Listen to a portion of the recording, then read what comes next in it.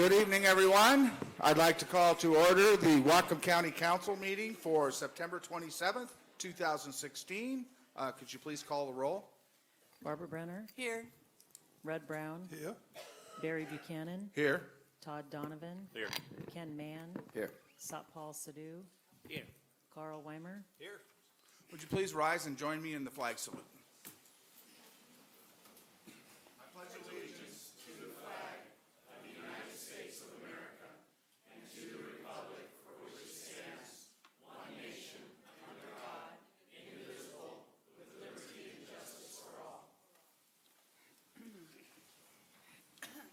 Before we go any further, I'd like to take just a moment to have a moment of silence for the victims and their families of the Cascade Mall tragedy that we experienced last Friday. So please join me.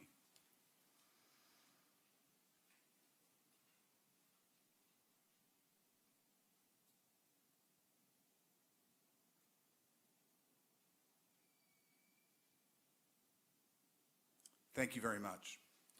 I had a note passed to me. We cannot block these back doors because of fire code. So we'll have speakers on out in the rotunda. There's some seats available. So if you can find a seat, everybody raise their hand if they have a seat next to them. 4 seats right here. There's some over there. There's some over here. And there's 2. It's like my class. We won't call on you. Every time I sit anywhere, everybody's calling me. I love you. Those are stacked.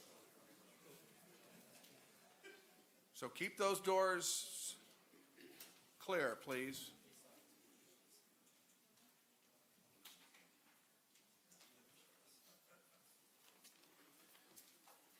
Okay, just a few housekeeping announcements. If you have your cell phone with you, please put it on vibrate or off so it doesn't disturb the meeting. If you'll be handing out any paperwork to the council, please include a copy for the clerk for the records. There's 2 more seats right here. 3, actually, yeah. We're going to go right into our public hearing. Audience members who signed up at the back of the room prior to the beginning of our meeting will be called first and are asked to form a line behind the signs on either side of the chambers. If you're unable to sign up before the meeting, you will be given an opportunity to speak. Each speaker should state his or her name for the record and will be given 3 minutes to address the council. Council staff will keep track of the time limits, and they will let you know when you have 30 seconds, and they will also let you know when it's time to wrap up. We also ask that for fairness to all sides of the issue, no applause, no outbursts during the testimony. We would really appreciate that as we can respect each other's opinions. Okay. The public hearing is an ordinance imposing an interim moratorium on the acceptance and processing of applications and permits for new or expanded facilities in the Cherry Point urban growth area, the primary purpose of which would be the shipment of unrefined fossil fuels not to be processed at Cherry Point. And just for the procedural side of the hearing, the emergency ordinance that was enacted back in August will also be part of this hearing since it's the same substantive material. That was emergency ordinance 2016-031. So the public hearing is on both of those ordinances, both imposing an interim moratorium or a moratorium on the acceptance and processing of application and permits for new or expanded facilities. We will commence our public hearing. First up is Dina Jensen, Sandy Robson, and Pam Brady. We will open the public hearing.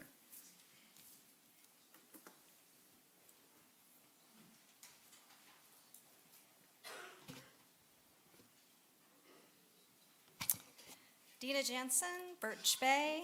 I want to acknowledge that this land is the traditional territory of the Lummi and Nooksack peoples.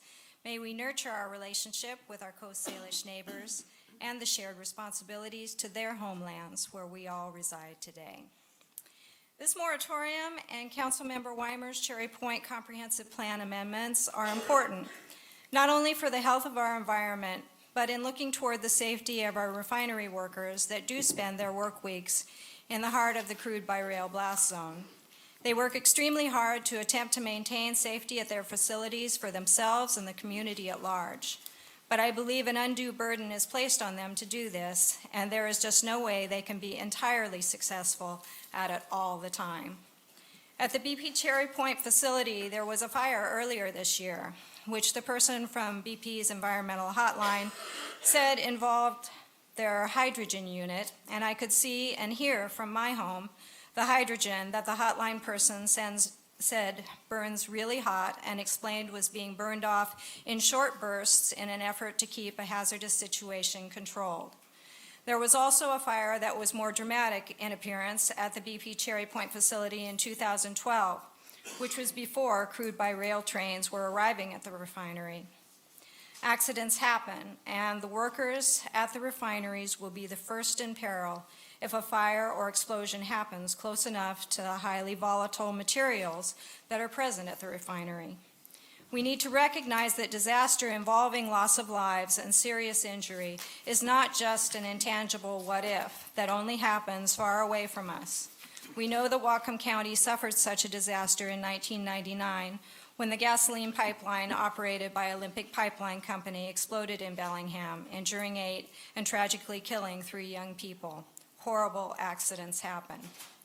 One of the union leaders that was here at a public hearing in January made a statement that has stuck with me. He said, quote, "In the old construction industry, when they built the project, death was part of the planning process. We're going to kill 7 people on this project. We can deal with that," unquote. This is a reminder that corporations are usually unsuccessful in resisting pressures to put profits first. But with the help of laborers, their 30 advocates, seconds, and please. unions, government agencies, and regulations, we have made definite progress away from that grim reality. Still, we know we can do much better to protect worker, community, and environmental well-being, and it's time to take some important steps right now to do that. Thank you. Thank you.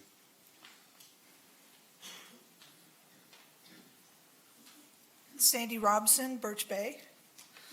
I urge council to vote to approve the interim ordinance, which stems from emergency ordinance 2016-031, imposing a temporary moratorium on the filing, acceptance, and processing of applications and permits for new or expanded facilities that would facilitate the increased shipment of unrefined fossil fuels out of Cherry Point.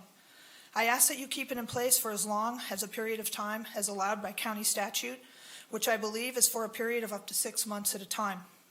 The temporary moratorium is vital to protecting the critically sensitive marine environment in and around the areas of Cherry Point, as well as culturally and spiritually significant properties of Lummi Nation and Lummi treating rights during the time period that the Cherry Point amendments to the 2016 Comp Plan Update proposed by Councilmember WEIMER are under additional review by the Planning Commission and the subsequent additional review process by those amendments by Council. I respectfully would like to remind Council that 5 of you voted on July 12th during a special committee of the whole meeting to remove the Cherry Point amendments from the 2016 Comp Plan Update process. This action was, I felt, particularly egregious because it was done hastily with very little public process. Because of the Council's July 12 vote, that has now elongated the time frame for those needed protections to Cherry Point and to Lummi Nation's culturally and spiritually significant properties and their treaty rights to be potentially applied through our county comp plan. So while I'm grateful to all of you 7 council members who voted on August 9th to approve the emergency ordinance, it's also important to understand that had 5 council members not taken the extraordinary step on July 12th to vote to remove the Cherry Point amendments from the 2016 comp plan process, that emergency ordinance then would not have been needed. I don't remind you all of that fact in order to be harsh in any way, but rather to remind you that the July 12th action by the majority of council members is the very reason why you had to take the extraordinary step of passing an emergency ordinance and why you need to keep those important protective measures in place throughout the additional review of the Cherry Point amendments your vote called for. Every day that passes while the proposed Cherry Point amendments are under additional review is a day that the filing, acceptance, and processing of applications and permits for new or 30 expanded seconds, please. facilities that would facilitate the increased shipment of unrefined fossil fuels out of Cherry Point could occur. So please approve this vital interim ordinance to protect Cherry Point during this time period of additional review. Thank you. Thank you. Pam Brady, then Pat Simons, and Pete Sim. I'm Pam Brady. I'm with BP Cherry Point Refinery, and thank you for the opportunity to address the council this evening. On behalf of BP, I would like to go on record as BP individually supporting the written comments made by the Whatcom Business Alliance to County Attorney Karen Frakes and to the County Council submitted by email earlier today. And respectfully, I ask for you to reject this 6-month export moratorium.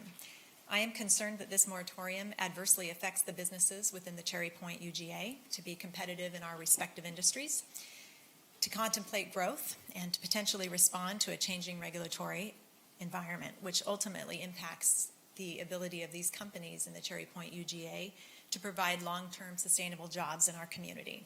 The Cherry Point Industrial Zone provides more than 2,100 direct jobs. According to the 2014 Cherry Point Employment Study, refining has a job multiplier of 5.39, and so that means for every 50 jobs at the refineries, there's a multiplier effect that results in an increase of 270 jobs overall. Of course, the multiplier effect works in reverse, too.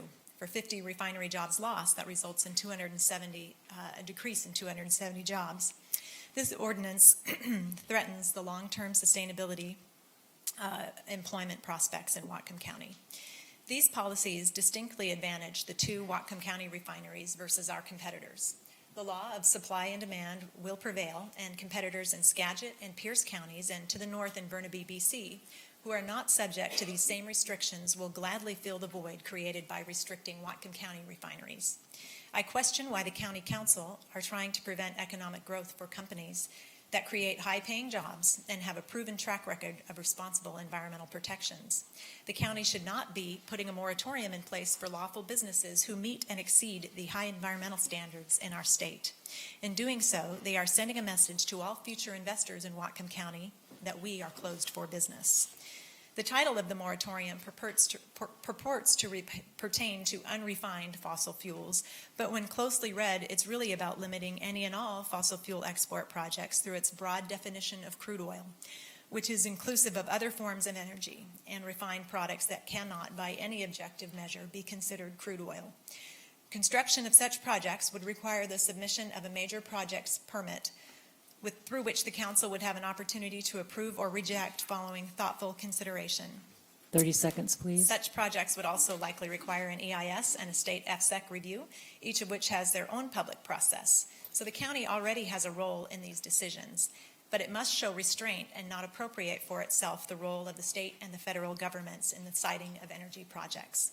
For these reasons and many more that others will speak to tonight, we respectfully ask the council recognize our history and our commitment to the community and not act in such a way that it will make it difficult for the businesses in the Cherry Point urban growth area to continue in a place we proudly call home. Thank you.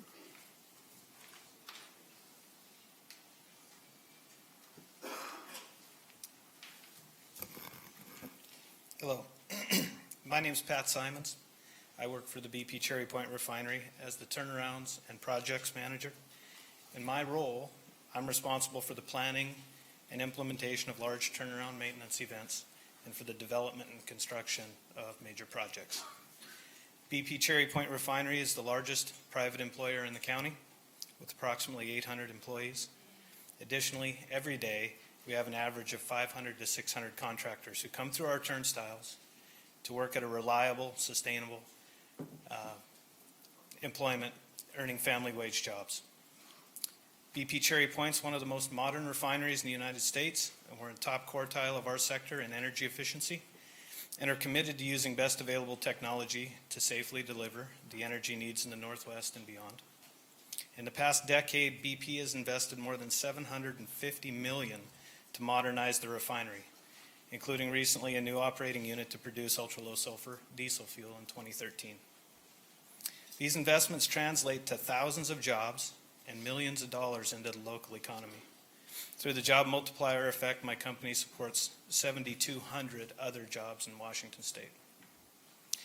In my team, I manage 12 people who oversee a larger team of 64, who manage up to 4,500 people during large turnaround events. We also use the contractor services of approximately 100 service companies, most of them local. The professionals who work in my team and as contractors contribute significantly to the quality of life in our community. Their average wages are at least 2 to 4 times the average wage in Whatcom County, which allows them to purchase homes, buy cars, go to local restaurants, donate to nonprofits, and fully participate in all that our area has to offer. These folks give so much back beyond their tax dollars. I myself am a member of the community. I'm a husband and father of 3 school-aged daughters. We've made Whatcom County our home.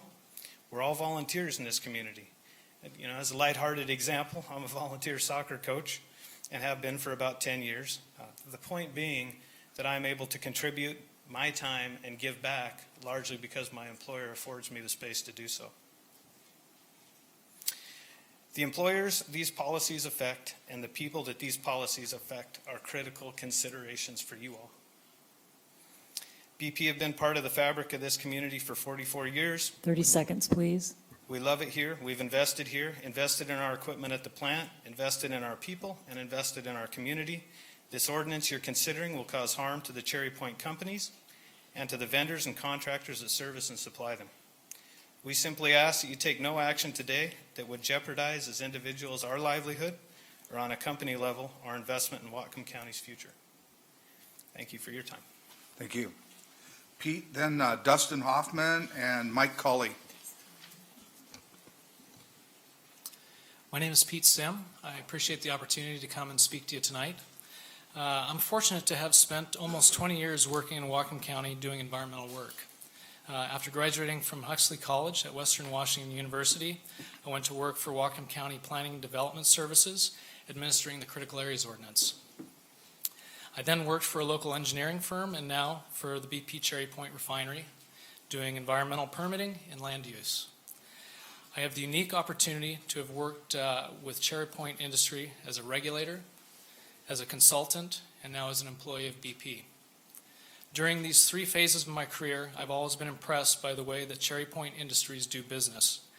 My experience with Cherry Point Industry is that they are transparent, they're proactive in communicating with the county staff, they're active in the community, they protect the environment that they work in, and they do the right thing. As a BP employee, I work with county and planning and development engineering staff on a regular basis. We work together to evaluate upcoming projects and determine permitting requirements. As a company, we want to get all of the required permits for any work that takes place on our property. BP works very hard to maintain trust with county staff and with the community. Over the past 8 years, I've had the opportunity to work on many BP projects that have had positive impacts on our environment and the community. For example, we work closely with the Nooksack Salmon Enhancement Association to conduct community stream enhancement activities on sections of Terrell Creek that are located on our property. As of 2012, Terrell Creek once again supports coho salmon runs, and BP played an important role in that recovery effort. I've also participated in a BP citizen science program that focuses on monitoring native amphibian populations near our site. The amphibian program is in its 4th year and is extremely popular with about 25 volunteers a year. More importantly, we have documented a very healthy amphibian population on BP-owned property. I've worked on our 220-acre advanced wetland mitigation project, which is one of the state's largest and most successful mitigation projects. Recently, BP helped Birch Bay State Park construct their environmental education center. This education facility is used by schools and the community to host environmental education programs. The Heron Educational Center opened its doors in 2013 and has been very popular since. 30 seconds, please. The reason that I wanted to get up and speak to you today is to make sure that you understand that there's a very healthy relationship that exists between Cherry Point Industry and county staff. I also wanted to let you know that recent actions that you took regarding the proposed changes to the Chapter 2 of the Comprehensive Plan and the Emergency Moratorium are inconsistent with the relationship and partnership that has been built over several years. Rather than communicating with us to discuss your concerns early in the Comprehensive Plan process, you proposed changes to the Comprehensive Plan in the 11th hour and passed an emergency development moratorium that surprised everyone. Did you say it was time? Okay, sorry. Anyway, I was hoping that you would take a more proactive approach to work with us as industry, and so we can work on language that would address your concerns and address our business. Thank you. Thank you. Good evening, ladies and gentlemen of the council. My name is Dustin Hoffman. I live and own a home here in Whatcom County, just east of Ferndale. With me today is Richard Goss and Elise Holman, and we are current students at the Bellingham Technical College in the Process Technology degree program. We are here tonight to ask the council to reconsider the moratorium at the Cherry Point Industrial Zone. While on paper the moratorium may seem like the right thing to do because it sounds good and there are loud voices in favor of it, but residents, prospective employees, schools, businesses, and families like mine depend on the industrial growth that Cherry Point has to offer us. The industries at Cherry Point contribute to over $200 million in taxes annually and support almost 10% of all jobs in Whatcom County, which are all family wage jobs. This is important because the average wages in this county are 25% below state average. We can appreciate trying to keep the processing of hydrocarbons and unrefined fossil fuels here at our local refineries, but the moratorium covers much more than this, such as methane, propane, butane, and other natural gas and liquid or gases, formats, and condensate. These types of products are highly refined. We believe this moratorium is meant to deter and stifle all industrial growth in the Cherry Point Industrial Zone. This is the industry that we here today have trained for, and our jobs will be affected by this in the future. The oil industry is a very competitive market, and if BP, Phillips 66, or any other company can't expand to meet that demand and build newer, safer, and more environmentally friendly structures for the refining of fossil fuels, they will go elsewhere. As a county, we need to do more to incentivize industrial growth in our area to meet the high demands of the job market today and in the future. We need to appreciate the companies that are already here and do so much for our communities. And we need to encourage new industries to do business here and to bring jobs they offer us so we have the ability to raise our families in the areas that we call home. Thank you for your time. Thank you. Mike Cully, and then Joe Wilson and Eileen McCracken. Hello, Council. Thank you for your time. I just want to mention I'm quite fortunate to live in a successful, diverse area that we are in. This natural beauty of this area is mixed with thriving energy-producing area as well. Many places in this country are lucky to get one or the other, and we have both. We can physically watch what happens in the refinery. I'm happy to work in such a successful, safe place. Please do not underestimate the man hours and resources that go into keeping the place safe. We would not feel comfortable ourselves there if we didn't feel everybody around us was on the same page. It feels like sometimes the council or government doesn't take that into account. We're very proud of what we do out there, and we're very proud also, like others have said, to give back to this county. Please do not underestimate any of that. Each refinery takes in crude oil and turns it into resources that humans still need. The excess gets shipped out to others that need it as well. Each refinery has increased in size and capacity over the years to keep up with the population increases and demands. They've done it safely and securely for a very long time, and we hope to continue that trend. Those of us that work out there take pride in what we do. From designing through planning, installation of mechanical equipment, our lives and our livelihood depend on it, and hopefully the livelihood of the generations that come after us. To not be able to grow essentially means to be left behind. Like the gentleman just said, if we don't do it, somebody else will, and we really don't want to see our jobs go overseas. A successful environment is one that can coexist, thriving with a diverse forest, waterways, meanwhile running this energy-producing refineries right here in our backyard. The businesses that they support, we all live in this successful, economic, growing area, and we'd like to continue to do so. We'd like to do this all without disturbing the natural resources bestowed upon us. We strive every day to do just that. Thank you. Thank you. He didn't say his name. Did you say your name? Yeah, you didn't. Mike Colley. Are you Mike? Okay. Eileen, Joe Wilson, and then Eileen. And then Mike Levine. I'm Joe Wilson.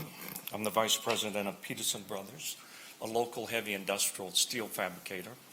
We work for the industries out on Cherry Point. They provide a lot of jobs for my company and my suppliers. I'm also the Vice Chair of the Western States Petroleum Association of the Northwest. So I'm here representing thousands of jobs that we are having given to us by these refineries. They are very good neighbors. They pay a lot in taxes. They contribute to the charities. They spend millions for water pollution control, air pollution control. They are, very, very good neighbors. You're my elected representatives. I would like to see you work more, to work with these good neighbors, to bring more jobs to our community, and less time spent on moratoriums. Speak directly into the mic, please. Less time spent on moratoriums, running jobs out of the county. That's why I'm here today, to speak for my employees and the wages that these refineries pay to them and all of our suppliers. Thank you. Thank you.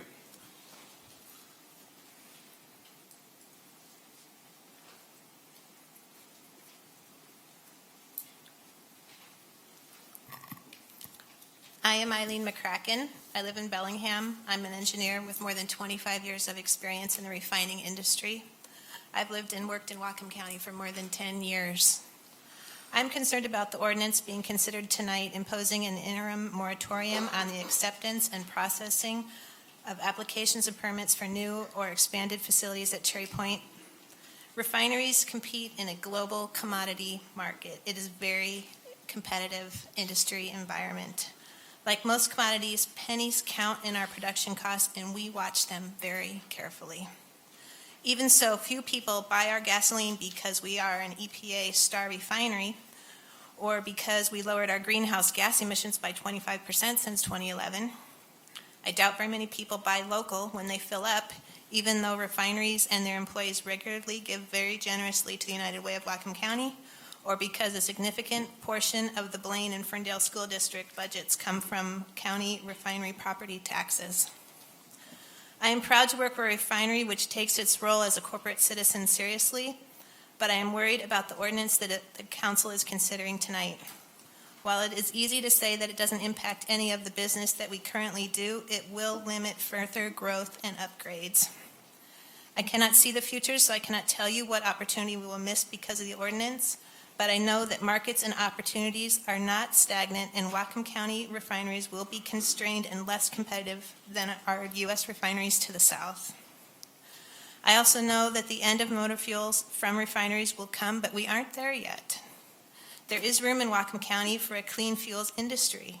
We should be looking for ways to be friendly to all businesses that bring responsible operations and good jobs to our county. But driving existing employers into the ground doesn't ensure that these changes will happen, and it sends the wrong message to businesses that are looking for future sites. Thank you. Thank you. Mike Levine, then Brad Owens, then Gwen Hunter, and then Jerry Schuster. Good evening. My name is Mike Levine, resident of Whatcom County for over 20 years, currently live in Nooksack. Thank you for having me here this evening, members of council. There is no doubt that the issue at hand is contentious, to say the least. There's been much said about the numbers tonight, but as much as those numbers affect myself, my industry, my colleagues, and those in this room, the issue is bigger than those numbers. I urge the people on both sides of this proposed moratorium to remember that this issue and this refinery are not about big oil and global warming and saving the planet. The Cherry Point Refinery has been an integral part of this community since it was built in 1971, over 45 years ago. And that is what this issue is to me and everyone in this room. It's about community. This refinery isn't BP. This refinery is all of us. It's our family members, our friends and neighbors, our customers and clients, our kids' Little League coaches, the folks we go to church with and see at the store. It isn't numbers. It isn't economics, it's people. It's support for schools, support for playground equipment, and recreational fields and libraries and after-school programs. It's toy drives and blood drives and charitable giving by not just the refinery, but the people who are the refinery. It's Daryl, Ian, Carla, Thomas, Murray, Bob, and Pam. This refinery is Carla and Amy, Trevor, Mike, Reynold, Dan, and countless more. This refinery is made up of so much of the heart of Whatcom County. I urge you to find a middle ground. Everyone that lives here loves the natural beauty and environment that we live in. No one wants to destroy the very thing that we love, which is this community. But our community is also made up of the people, not just the environment. If we lose the businesses at Cherry Point, you will forever change the landscape of this county and take away much of our strength. I am confident that there is a place for both the interests of our safety and the environment alongside a strong economic partner such as BP and other businesses that call Cherry Point home. But mostly, you represent the people that make up the refinery, as well as the vast amount of people whose lives are touched and benefited by the refinery at all of the supporting businesses, from restaurants and coffee shops to retail stores and service providers, doctors and schools. There is not one part of our county and our community that the people of Cherry Point don't touch in one way or another. Please remember their faces when you make your decision moving forward. I implore you to reach out and work together. Business and the environment are not mutually exclusive, and there is a solution that doesn't require all or nothing. 30 seconds, please. Thank you for your time. Thank you. Brad? Good evening. My name is Brad Owens. I'm a resident of Whatcom County, and I am also president of the Northwest Jobs Alliance. We're a nonprofit organization whose membership consists of individuals and organizations. All in, we represent over 10,000 people with the like mind of the creation of family wage jobs in the context of sound environmental practice. Tonight, I'd like to urge you to please reject both of these ordinances. These ordinances are a clear assault on the Cherry Point Industrial Zone. They demonstrate a very apparent effort to greatly diminish potential uses and devaluation of this very important industrial land. If these ordinances were to come to fruition, how do you plan to compensate the landowners whose property is slashed in value due to your actions? These ordinances are a reckless attempt on the part of the council to regulate without jurisdiction and without exercising due diligence pertaining to activity that is governed by federal law. This action is surely going to be met with litigation by affected parties. Who do you think is going to pay for this litigation, and what a tremendous waste of taxpayers' money that will be? This war on fossil fuels in Whatcom County has got to stop. The refiners in this area are doing their best to provide us with clean fuels, reduced emissions, and to help clean up surrounding areas. Everyone in this room, in part, has contributed to the demand for the importation of crude oil to the Northwest. Crude oil that is refined into petroleum products we all consume. Yet Whatcom County seems to want to burden industry with unnecessary regulations, driving up the cost of doing business. To what end? Increased costs to the consumers. We all end up paying more. Cherry Point Industries have been good neighbors. They provide thousands of family wage jobs with health care and pensions. They pay millions of dollars in taxes supporting schools, police, fire protection, and more. Collectively, they contribute more than $1 million to local charity organizations. We urge you to reject both of these ordinances. Thank you. Thank you. Gwen?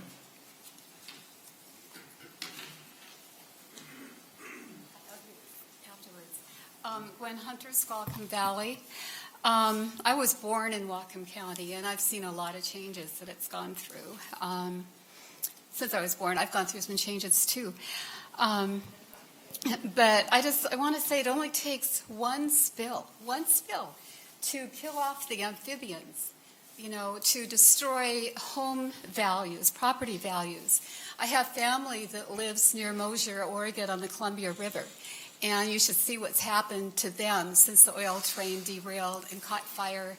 And if that had happened one day sooner, there would have been a huge conflagration in the forests around there. They just lucked out. But even so, there are a lot of dead fish and amphibians there from the spill. The other thing is that, it's a tough thing to say, but oil is on its way out.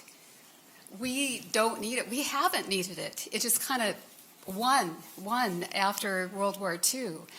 But we were running cars on alcohol before World War II, actually. Henry Ford has a car that was made out of farm waste, agricultural waste, no fossil fuel products, and ran off of, potatoes or something. That was, what they used. And so what I would like to say in terms of jobs, if we would we need somebody to look into alcohol fuel. Go to bloomdistillation.com and you'll get some more information on it. But alcohol, which is refined from sawdust, from any kind of waste that will turn into sugars and then ferment into alcohol, can be used as fuel. And our cars don't need that much tweaking in order to run off of it. It'll cost less than $1 a gallon to make.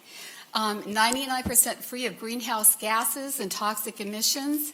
The raw materials are collected from farms rather than pumped from the ground and extracted from tar sands or whatever. It's, local. A spill of the raw material causes no harm to the environment. Domestically produced ethanol reduces the trade deficit. It also results in greater employment as people are required for the source material and processing. It's more stable in pricing than gasoline. It 30 seconds, please. It burns cleaner and cooler and reduces the abrasive waste from gasoline. It's a higher octane than gasoline, resulting in better performance. And I know that because I've won races in cars powered by alcohol. So I would encourage those of you, who see the future, to see the future differently and go a different route. It's possible. It's happening. Thank you. Jerry? Then Skip Saline, Bob Jones, and Chuck Donaghy. Hi, my name is Jerry Schuster, and I want to agree with pretty much most of the speakers already today. The oil companies are doing a great job. They're environmentally friendly. They're doing their jobs to be as clean as they can. But in perspective, in so doing, they've spent decades and hundreds of millions of dollars fighting every upgrade and law that makes processing cleaner. They do it because they have to. Yes, they're supplying a lot of jobs, which is great. They're supplying a lot of money to the county. I don't see how this proposal will affect the current jobs and the companies there. We need to work with them. They're here. They're our neighbors, and we should work with them. I feel we need to stop future fossil fuels coming into this county. The world is changing. NOAA just came out the last 3 months, hottest in history. It's anticipated that 2016 is going to be another record year for hot temperatures. The world is changing, where every country is going to new, sustainable, green resources for energy, not oil. Oil is a losing system. It's changing. The market share is being reduced as history goes on. We should not be building infrastructure and allowing more oil, fossil fuel companies to come in, fiscally being responsible. A market share being lost, green energy is a market share that's taking over. Let's invest in the green energy. We've got to stop bringing in fossil fuels.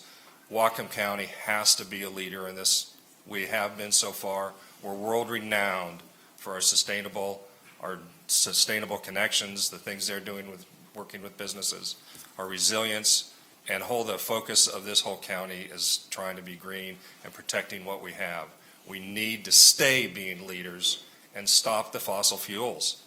It's such a no-brainer. Thank you. Thank you. Skip, and then Bob, and then Chuck.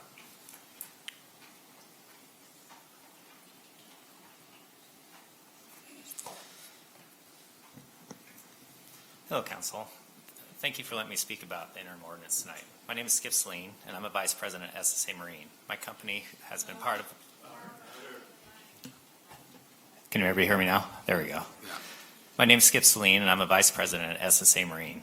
My company has been part of Whatcom County for over 60 years, and we own 1,500 acres of industrial zone land within the Cherry Point urban growth area.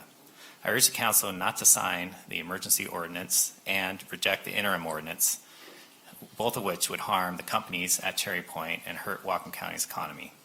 Having grown up in Whatcom County, I can attest that we have long recognized Cherry Point as an asset, both economically and environmentally. Over the decades, local elected officials and citizens have crafted a careful and balanced set of plans: land use, shoreline management, zoning, and economic development, all to bring critically needed high-paying industrial jobs to our area while protecting the key natural assets. Today, the current Cherry Point companies create 2,100 family wage jobs that pay an average of $114,000 per year. And the companies generate over $200 million annual tax revenues that fund our schools, our emergency services, and our social programs. The working families in Whatcom County depend upon Cherry Point companies to support their families. Past leaders of Whatcom County have demonstrated a long-standing commitment to environmental values in the context of a healthy economic development. This is an equation that produces a quality of life that is both environmentally sustainable and economically equitable. Responsible leaders seek to avoid unnecessary either-or, win-lose public policy scenarios, much of which we're witnessing tonight. They seek to harmonize legitimate interests and avoid dysfunctional polarization that these ordinances are creating. Therefore, the emergency ordinance should not be signed, and the interim ordinance should be denied in its entirety. Thanks again for letting me testify tonight. Thanks. Bob and then Chuck. I'm Bob Jones. I'm sixth generation this area. Not here to talk about jobs. There's a lot of people doing that. What I'm here to talk about is the environment. I've worked in environmental control and emission control for the last 25 years, and I worked at the Cherry Point industry for the last 38 years. What I want to know is what the real agenda is here. It's not about the environment. If it was about the environment, we wouldn't be taking our garbage and sending it overseas. What we've done in this country is send our carbon to other countries where they don't have regulations like we do. They don't have the standards we do. Where I'm at, we process rainwater. If the rain falls out of the sky, we have to process it. We have the strictest environmental laws and procedures right here in this country. Why would we want to send our stuff to countries that we cannot control? We can control our environment here. We control our industries here.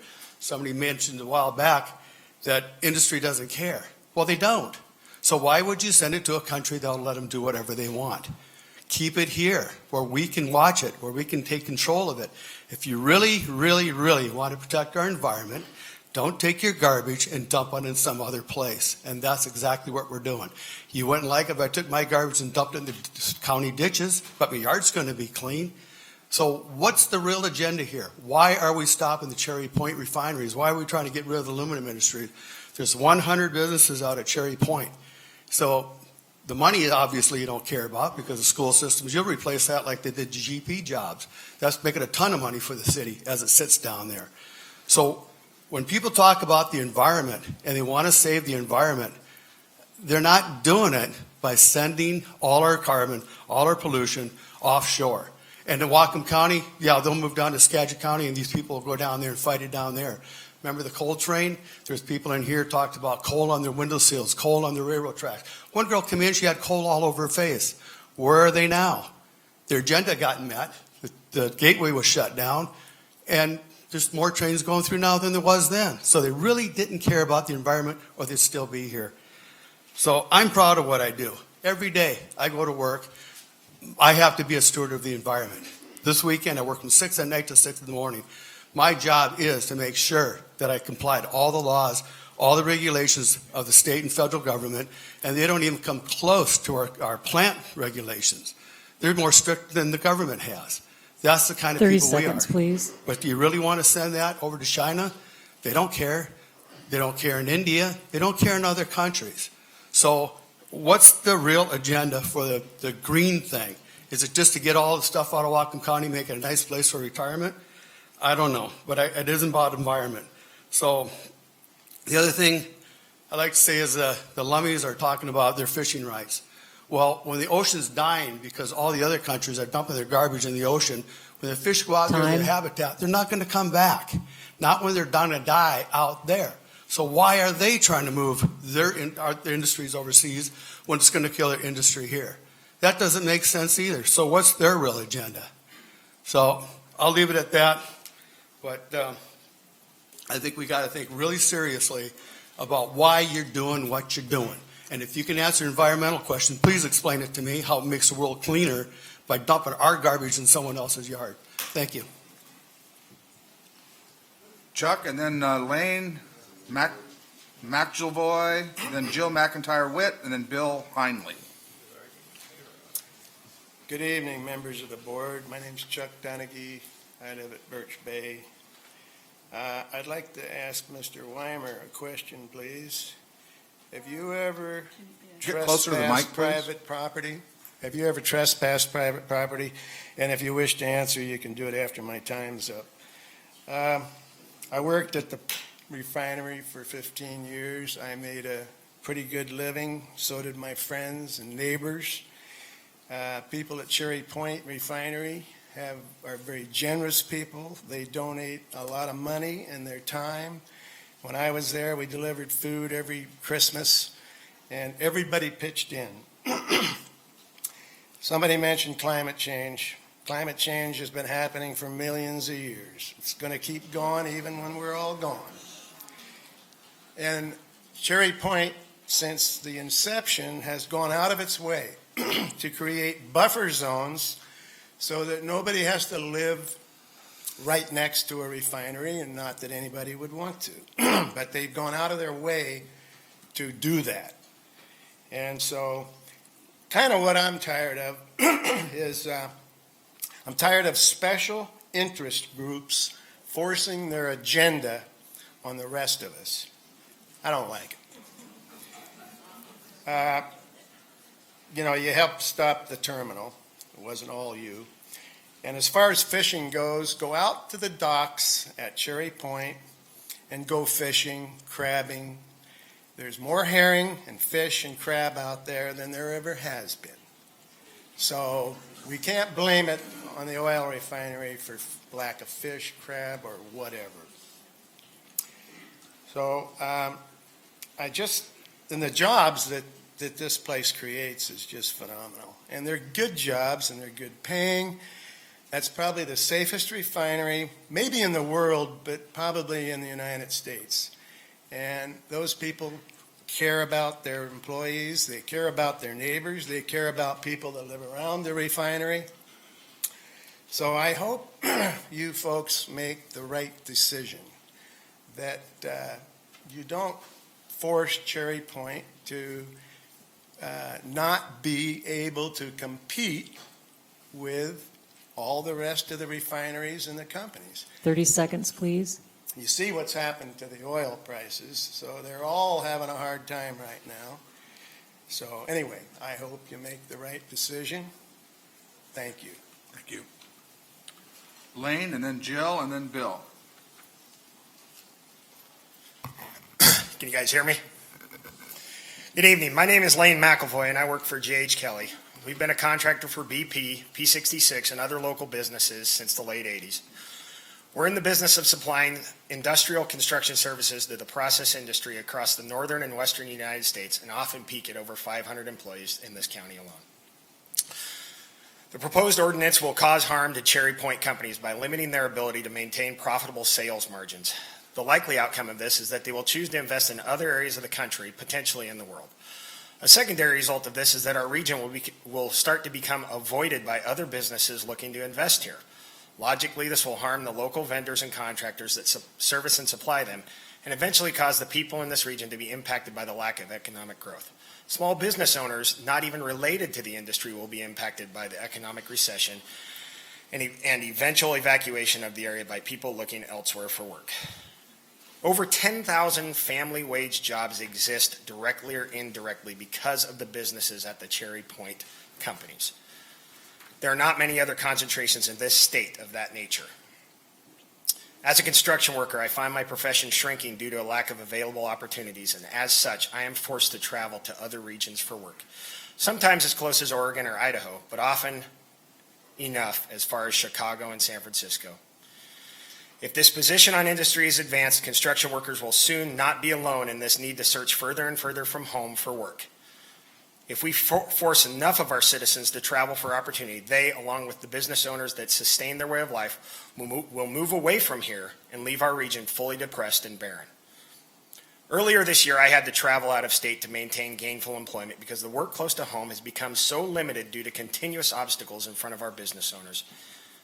I had to look at the crying face of my son Luke, who's 5 years old, and my daughter Sophie, who's 3 years old, and tell them I wasn't going to be able to kiss them goodnight for a long time. I pray that you guys never have to do that. Thinking about my children brings up the future. What future will they have with the world's population growing and our business owners leaving us for greener pastures? We can't all be accountants, lawyers, and bankers. Our growing world needs places like Cherry Point and the workers it supports. I urge the county council to keep our community prosperous by rejecting this ordinance.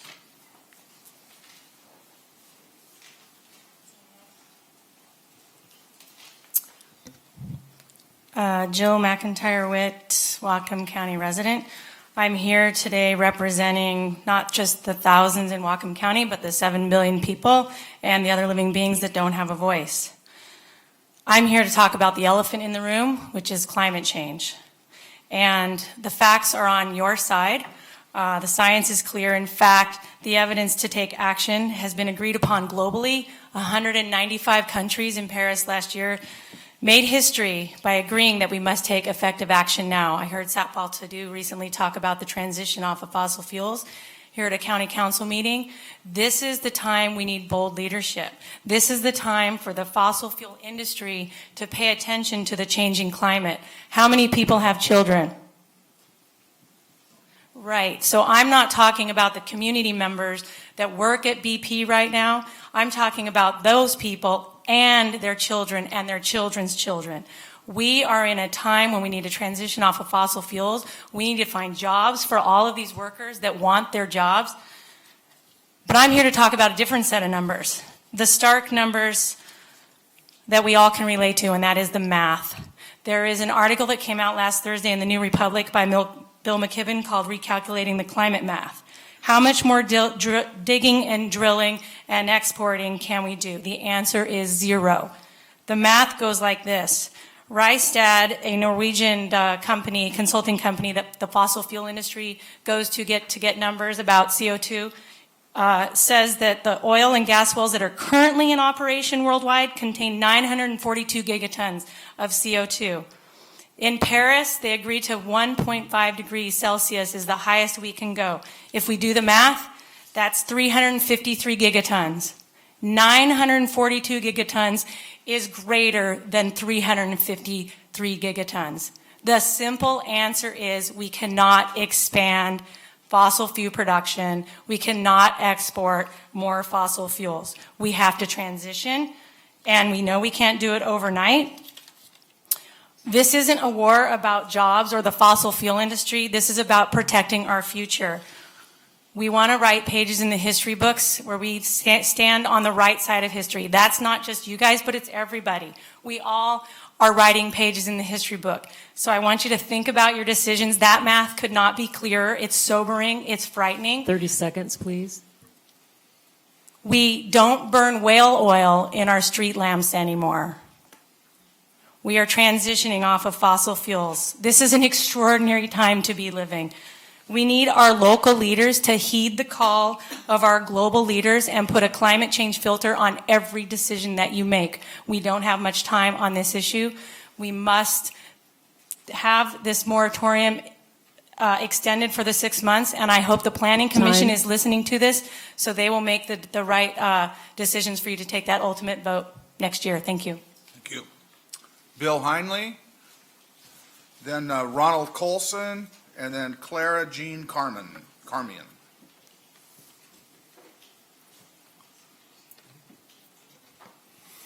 Bill Heinley, Bellingham, Washington. All I want to say to that last speaker is, You said it all. I shouldn't even take your time by repeating what all she said. It was there. The largest subject that we need to deal with, the most important subject, is what she mentioned, greenhouse gas emissions.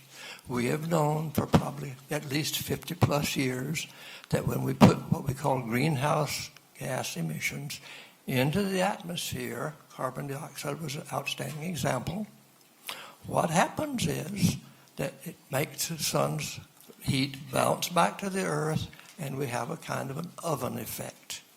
That has been known for a long, long time. And yet we have paid very little attention to that. And what I want to stress is what she was kind of saying there. We aren't talking about some jobs or some environmental things in this position of that. We are talking about, and here I quote the Union of Concerned Scientists and many, many other people who study and write this. We are talking about the continued existence of life on Earth, particularly for people, for species like human beings and the larger mammals. We simply cannot survive. More greenhouse gas against more increasing temperatures. And we see the evidence when we look around about the increased intensity of floods and heat, hardest year on record. And that's real. And I don't care how many jobs you have producing what.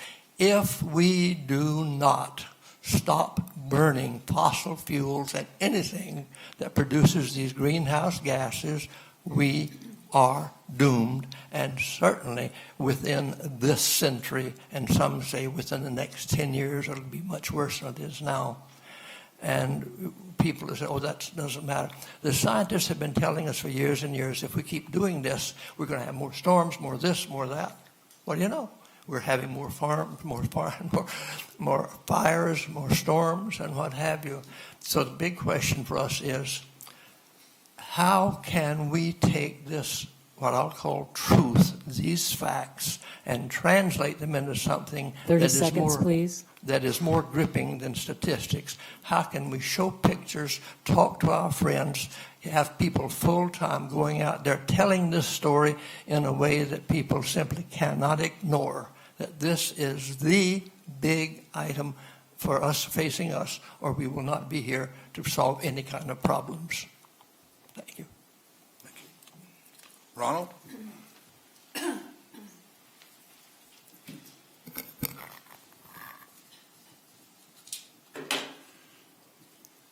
My name is Ronald Colson. I'm a resident of the Geneva neighborhood in Whatcom County. And I'd like to say thank you, council members, for your hard work on this very contentious issue. Our planet's climate is changing in dramatic ways. Climate has changed in the past, but the speed at which climate change is now occurring is unprecedented in the geological record. Half of the planet's species have already gone extinct in the past 40 years in what is now referred to as the 6th mass extinction event. Scientists around the planet are sounding the alarm. 2 points upon which they all agree is that burning of fossil fuels is driving climate change and that we must leave fossil fuels in the ground. The fossil fuel industry is actively trying to stall our transition to renewable energy. Their only goal seems to be to wring a few more profits from their business model. In what can only be described as a brilliant feat of public relations, the fossil fuel industry has somehow framed their business model as being patriotic. I'm an energy voter, but let me tell you how this really works. Foreign-owned corporations pay fractions of a cent for the right to extract our finite American resources. They sell them to China and India, where prices are higher. Profits are then deposited in offshore accounts to dodge paying American taxes. Let's be realistic. America will always need petroleum to manufacture lubricants, plastics, pharmaceuticals, etc. So why is there such a rush to suck America dry? Shouldn't we be conserving it instead? Why are we even considering exporting American oil while we still import millions of barrels of foreign oil for domestic use? Why not hire American workers to refine American oil at American refineries for American use. We recognize that Whatcom County residents can't change the world all by ourselves, but we can dig in our heels to prevent the export of fossil fuels through our county. We can resist allowing the oil companies to ship our refinery jobs overseas right along with our American crude oil. We can protect our beautiful and fragile local environment so that our fishing, farming, and tourism industries can thrive and prosper. And we can honor our contractual obligations to the First Nations who lived here long before us, are still our gracious hosts today, and who continue to show an unswerving commitment to protect Mother Earth. Ladies and gentlemen, we are at the crossroads of our very survival. The Whatcom County Council has a unique opportunity to make a fateful choice. Do we make a principled stand against fossil fuel companies, or do we allow them to destroy much of what makes Whatcom County such a great place to raise children, to work, to live, to love, to breathe? Please make the right choice and block all export of fossil fuels from our shores. Thank you. Thank you. Clara, then Andriata Douglas, and Jane Freudenberger, and Nan Monk. I'm so short. I hope you can hear me.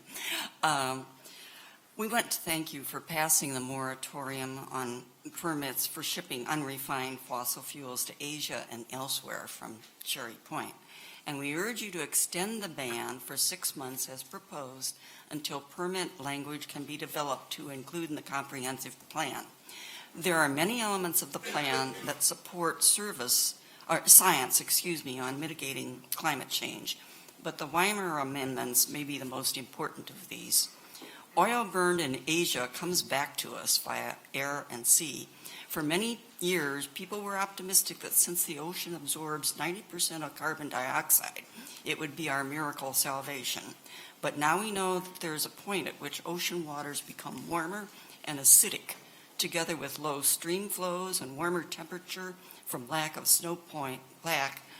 Ocean changes have already had a disastrous effect on our fishing and shellfishing industries and on all of the industries needed to sustain them. These industries are real mainstays of our economy.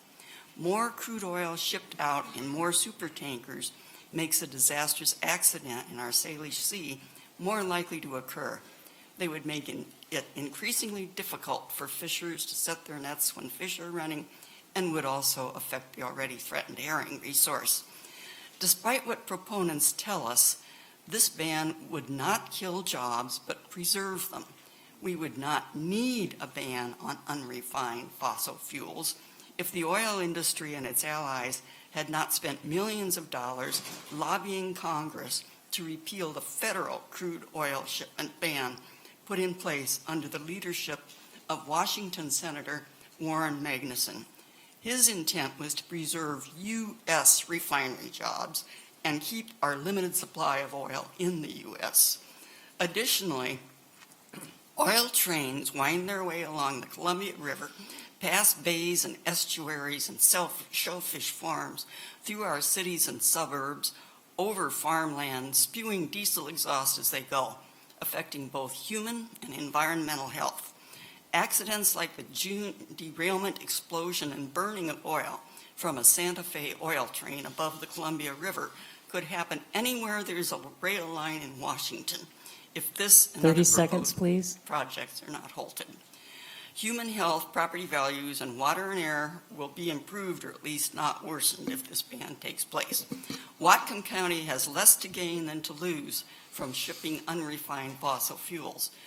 New jobs would be in the construction phase of the project. Permanent jobs would then gradually decrease, and our long-term economy, water quality, health of our citizens, housing values along the rail routes, parks, and irreplaceable Cherry Point Aquatic Reserve and Lummi Nation heritage sites would all be diminished by new fossil fuel projects. Thank you for your efforts to protect us, our built environment, and the natural environment. Andronetta? Can you state your name for the record? Oh, I'm sorry. Thank you. Clara Jean Carmine from Bellingham.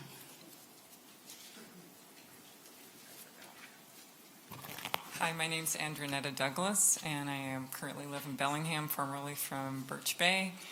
And I wanted to thank you for the opportunity to address the County Council and for the current moratorium that allows Whatcom Planning Commission time to address the WEIMER amendments.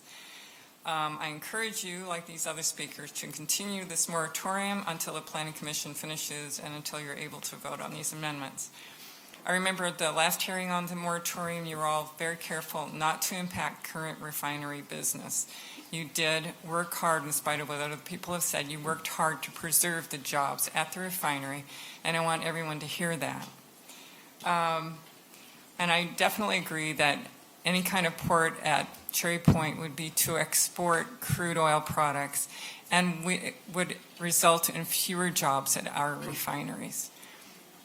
And of course, I'm against global warming and all that, but thank you for your time. Thank you. Jane, then Nan. I'm Jane Freudenberger from Bellingham. I too would like to thank the council for the principled stand they took in August, placing an emergency moratorium on the projects that would ship unrefined fossil fuel products from Cherry Point. I urge you to take the step of continuing this moratorium until the time it can be considered as part of the update for the comprehensive plan. Just as this community has rejected exporting coal, we now must reject being the conduit for exporting unrefined oils or any other unrefined fossil fuel. There is no question that climate change is a reality, and yes, this is about climate change. We urgently need to switch to new renewable energy sources in order to keep our planet livable. Let's not turn Cherry Point into an oil depot. This is what this is about, this ordinance. It's not about changing the refineries that are out there now. It's about turning it into an oil depot that there are very few jobs in a depot. Refineries do give us jobs. We are not trying to get rid of the jobs that are out there now. Please reject the proposals for exporting dirty energy, first of all, because we have thriving businesses that rely on clean water, and one oil spill from ships leaving this area could close our fishing and shellfish beds forever, with a resulting loss of those jobs and all the jobs that support them. But secondly, yes, for global reasons, we have to turn our fossil fuel economy around and begin using the technologies that abound for clean energy. Solar, wind, hydro, this one mentioned alcohol for fuel. Now is an opportunity as we begin to close that door to fossil fuels, because we must. We can open a new door, a door that opens into a Whatcom County, which is a showcase for clean energy, both in use and manufacturing. This is the future that we need to create for our children and our grandchildren. Not only a clean planet, but clean energy jobs. Thank you. Thank you. Nan, and then Judy Hopkinson, and then Janice Cottrell.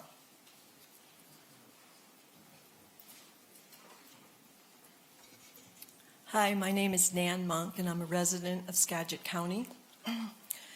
And I'm here tonight to give my reasons to the Whatcom Council to extend the moratorium on permits for fossil fuels export projects at Cherry Point. According to the report by Washington Department of Natural Resources entitled Cherry Point Aquatic Management Plan, the reserve has been designated to preserve, restore, and enhance the aquatic habitats and the unique species of this site. And I believe that if more permits are granted for these export industries, that the aquatic reserve will be greatly impacted. A key objective of this management plan is to ensure permit decisions do not degrade the habitat or result in impacts to key species. Another goal for the Cherry Point Aquatic Reserve is to improve and protect water quality for public health, health of fish, and other wildlife species. What are the key aquatic species that the reserve has been designated to restore plus enhance their habitat? The Cherry Point herring, Chinook salmon, groundfish, marine mammals, seabird, duck, and other shorebirds, plus the Dungeness crab, just to mention a few. This DNR document goes on to say that in order to facilitate the goal of protecting water quality, it is necessary to reduce the risk of oil and toxic spills. These spills cannot be guaranteed not to happen if there's more vessels leaving the shores of Whatcom County. One major or minor oil spill and/or one broken natural gas line could affect water quality for years to come, plus take a huge toll on the health of marine species that depend on clean water for their survival and procreation. The management plan clearly states that a main objective is to protect the aquatic community of wildlife by minimizing risks of impacts of existing industrial uses. According to the plan, pipeline structures are prohibited within the reserve. This well-researched document further states that its objective is to enhance the quality of life of the indigenous tribes of this region by responsibly managing the natural resources that are a part of their tradition. Water is key and water is 30 sacred. seconds, please. And the health of the water of Cherry Point plus the biodiversity of the aquatic reserve is integral to the food supply and the health of all of our communities. In conclusion, I urge the Council to support an extension on the moratorium on permits for unrefined fossil fuel projects at Cherry Point. Thank you. Thank you. Judy? Thank you. My name is Judy Hopkinson from Bellingham, and the first thing I'd like to do is convey to you on behalf of the League of Women Voters our appreciation for your consideration of this moratorium and our hope that you will, in fact, extend the moratorium. And now I'd like to say just a little bit more. Listening to people today has been quite instructive, and it touches my heart. I have friends who work at Cherry Point, and I have friends who've lost their jobs at Cherry Point. And I know what it means to lose a family wage job. And I understand that many people here are very afraid of losing those jobs. And I understand that they have a very good reason to be afraid of that. In fact, if we allow export of unrefined fossil fuels, that is going to happen because those family wage jobs are going overseas right with that unrefined fuel. The industry is concerned. The industry is concerned about their bottom line. Just this month, Bloomberg New Energy Finance published its forecast on peak fossil fuels for electricity, and they concluded that coal and gas will begin their terminal decline in less than a decade.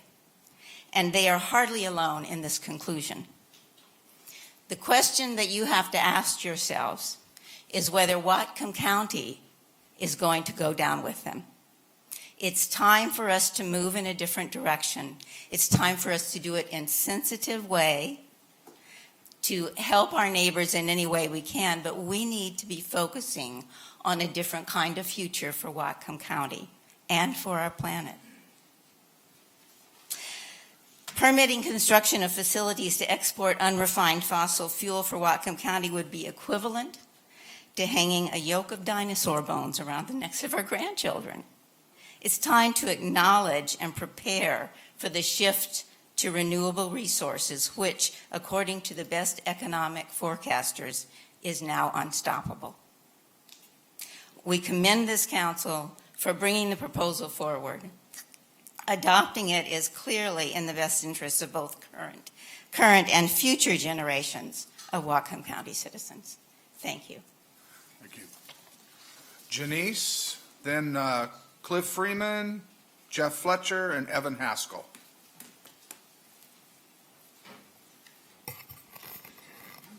Good evening. My name is Jan Cottrell. I'm a native Washingtonian, and I've lived in Bellingham since 1977.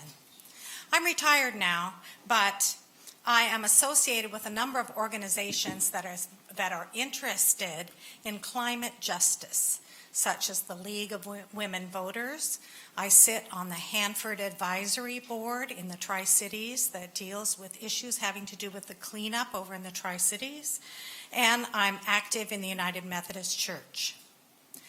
In May of 2015, the United Methodist Church afforded me an opportunity to go to a seminar in Washington, D.C. on the topic of climate justice. We prepared statements on issues in Washington State that were of importance to us, and when our messages were crafted, we went across the street to the Senate office buildings and read our messages to Senators Murray and Cantwell. My interest, or my message to the senators, was about the coal train terminals in Whatcom County that were being proposed at that time. I urged the senators to speak to the Army Corps of Engineers to ask them not to issue the permits for the terminal at that time. They didn't issue the permits. And you know, I don't presume that I was the one that made sure that the permit wasn't issued. However, the transportation industry is now seeking to ship oil instead of coal. I think that in Whatcom County, we care about global warming caused by fossil fuels. We are at a critical juncture for the health of the earth. If we want to make strides against climate degradation, we can't be satisfied simply to switch shipping coal to Asia to shipping oil. The public mindset that prevented the coal trains from being permitted 30 seconds, please. still exists. I urge you to hold fast against this attempt to overcome the will of the people to prevent fossil fuel shipments from Whatcom County. Thank you. Thank you. Cliff? Cliff Freeman, Birch Bay, representing myself, a 50-year taxpayer in Whatcom County. I object to the current 60-day moratorium and any future moratoriums. You don't represent me with this position. In fact, I'm disgusted with the council in this recent move. It's clear to me that you support the false narrative that fossil fuels are trashing the planet, and clear that this council supports the war on fossil fuels that the Obama administration promotes. Well, I tell you, the science does not support your opinion. Man's contribution on climate change is unknown. Yet you're willing to cripple our existing industries and the future of the Cherry Point industrial area because you buy into this hysteria. Climate change is happening, but it's driven by Mother Nature. Remember, about 10,000 years ago was the last ice age that came through this territory right here, is according to Dr. Easterbrook, retired professor at Western. I happen to like that climate change has happened since the last ice age. You know, I happen to love fossil fuels. When I drive by Grandview Road and get a smell of hydrocarbons off that wastewater plant, I think, thank God for fossil fuels right there. When I'm stuck at the train tracks waiting for the coal train to pass, I say, thank God for fossil fuels right there. Fossil fuels have done more to improve the human condition than any other industry. By promoting the most abundant, affordable, reliable energy in the world, the fossil fuel industry makes every other industry more productive. We're pretty proud of the berry industry in Whatcom County, right? It's the top producer in North America. Wouldn't happen if it weren't for fossil fuels. Pretty proud also of this county being a top milk producer in the U.S. Wouldn't happen without fossil fuels. You know, the notion that milking 1,500, 1,000, even 500 cows a day on a single farm would not happen without fossil fuels. It only happens, it's only thanks to the cheap, plentiful, reliable energy that we live in an environment where the air we breathe and the water we drink and the food we eat doesn't make us sick, and we can cope with the often hostile climate of Mother Nature. Energy is what we need to build sturdy homes, purify water, produce huge amounts of fresh food, generate heat and air conditioning, irrigate deserts, build hospitals, manufacture pharmaceuticals, and the list goes on. Mr. Sadoo, you know, you said last month that we ought to be considering renewables. 30 seconds, wind please. and solar, implying that that's the future. I mean, says who? Right there. It's not the role of government to pick the winners and losers. Let the free market forces decide that. I don't want government telling me I need to pay for wind and solar at 3 to 4 times the cost of current energy right here. You'd also remind us that BP's motto a few years back was beyond petroleum. I do remember that. But do you also remember that BP in their full spread about 5 years ago, the Wall Street Journal said, we're pulling back from solar. The technology wasn't there to make it economical. Time. They stated to their shareholders that they were a hydrocarbon company and they were to continue in that direction. I want local industries freed up to grow and make the economic decisions, the best choices for their business. If that means exporting, then so be it. I say no to the moratorium. I say yes to industrial development at the Cherry Point area. I say yes to another dock. I say yes to fossil fuel development. Thank you for listening. Jeff?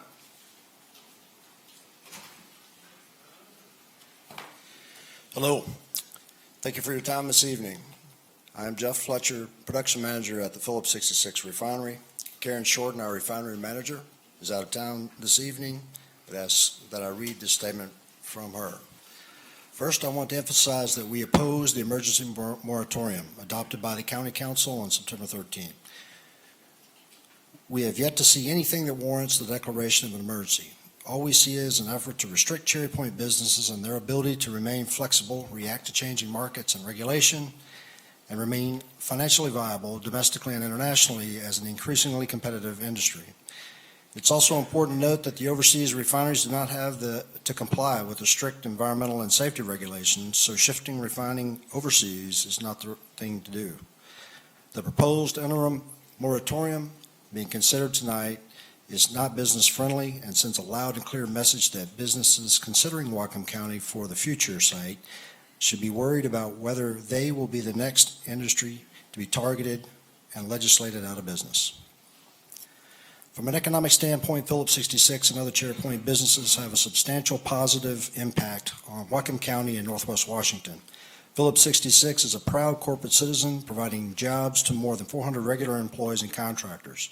These jobs average $114,000 a year, according to a 2014 study done by the Whatcom Business Alliance.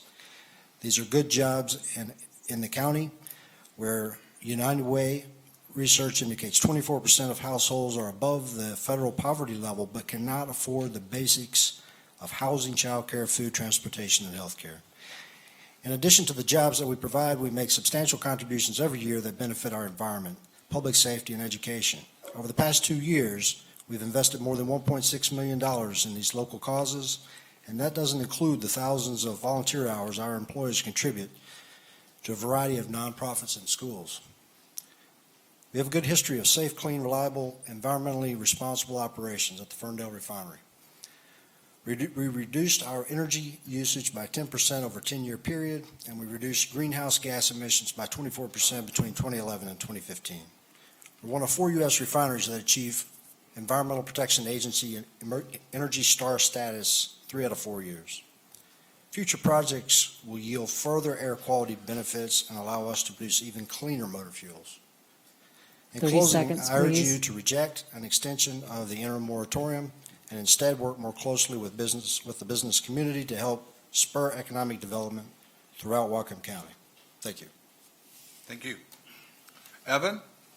Then Chris Halterman, Lorraine Newman, and Edward Urey. Good evening. My name is, pardon me, my name is Evan Haskell. I'm a lifelong resident of Bellingham and Whatcom County. I am a father of 3 young boys. I also run Haskell Corporation in Bellingham, and I'm now the 5th generation running that company in Bellingham. We are an industrial contractor that has been heavily dependent on the Cherry Point industries. And my concern, and I oppose the ordinances and the moratoriums that you put forth, primarily because of jobs. And our company, we employ about 150 people on average and upwards of 900 people, at times most of those locally. And I also am a board president of a local nonprofit that is deeply dependent on the Cherry Point industries and their employees out there.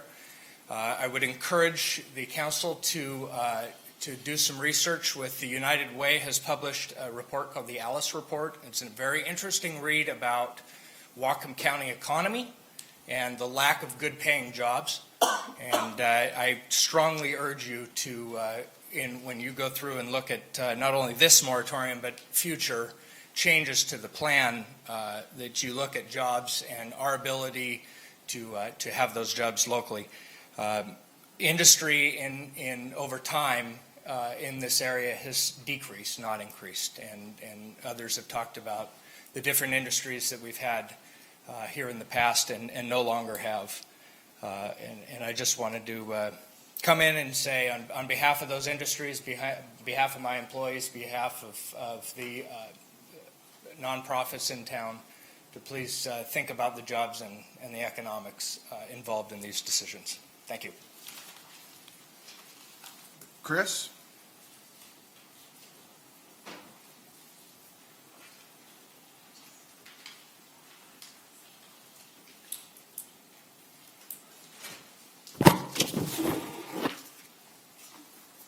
Chris Halterman, Whatcom County. Before I begin speaking, I would like everyone to respectfully and very quietly raise your hand if you came here this evening to support the industries at Cherry Point and would like this council to support, protect, and promote the industries at Cherry Point. Thank you. And again, before I begin speaking, Chairperson Buchanan, I would please respectfully ask you to gavel down the outbursts, please. You asked everybody to be respectful. I ask that you please do that. Honorable council members, as a third-generation resident of Whatcom County, I've lived through many economic cycles in this community.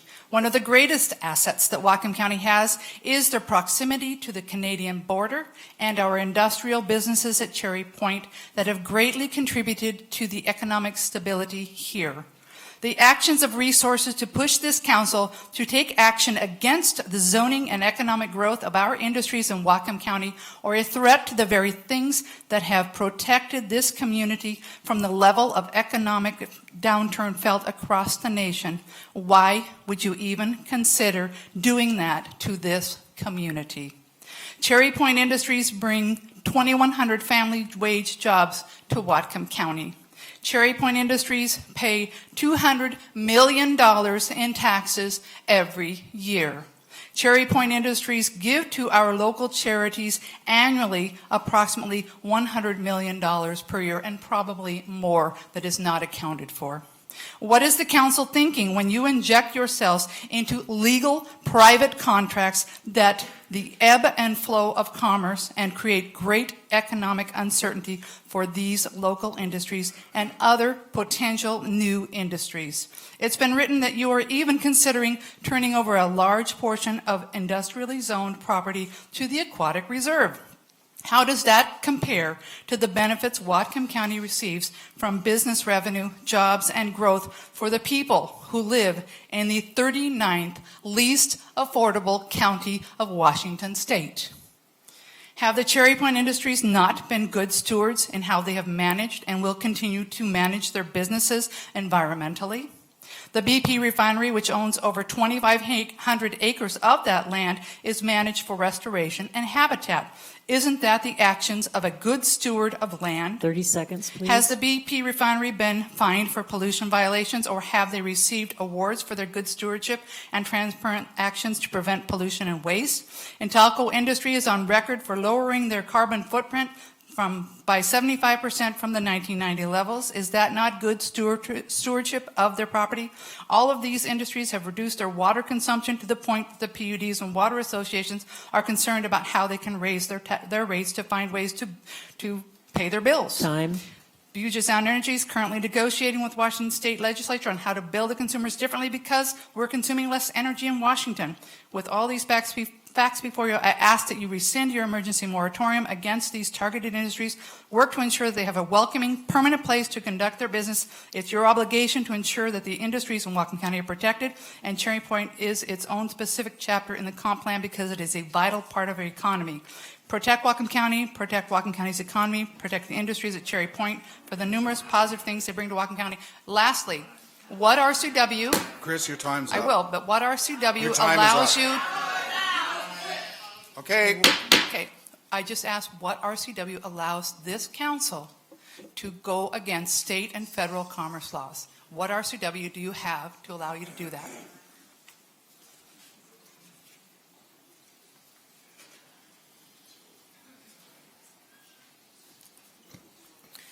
Lorraine Newman, Whatcom County.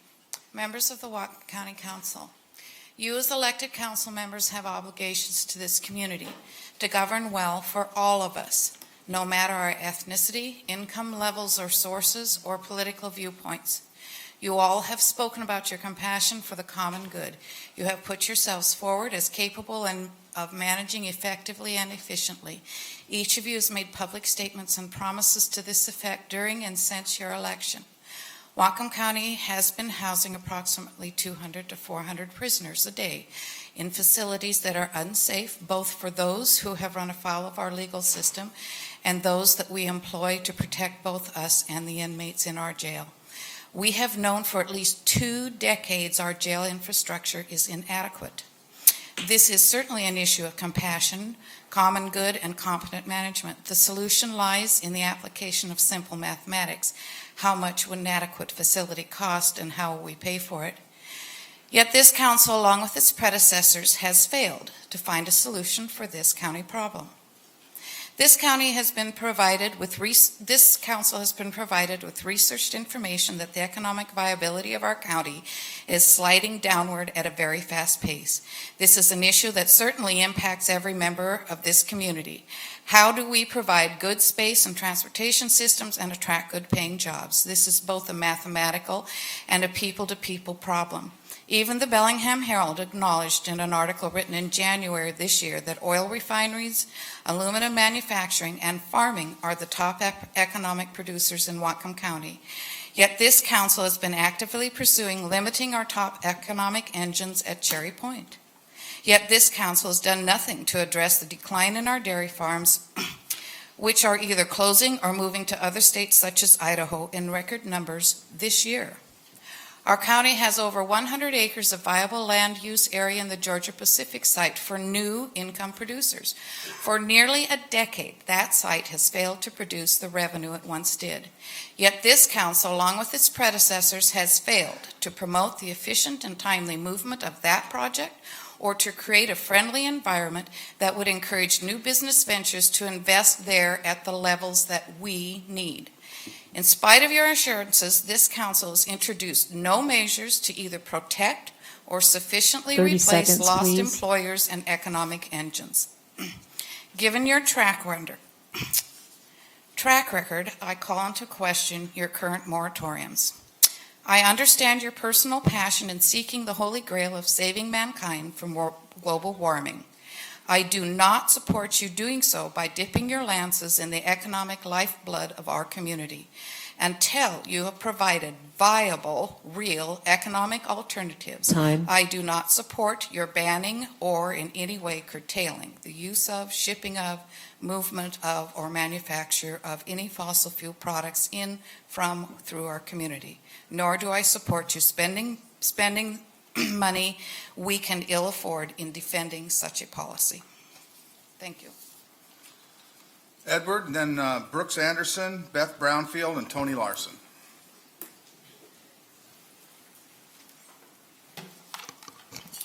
Good evening. I'm Eddie Uri with the Clean Energy Program at Resources for Sustainable Communities in Bellingham. I'm here to strongly urge you to approve this ordinance, and I'll be proud to see the council take responsibility within your full jurisdictional legal authority to take action to protect existing jobs, our environment, and the lives of Whatcom County people all at once. In one fell swoop, you can do this. Because we know that exporting or allowing new developments to export unrefined fossil fuel products through Cherry Point will mean major increases in the transport of volatile, hazardous, explosive materials through our communities, even as in the coming decades, we transition to a clean energy economy of the future. We'll be exposed to the risks. So we know who is against this ordinance, Petrogas, who's been seeking to acquire the Untitled Pier to continue and expand their shipping out of propane. We have Williams Pipeline, which would route liquefied natural gas underneath the Cherry Point Aquatic Reserve for export. We have SSA Marine, who intends to appeal and overturn the Army Corps ruling denying permits for their coal project. And of course, BP, who seems to contend that crude oil export is within their vision for the future of Cherry Point. So BP, ConocoPhillips, and Royal Dutch Shell, for that matter, as well as many other oil companies, heavily lobbied Congress to lift the 40-year ban on crude oil export, even though last year the U.S. still imported a quarter of its oil consumption, and our consumption is declining as well as production in the United States. And despite outcry and objections from the USW oil refinery workers who opposed the lifting of the ban on crude oil export, these foreign multinationals continue to lobby to remove or lift laws at the federal, state, and county level that interfere with their plans for export through the fragile Salish Sea ecosystem. So this ordinance speaks for itself, I think, as to why it needs to be done. And for anyone who hasn't read it, I'd encourage you to pick up a copy. They're in the back of the room. There's a couple things, in the very thorough whereas section I thought you might like to add, that the United States Army Corps of Engineers ruled that a new pier at Cherry Point would be in violation of Lummi Nation's treaty-protected rights to fish at usual and accustomed areas, and that there are culturally significant heritage sites on the shores of Cherry Point, and also that best available science shows that there's been a 98% reduction in the stock of Cherry Point herring 30 since the seconds, 1970s. So all these reasons, our community envisions a Cherry Point where sustained job expansion thrives with industry that does not degrade the environment nor the quality of life or threatens the lives of people in surrounding communities. And I'm really proud of the council to see that you share this vision, and I trust that you'll do the right thing tonight. Thank you so much. Thank you. Brooks?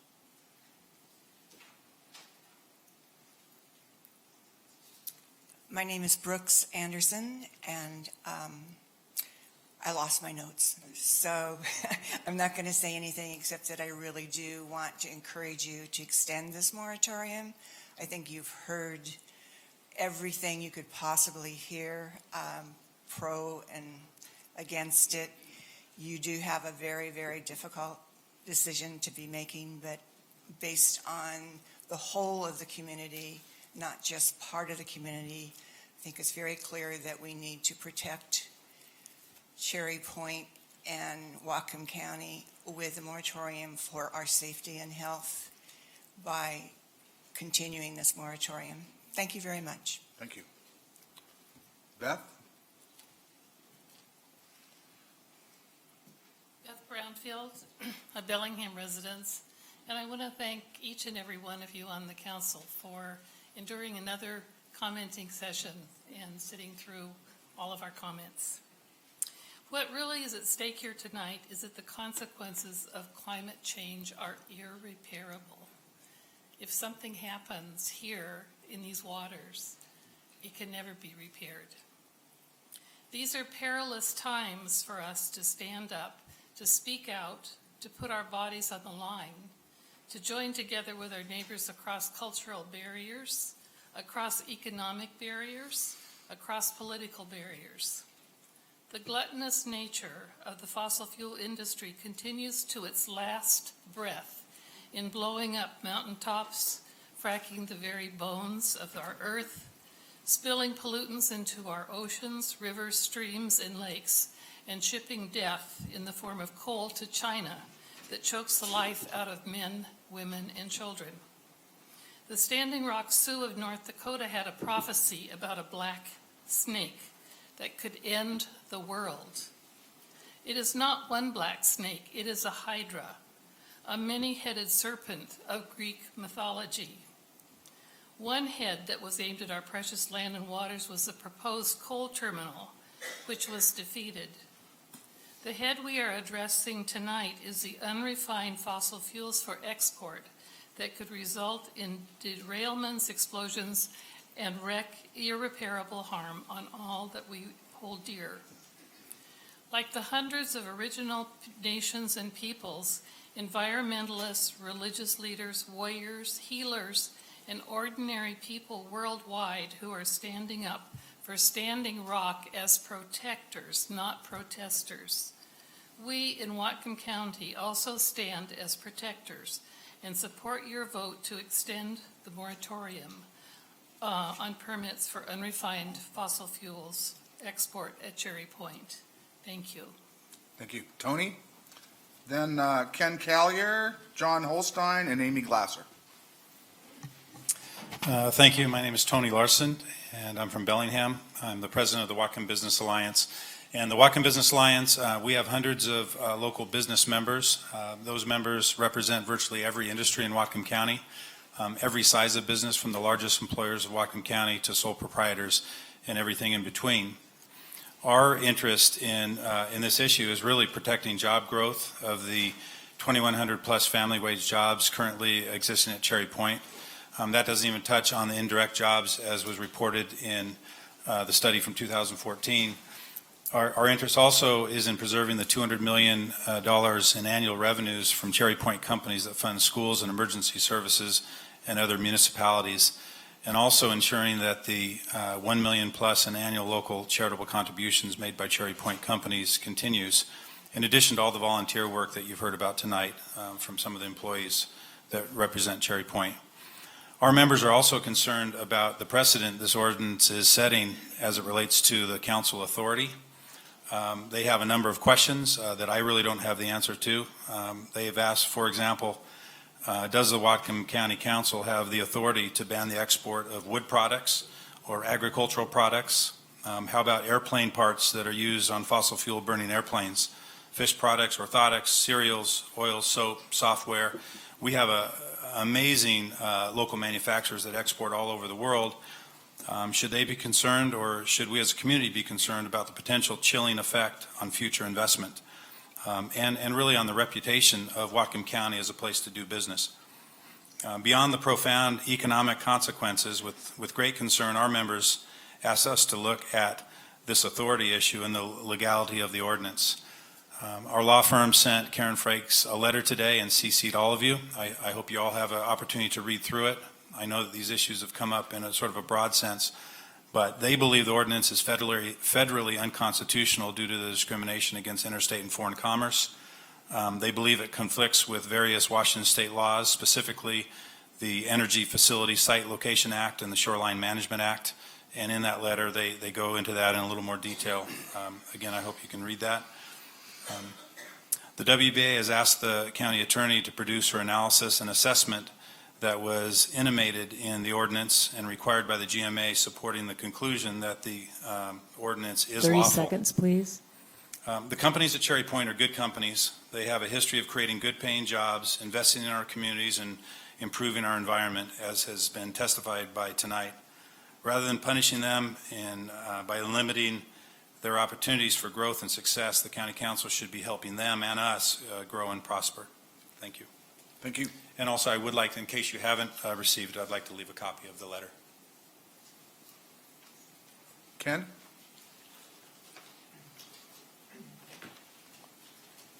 My name is Ken Callier. I'm a resident of Whatcom County.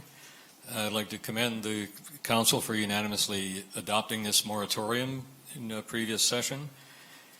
I won't repeat the many points supporting the moratorium, which others have made this evening and will continue to make, and which I have made on previous occasions.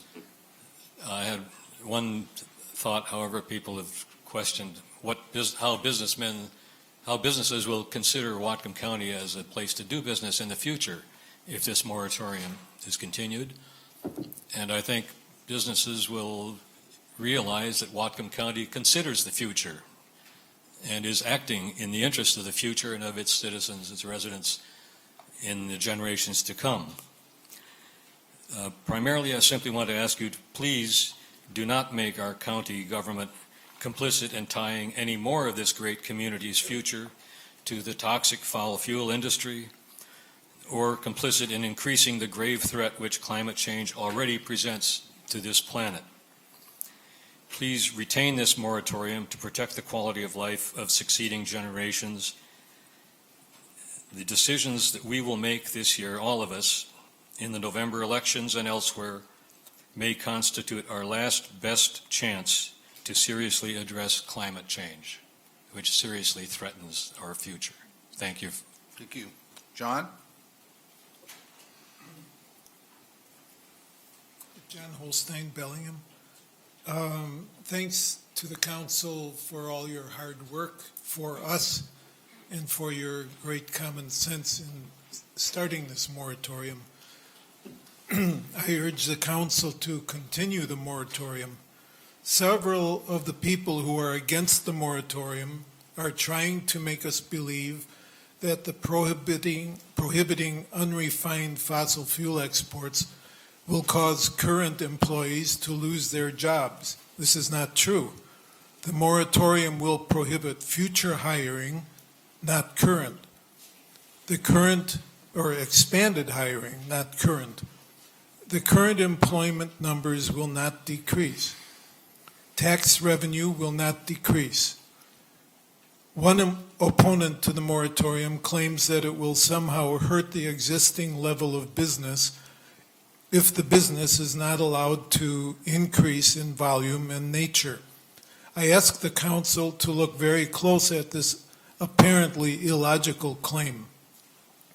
I doubt that we will milk fewer cows if we don't export unrefined oil.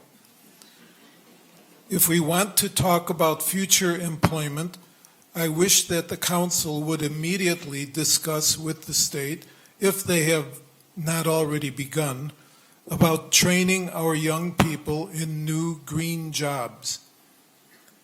The people who are against the moratorium all have jobs related to Cherry Point.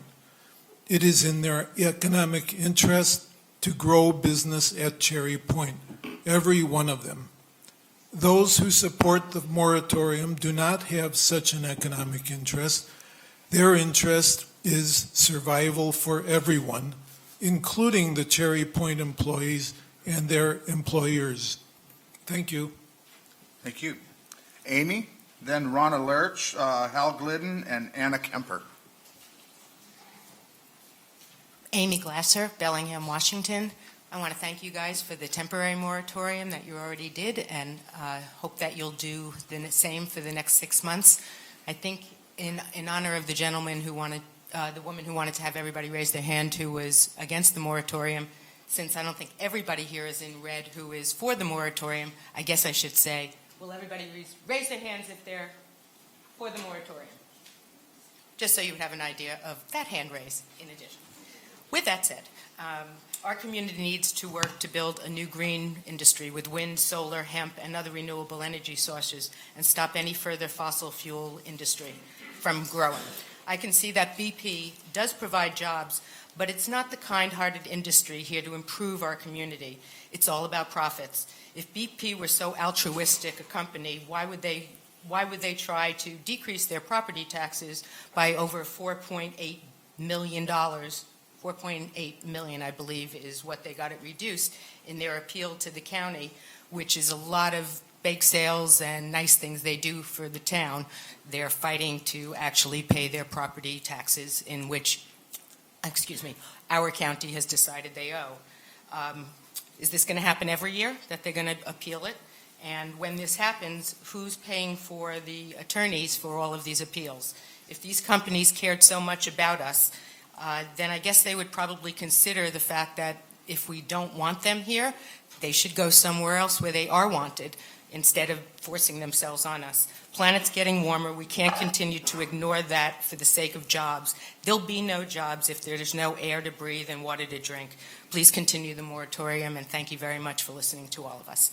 Thank you. Ronna?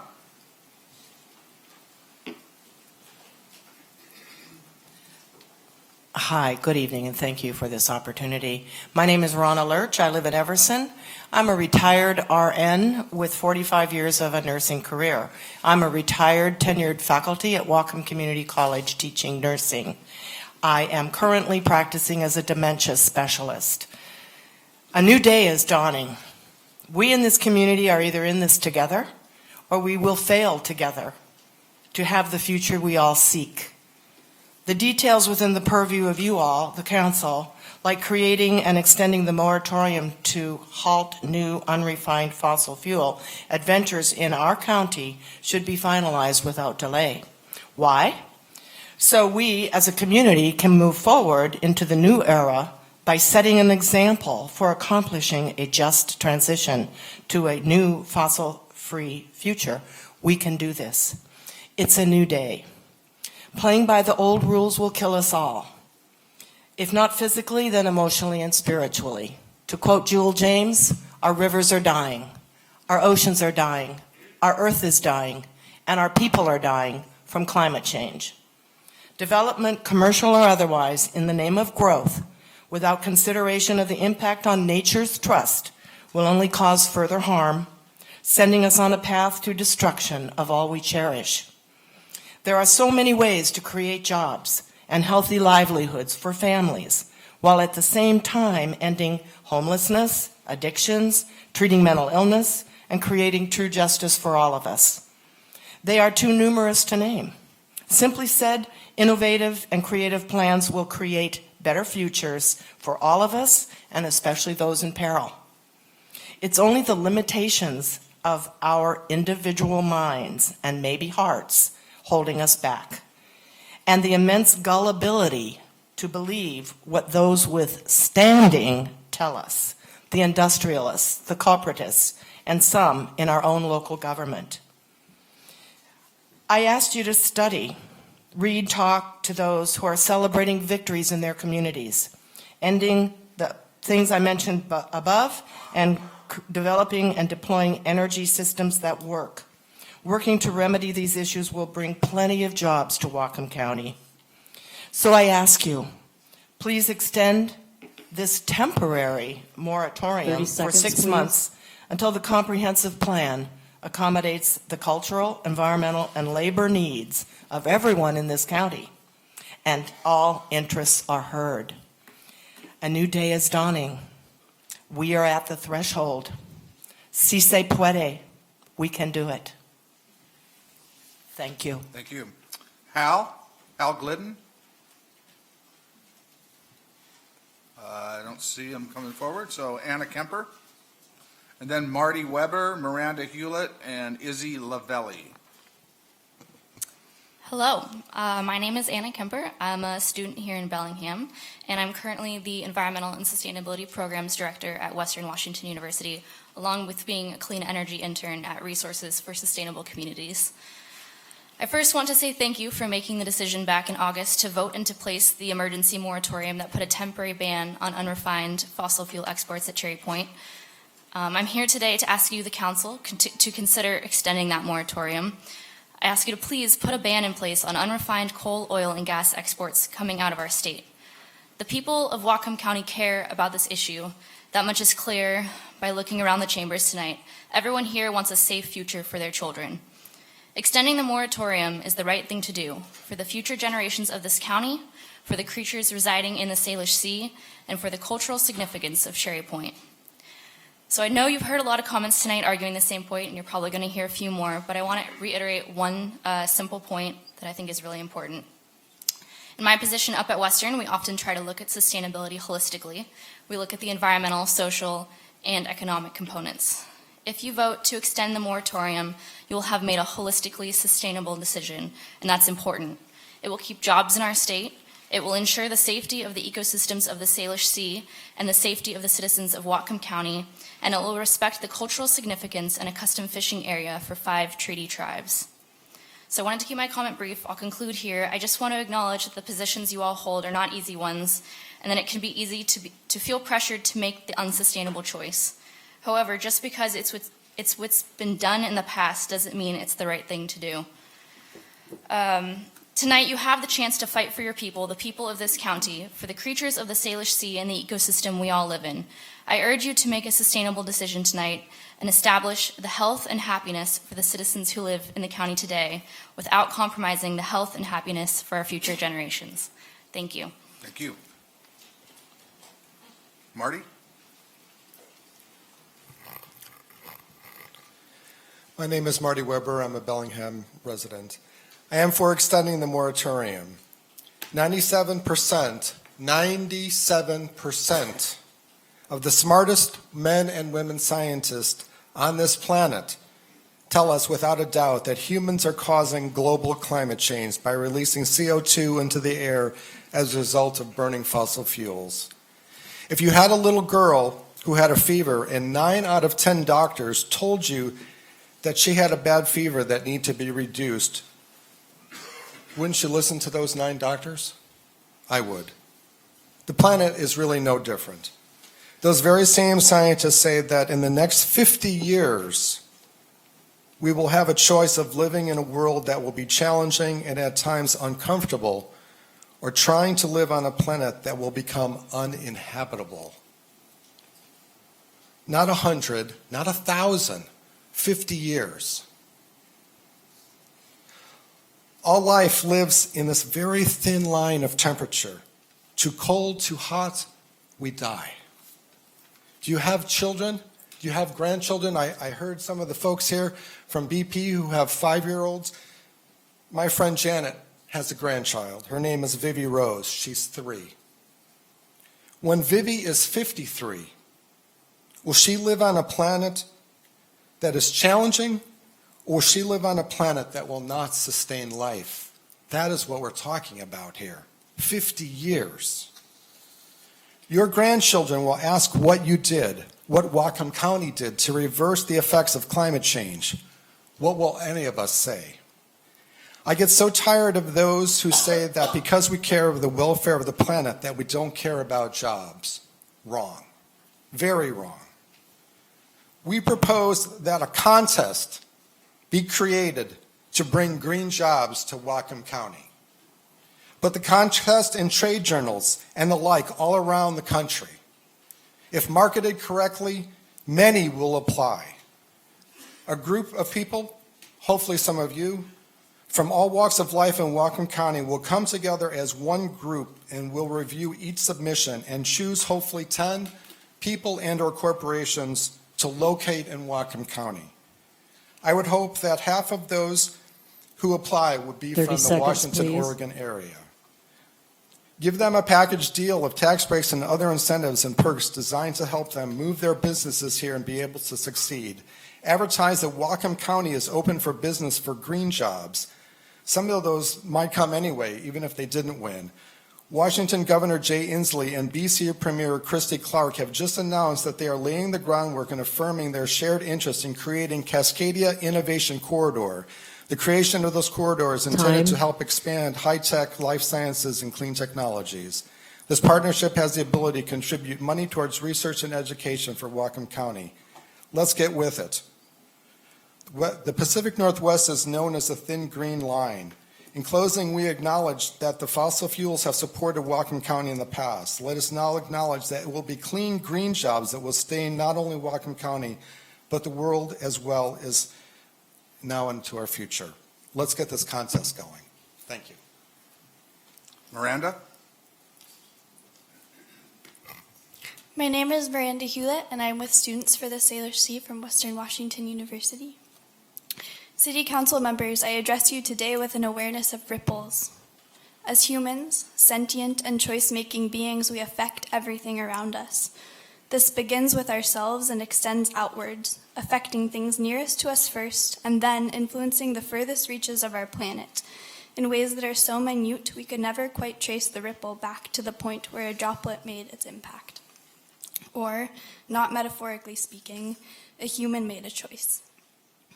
This is the way our reality functions, and it is so fundamental that most of us live in a perpetual state of disregard of the weight of our choices. My guess is that as people who have dedicated your lives to representing and making collective choices, you spend more time than most grappling with the impact of your decisions.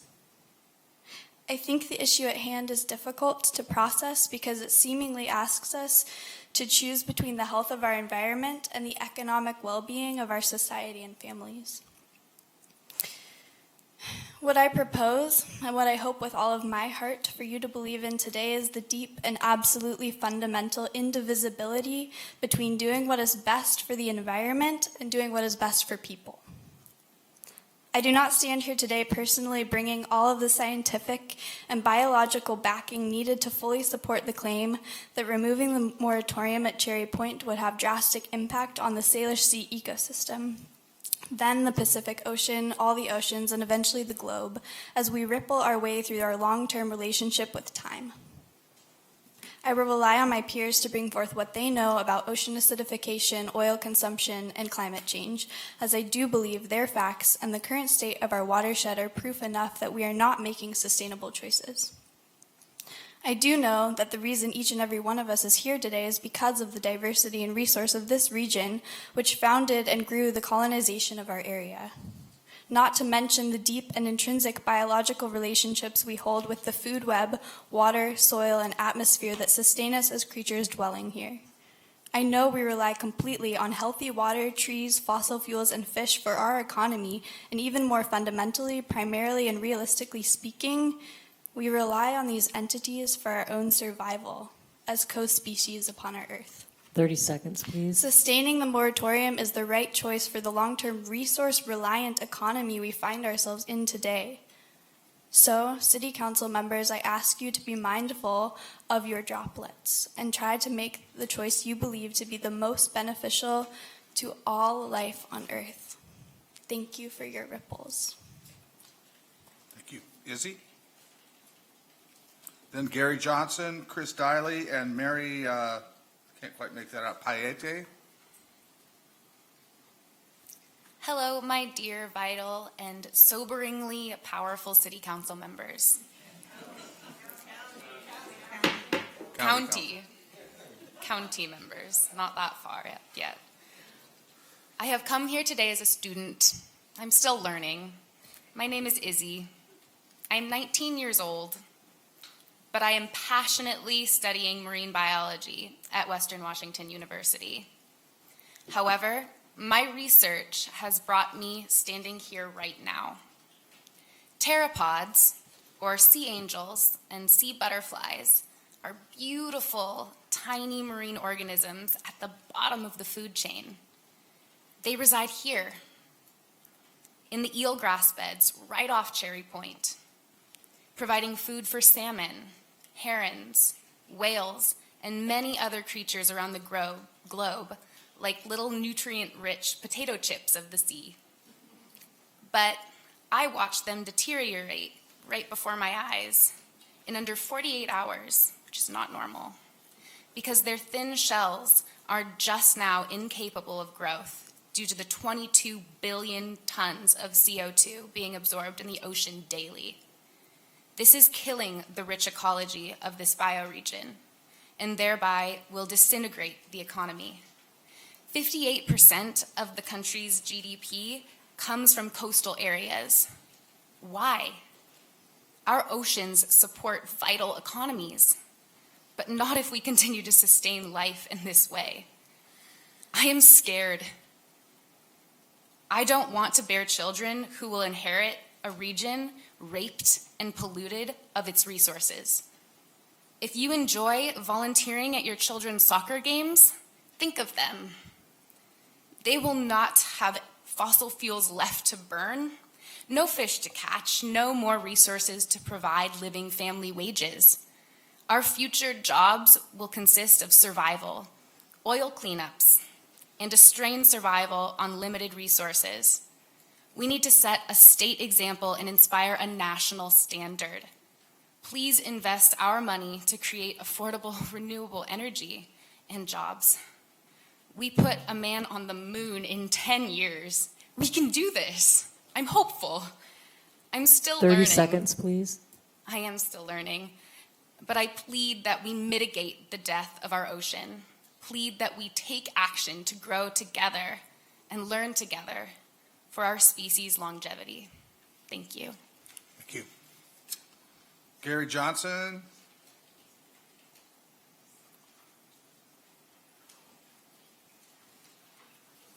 Good evening. My name's Gary Johnson. I've been an electrician for over 30 years here in Bellingham, and the refineries supply very good opportunity to work, and especially when the economy is down.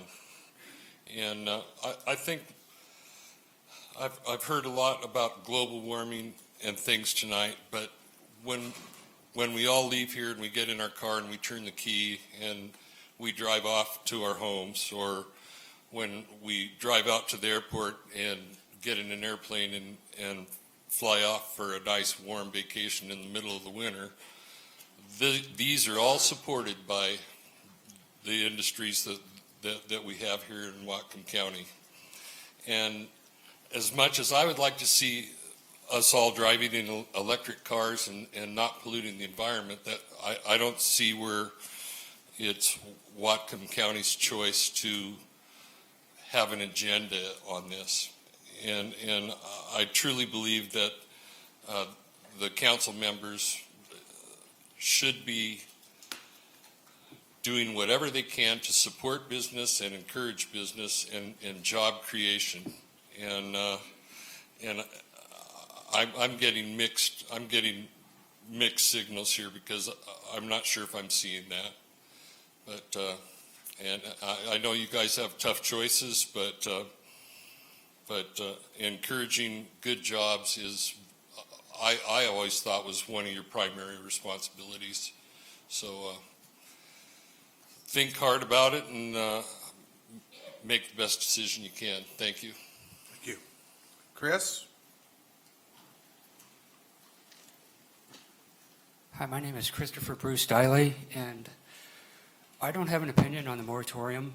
Haven't been following the issue, so I really appreciate people speaking tonight. I'm really interested in the topic, and I'm going to be following up on this because it's just very, very interesting to be here tonight. So, but I did want to reiterate, because it does tie in, and I spoke through happenstance at the last meeting, which applies to the issue of when I was a teenager up in Alaska, and we took a fly-in fishing trip, and it was in Prince William Sound at Beach River on Montague Island, and we were fishing the mouth of the Beach River, and that's when we saw the sea otters come and start interacting with us. And I will never ever forget that. It was like one of the most special moments in my life, and it was just the cutest thing, and I saw that, and that was like, I think, 1982 or so. So it was like 1989 when I read in the papers of the Exxon Valdez oil spill, up there, because I grew up in Anchorage, and how devastating that was, and it made me think of the sea otters and the harm to the wildlife. And I just looked at this, and that there was harm to the wildlife on Montague Island from the oil spill. And years later, I think it was 1990 or 1994, I was hiking over in Wales, the Pembrokeshire coastal path of Wales. And I was insulted by somebody over there. They said, "Oh, you're from Alaska. You guys caused that oil spill, didn't you?" And he really insulted me, and which was unusual, because the English people, I love their dry humor. But yeah, I kind of had to accept the insult. I come back from that hiking trip after I'd hiked the Pembrokeshire coastal path of Wales, and I'm reading in the paper, I can't remember how long a time after, but Milford Haven, Wales, had a major oil spill, right by where I'd gone through hiking through there. And I had learned that that's like one of the best places for bird watching in the world. People go there from all over the world to see the birds. That oil spill was so devastating, was so large, that it caused enormous harm to the birds there off of Milford, in the community of Milford Haven, Wales.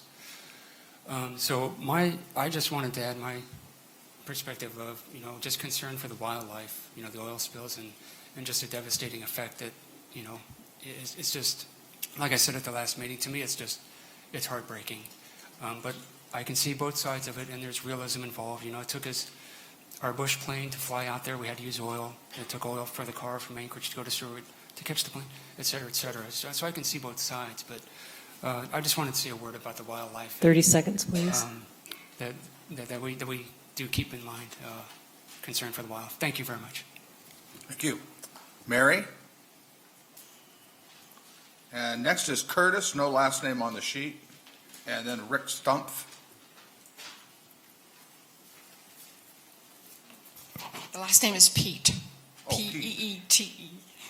Okay, I'm a resident in the county, And I want to thank the County Council tonight for the many progressive policies you've included so far in the comprehensive plan update. I do thank you for your courage, intelligence, and integrity, and a chance tonight for public input on some very serious issues. I understand the issue tonight is whether or not we extend the moratorium, and I would urge you to please do that until additional unrefined fossil fuel projects can be put into placement. Number one is, I think for all of us, is climate change. And we really must get a grip on that, because if we don't, we won't have to worry about jobs at all, because there won't be any jobs to go to. But there are a couple of other concerns that I have as far as additional unrefined fossil fuel projects, and they are derailments and oil spills from ships. If we do have additional undefined fossil fuel projects, we can definitely count on catastrophe happening. Just recently, in the last few years, for instance, Canadian National Railway train, February 14th, 2015, 100 cars. BNSF, 105 cars hauling Bakken oil. Derailment 3 miles out of, I think it's Galena, Illinois, a town of 3,000.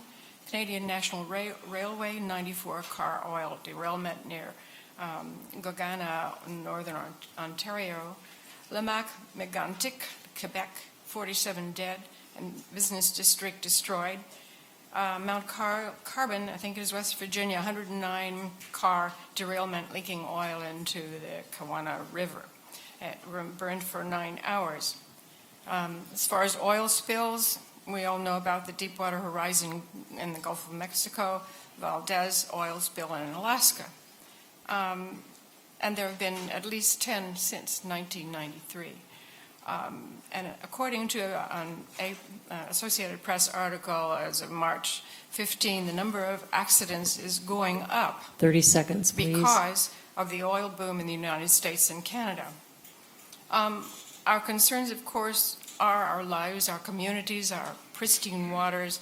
We must stop climate change. We would like to somehow bridge a gap between those who are fearful of losing their jobs.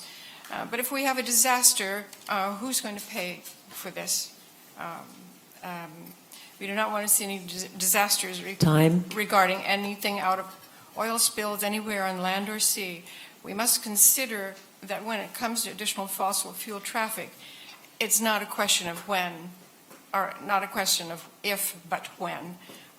The answer, we must do everything we can to plan for clean, renewable energy, safety, and to stop climate change. Thank you very much. Curtis, again, no last name, just, okay, I don't see anyone. Rick? And then Paul McAlvey, David Kirshner, and Barry Hollett. Hi, my name is Rick Stump. I work for J.H. Kelly. J.H. Kelly's been a contractor to BP, P66, Intalco, PSC, and Petrogas since the late 80s. I personally have worked at all these facilities over the 12 years of my professional career. J.H. Kelly is a mechanical contractor. We employ an average of 1,000 men and women in the Pacific Northwest. Although our average employee level at Cherry Point is 50 to 75 people, we peak over 500 during major projects and turnarounds. Why is the County Council trying to prevent economic growth by targeting the companies that do business at the Cherry Point Industrial Zone? These companies are good stewards of the environment and create high-paying jobs. This ordinance you are considering will cause harm to the Cherry Point companies and to the vendors and contractors that supply them. I've also heard them tonight request that they have a say, and you guys asked for their opinion on some of this stuff, and you know, they have a lot to do with how the business operates out there. They know the business, and it sounds like no one's even asked their opinion. So I encourage you guys to engage them in this important decision. So as as well as J.H. Kelly and myself, that rely heavily on the Cherry Point Industrial Zone. I asked the county council to reject this ordinance. I don't see what the emergency is to put this in place. I appreciate that you guys sent it back to the county or the planning commission for further review rather than just putting it in the comprehensive plan. But I think that there's no emergency here, and we need to allow them to operate how they've been operating under the guidance of the comprehensive plan. So if you would engage them in your guys' decision making for the future of the Cherry Point Industrial Zone rather than making hasty decisions like this. Thank you. Paul?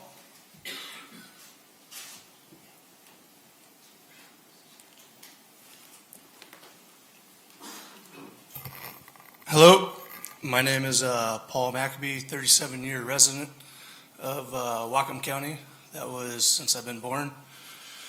The key speaking point here tonight is about the moratorium about exportation of fossil fuels and also butane, natural gas, and LPG, which are actually byproducts of the crude oil industry. So I don't understand why you put a moratorium on those three aspects when they're also the cleanest burning fossil fuels available to us that we know of today. So I'm confused as to why you've included those three. I mean, this is at the forefront of the Whatcom comprehensive plan. So I understand your concerns, but your concerns with the cleanest burning fossil fuels is, in my mind, somewhat unrepresentative. So also, I don't understand, or I should say, I noticed that everybody that came up here that spoke against petroleum fuels also had rubber-soled shoes. A lot of them were wearing polyester shirts, which is a byproduct of petroleum. And they also demand that we eliminate this horrid product. But they're not willing to give up their cell phones. They're not willing to give up their shoes. They're not willing to give up their blogs. They're not willing to give up their cars. They're not willing to give up their tar shingled roofs. And so I kind of come into question the real nature of their agenda. So until you can give all those up, I implore all of you that are against petroleum products to give them up for a week and see where you end up. We as a nation are not prepared to end this, and people keep congratulating you about being on the forefront of this, but what you're doing is you're pulling the rug out from under us. You're also supposed to be a group 30 of seconds, please. bipartisan elected officials, right? Bipartisan, by definition, means no party affiliation. But I've seen some of you show up wearing red shirts. I've also seen some of you go back on your original stance. I met some of you at the refinery, shook your hand. But now you want to run cars on water? You know what's going to happen next is you're going to have to deal with a Nooksack because the Nooksack think that the water belongs to them. Time. So don't pull the rug out from under us. We need a viable solution prior to just turning that faucet off. You're going to kill our economy. David?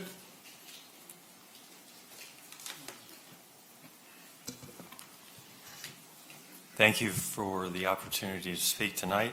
My name is David Kirshner. I live at 3417 Sunrise Road on Lummi Island, and I'm here to support the moratorium on new projects to export unrefined fossil fuels.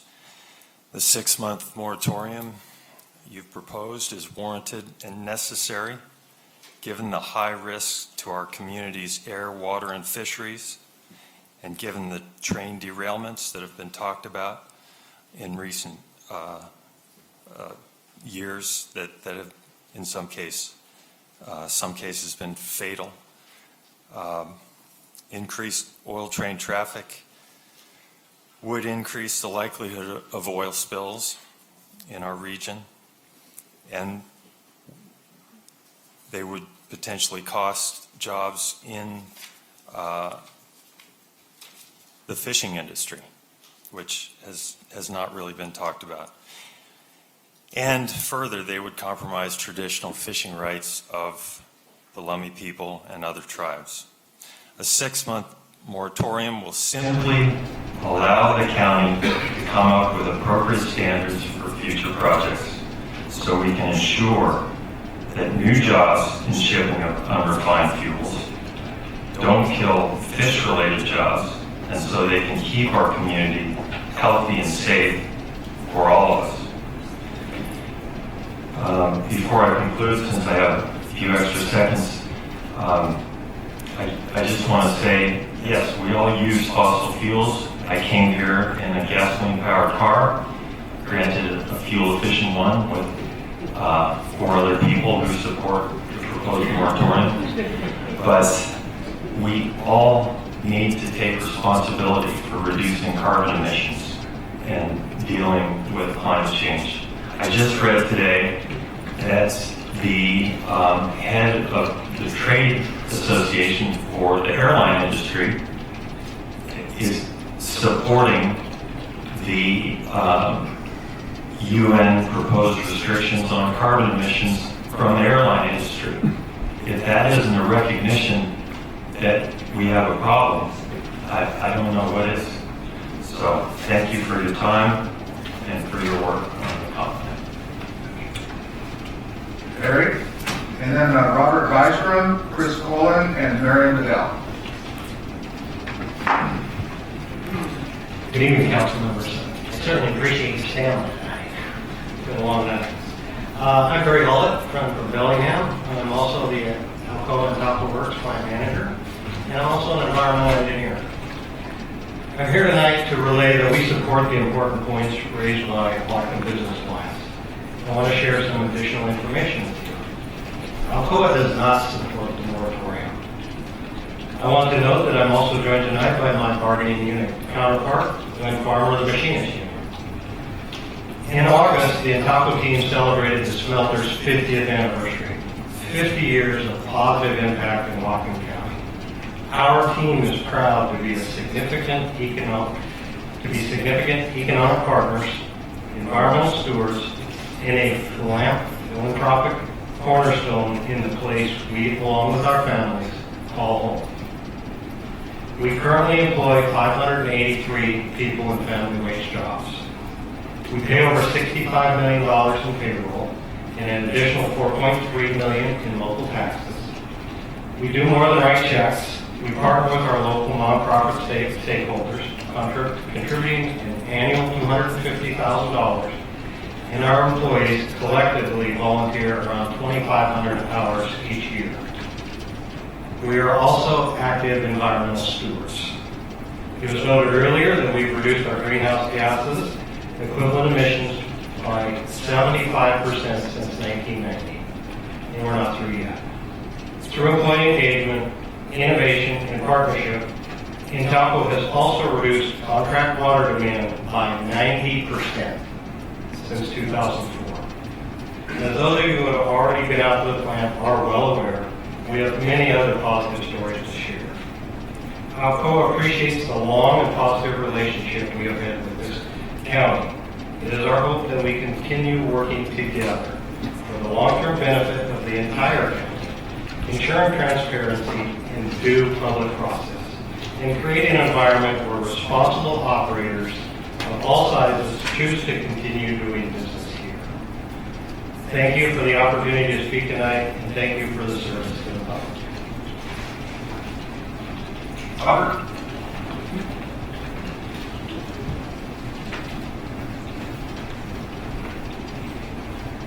Good evening, Robert Weisram from Bellingham. The last time I was here in one of these meetings, I was standing back there with a red scarf, and it was really crowded. I'm standing right next to Larry, who works at BP for 35 years, and his son Eric, who's worked there for 5 years. And we were talking about kayaking and fishing in the area, and I realized that these guys were definitely avid environmentalists. And of course, we've seen that here tonight. No one is an anti-environmentalist. We all recognize the interdependence of all the systems here. Developers have used a very common ploy for a long, long time to anyone who wants to conquer, which is divide and conquer. And we fell for it. People in the room here, by and large, are wanting their side to win. So the question in the space is, how can we win? What will it take for our team to win? And I think that's the wrong phrasing of the situation, that we really do need to look at the bigger picture. And I've been making notes all evening of, economic alternatives. Whatcom County is prime to create green occupations, more and more. We are prime for that. I would like to see the question here shift from who's going to win, with you all becoming then the referees and the scorekeepers of, we come down on this side. I would rather like to see the question that we as a community are asking is, how can we build a strong economic environment in this watershed that honors nature and honors the native traditions that we've agreed to honor. But to change the question so that everybody in the group would be on the same page. How can we do that? We haven't done that before. We are being asked to step up to something that is very, very big. 30 seconds, and we have an please. opportunity in this community to address some very large questions with some powerful intelligence behind us. We've got imaginations out here that are just nonstop. We've got capacity that is nonstop. We can create opportunities and possibilities that have not existed before. Thank you. Thank you. Chris?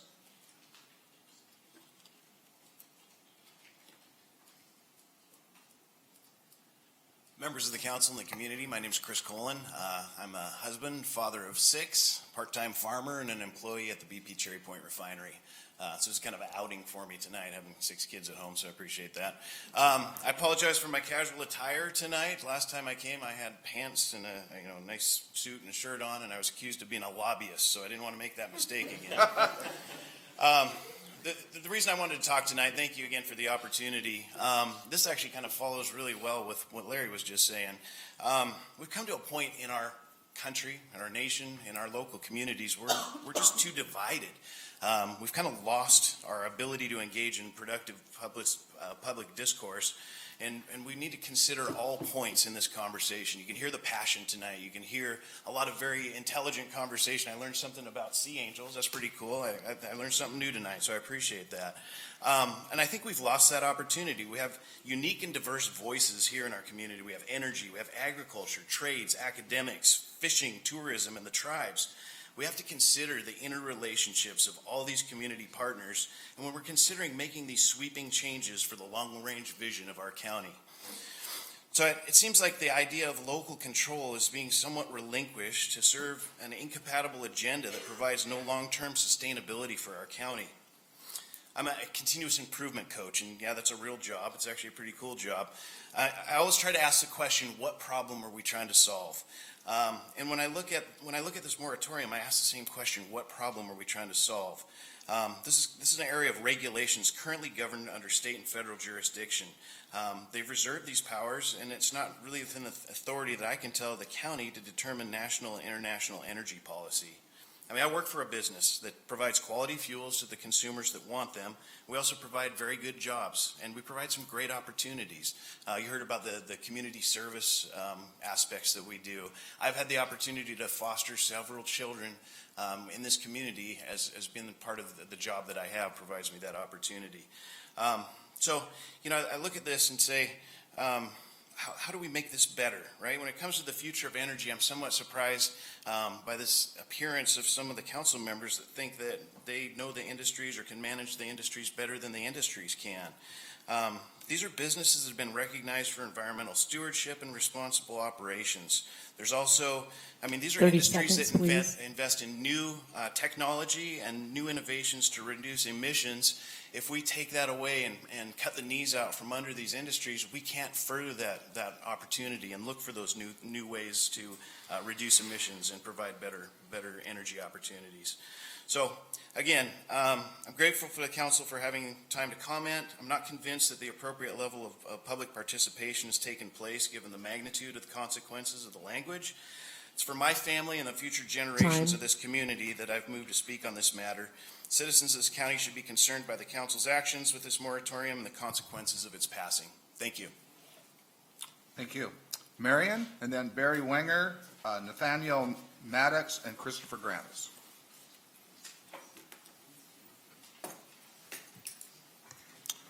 Good evening, Council. I'm Marion Bedill, 25-year resident of Bellingham, Whatcom County. We acknowledge that this land is the traditional territory of the Lummi and Nooksack peoples. Their presence is imbued in these mountains, valleys, waterways, and shorelines.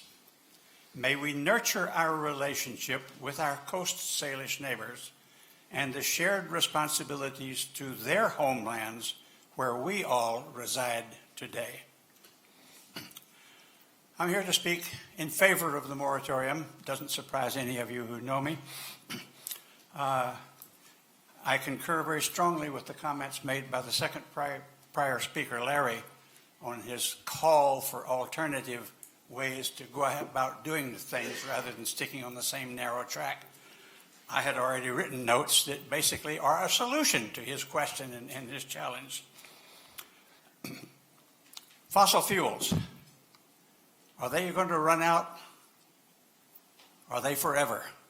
Well, if it's a fossil that was formed millions, hundreds, thousands of years ago, and when we use them all up, they're empty. So we either start now or start later to replace the fossil fuels because the supply is going dry.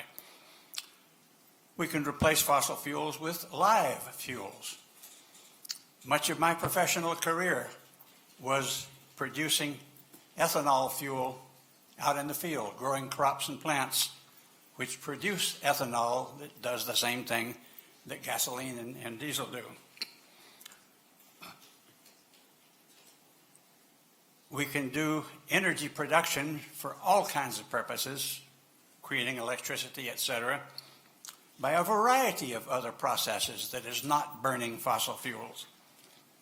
Solar. There's people already producing solar. We can do more. Wind energy. Put up a little fan on a pole out in the ground, in the field, and put a generator on it, and you got electric energy. You don't need fossil fuel. Waves. The ocean does this as a result of the wind and the movements of the sea, and that can be harnessed. Is already being done in some places, but as far as I know, not here. May I speak in a foreign language for a moment?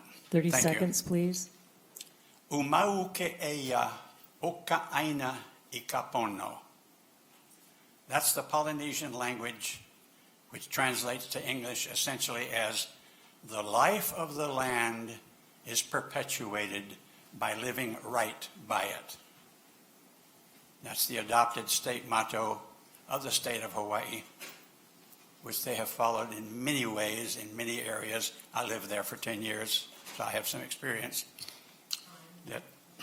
So, thank you very much for the opportunity to speak, and vote yes on these moratoriums because there's other ways that we can do the objectives of the work. Barry? Good evening. I'm amazed at the fortitude of our crowd and the council that go through this amazing, grueling process, and thank you very much for doing that.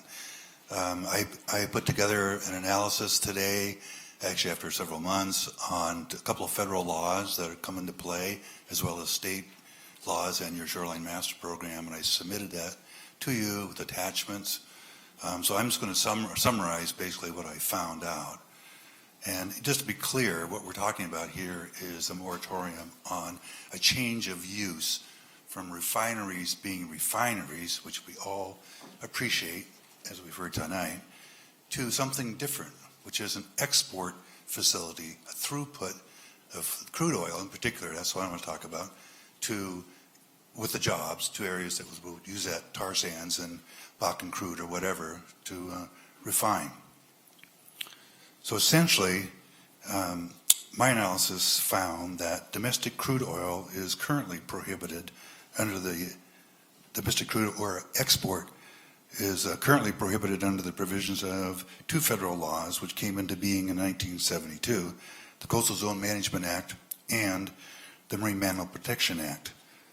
The interaction of these two laws prohibits export of domestic crude oil from all Puget Sound refineries. This is due to the 1977 Magnuson Amendment to the Marine Mammal Protection Act. The Whatcom County Comprehensive Plan and Shoreline Master Program need to specifically prohibit crude oil export.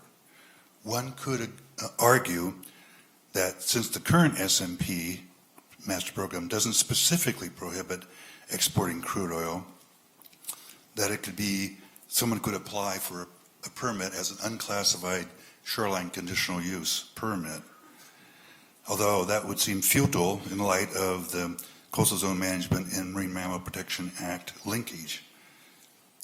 If a shoreline conditional use permit was applied for, a comprehensive cumulative impact analysis is required. I support the moratorium as proposed so we can identify economic and environmental impacts and get the cumulative perspective. All the Puget Sound refineries are under the Marine Mammal Protection Act, Magnuson Amendment. 30 seconds, please. Which in the stuff I submitted shows you that it's limited to not allowing export of crude, domestic crude. So essentially you have a prohibition already. You need to make it clearer in the comprehensive plan and in your master program specifically. But initial conditional use would have to be approved by Department of Ecology. They would have to look at cumulative impact from all four refineries. Puget Sound. Time. Thank you. Thank you. Nathaniel?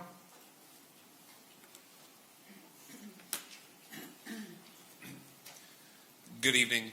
My name is Nathaniel Maddox. I'm the president of the local lodge. I am 2379, the machinist. We represent the employees at Intalco.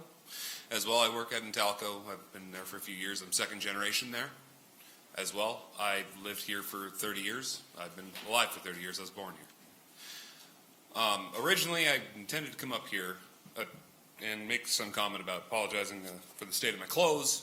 The alarm's going to go off in a couple hours, and I got to get up and go to work. What's going to happen, though, is I'm going to abandon what I was originally thinking about talking about. I was originally intending to come up here and talk about the 2,100 plus jobs, talk about the millions of dollars in tax revenue, talk about the amount of money that we do in charity. But instead, I was sitting in this meeting and thinking about another meeting I was in when I was in high school at the Mount Baker Theater, when we were trying to save jobs at Cherry Point. We were trying to save jobs at Cherry Point. Trying to save jobs at Cherry Point. It seems like it's been the theme of my life. It has been trying to save my dad's job when I was trying to grow up and graduate from high school. It's been facing curtailment for us a couple of times since I hired on out there. But now, facing this, facing something that basically inhibits growth, we don't know what Cherry Point's going to look like in 20 years, but we don't need to cripple it before it gets there. We need to be willing to expand. We need to be willing to go there. We need to be willing to generate new family wage jobs because we don't know what's going to happen. I'm not saying that we need to abandon our environmental responsibility by any means, but I would really hate to set these jobs aside, to set these opportunities aside, literally hand them to our next door neighbors to the north or to the south, and starve on our principles instead of enjoy the economic stability that these jobs could bring. Thank you for your time. Thank you. Christopher, then Jeff Hedrick and Warren Shea. I'm Christopher Granis from Bellingham. Thank you for all your good work. I'm here to support the moratorium. I came to Bellingham in 1969 when the first refinery was being built. It was ARCO at the time. At that time, the herring fishery was thriving from Post Point clear to Boundary Bay. And ARCO was telling us, oh, we're not going to harm the herring or the fishery. We're clean. And then every time another pier was built, the herring retreated. Now there's just a little shadow of what it used to be. So I don't trust the fossil fuel industry, corporate decision makers. At that time, the local fisheries provided more family jobs than any other employer in Whatcom County. And now the local fisheries are just barely a shadow of what they were at the time. I was impressed here tonight to learn how many jobs there are at Cherry Point and the multiplier effect and so on. But I don't think this moratorium threatens those jobs. Those jobs are here without the export of fossil fuels. In fact, logic tells me that if the BPs, by the way, BP is responsible for the largest single worst environmental disaster in history. Logic tells me that BP and the others want to export the crude oil so that they can refine the crude oil elsewhere. So many people here tonight believe that you're trying to shut down their jobs, where I believe that the moratorium will save jobs here. But that's really not as important as the threat posed by global warming and ocean acidification. Those threats are far greater than whether or not there are jobs. 30 seconds, please. Anyway, I want to say thank you for your good work. I know it's really hard work, and I really appreciate it. Thank you. Jeff? Hi, my name is Jeff Hedrick. I am a local employer here and an employee. I work for Safeway Services that provides scaffolding and other services in the refineries. I moved here to Whatcom County 9 years ago from out of state. I've lived in Hawaii, I've lived in California, I've lived in Alaska. When I lived in Alaska, I had an opportunity to transfer to a job either in Hawaii or California.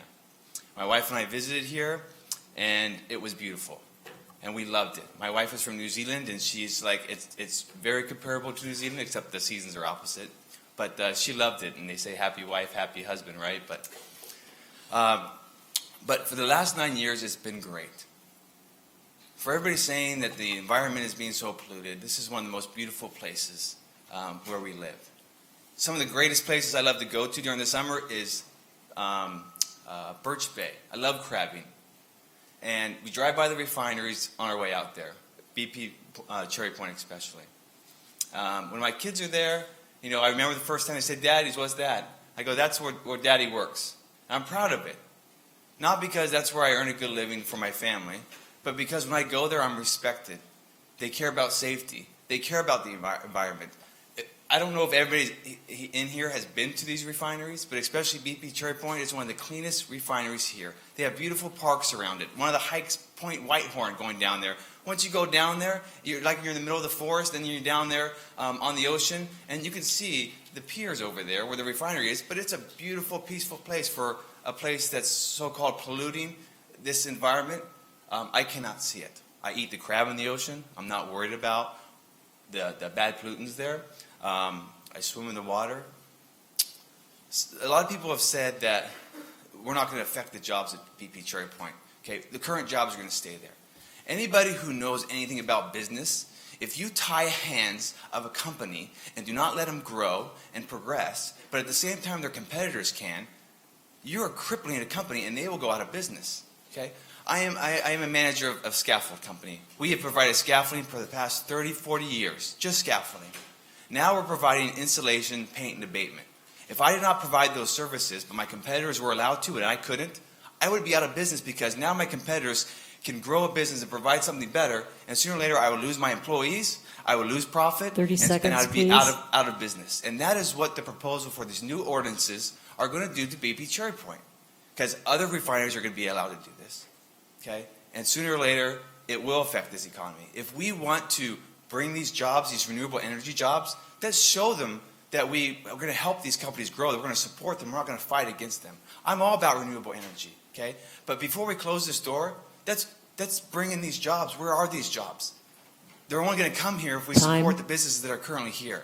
And the only way we can do that is by not accepting these new ordinances that are being proposed, because you are tying the hands of a company that has shown respect, have given to this community, and I am grateful for them, and I feel bad that we are treating them in this way, that they have given so much to us. So thank you. Warren Shea. Okay, that is the end of the sign up, people who have signed up. So anyone else that would like to speak, would you please come down at this time?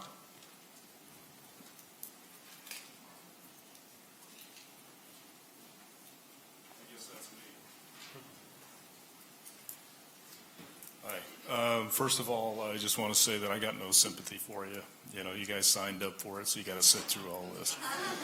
Okay. The other thing is Could you state your name for the record, please? Yeah.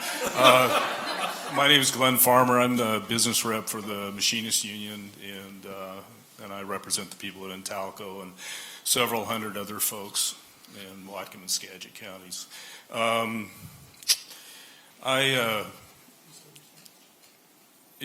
lot of things have been said tonight, and I can't, I didn't bring any notes, and my best hope is I don't end up like Trump last night at the debate. But one of the things that keeps popping up is the reference to all these jobs out here, and flipping the switch, that all these green jobs that are available and we can bring in there. And I guess I can throw a challenge to that. I remember when the GP area shut down. And if you go down there today, there's not much there. You do have a farmer's market. And if that gets too crowded, I would invite all those green jobs down in that space, and we'll just develop that whole area, and we'll demonstrate, how this proposed plan works. It can get kind of crowded down there, but the good news is that it's seasonal. And so you've got the winter to work on it. A lot of times this stuff is reduced to very simplistic terms. And one of the terms that I've even heard from the council members that this moratorium or this comprehensive plan won't hurt Intalco or the Cherry Point jobs. And the simple fact of the matter is it's not that simple. And that you need to go back and need to look at that plan and understand the ramifications. And I deal with conflicts all the time. And one of the things I've noticed in this process, I'm not real familiar with it, but what I would guess, there's an opportunity there for you to go back and look at your actual process of how you got here. And look at that very closely, because I think you got something to learn. Thanks.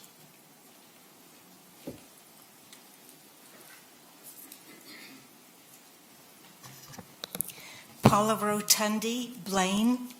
I'm going to provide you with a document about one specific danger of one unrefined fossil fuel, but tonight I just want to thank you for your service and thank you for the emergency ordinance. By extending the emergency ordinance, you have the fortunate opportunity to not only protect health, safety, and the environment, but also to protect the thousands of good Cherry Point refinery jobs that we hear mentioned tonight. So I hope that you will please vote to prevent Cherry Point facilities that would promote the export of unrefined fossil fuels. Please vote to keep the thousands of good refinery jobs here in Whatcom County. Please vote to extend the emergency ordinance. Thank you.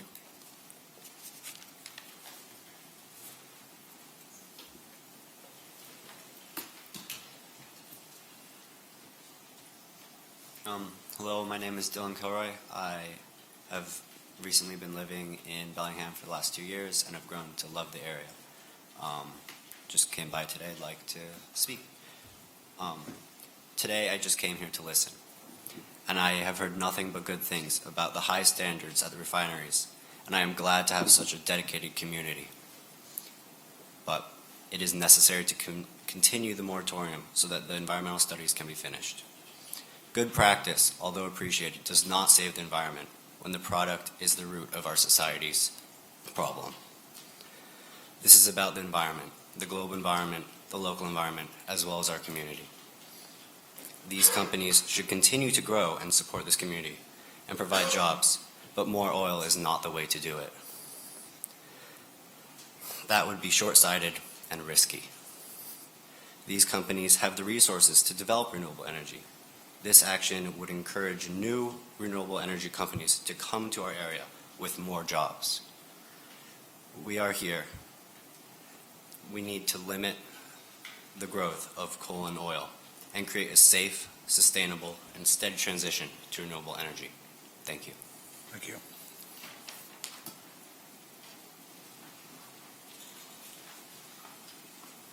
Hi, my name is Kiara Rose D'Angelo Patricio, and I'm living in the Happy Valley of Fairhaven. I was going to speak to y'all about some prophecies that I was gifted as teachings from Indigenous elders that might inform your decision tonight, but instead I'm going to talk about my work. Many of you know me or know of me, but may not necessarily know what I studied in school. So I studied systems thinking, and I focused on the Salish Sea, because it's an ideal module for systems thinking. It's a bioregion, so it's a closed container. During these studies, I used systems thinking modules to study the energy system. So what's happening at Cherry Point, March Point, the Skagit Dam, Seattle City and Light, Tacoma Public Utilities, Coal Strip, where 30% of our electricity comes from. And I studied the transportation system, agricultural systems, and fishery systems, and applied all these modules and to see how they fit together, where the waste streams and the input streams affected each other in our bioregion. And then I studied the ecological systems to see how we could apply groundbreaking projects from all over the world in our bioregion to create symbiosis between our systems. Not symbiosis that doesn't allow humans to have access to light, warm housing, and transportation, but systems that allows us to have access to all of that, and clean air, and ecological services, and animal population, so my great-granddaughter can grow up in a world where she has access to everything that I want her to have access to, and that there are no marginalized communities that are being oppressed in order for her to have proper access. How do we create this? What does it look like? What am I really fighting for? And I studied this for 3 years, and I used these modules to see what could really be in the Salish Sea and how we can really pave the way. And that's a bad analogy, but how we could really, create the world we want to live in, the world I want to live in. And I created 63 groundbreaking projects, cooperative canneries that empower ethno-ecological wisdom to have a place at the fisheries board conversation. And so basically what I wanted to say to you is I took groundbreaking projects in Portugal, Germany, Panama, BC, Costa Rica, Nepal, India, France, And I also applied traditional subsistence knowledge. So I studied ethnoecology, so traditional ecological knowledge, and how those cultures saw the world, to apply that to our system so we can move out of this 30 old paradigm seconds, please. and into a paradigm that works. And I guess I spent 30 days at Standing Rock, and an elder invited me out there before I knew where I was going, and he told me he was at Sundance and that I had to go. And so I went, and I found out, and I watched it. I showed up when there was only 14 people on the ground, and I watched it blow up to thousands of people before my eyes. And I want to say that those people would die for water, because for them, water is life. And when they lose that water, they lose their life. When they lose clean water, they lose their life. Time. And I just want to say one last thing. This ban represents the only way with integrity to accommodate for all of these systems. Otherwise, we will, with no doubt, compromise indigenous and animal nations. Thank you for hearing me. My generation will see this transition through. I would say give us a head start, but I'm asking for a fighting chance. Thank you.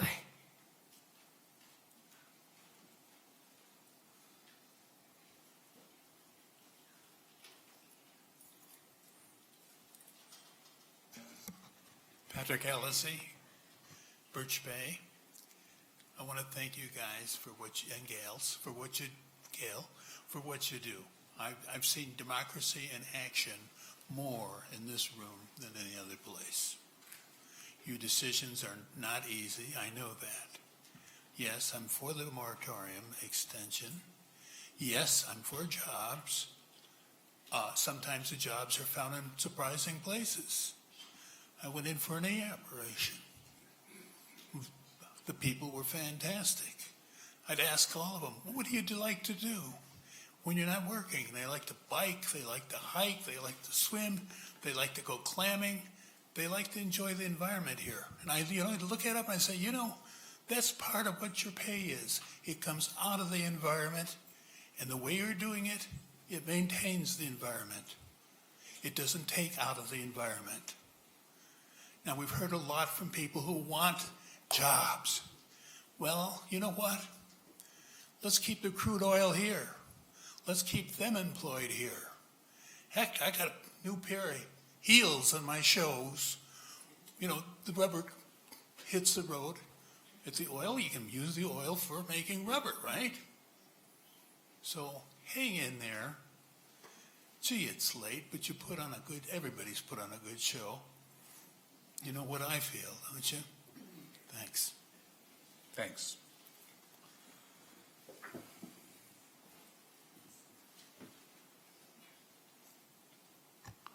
Hi, my name is Natalie Chavez. You may recognize me. I spoke in front of you in January and in August. It is my hope that you and others in the community have had the opportunity to watch the documentary March Point and the documentary Poisoned Waters. Poisoned Waters was aired on Frontline in 2009. In Poisoned Waters, the stories of Chesapeake Bay and Puget Sound are told as case studies. What was shared about Chesapeake Bay and Puget Sound could also be said about the Great Lakes, Everglades, Gulf of Mexico, amongst others. It is important for us to be aware that dead zones now occupy approximately 40% of the main stem of the Chesapeake in summertime.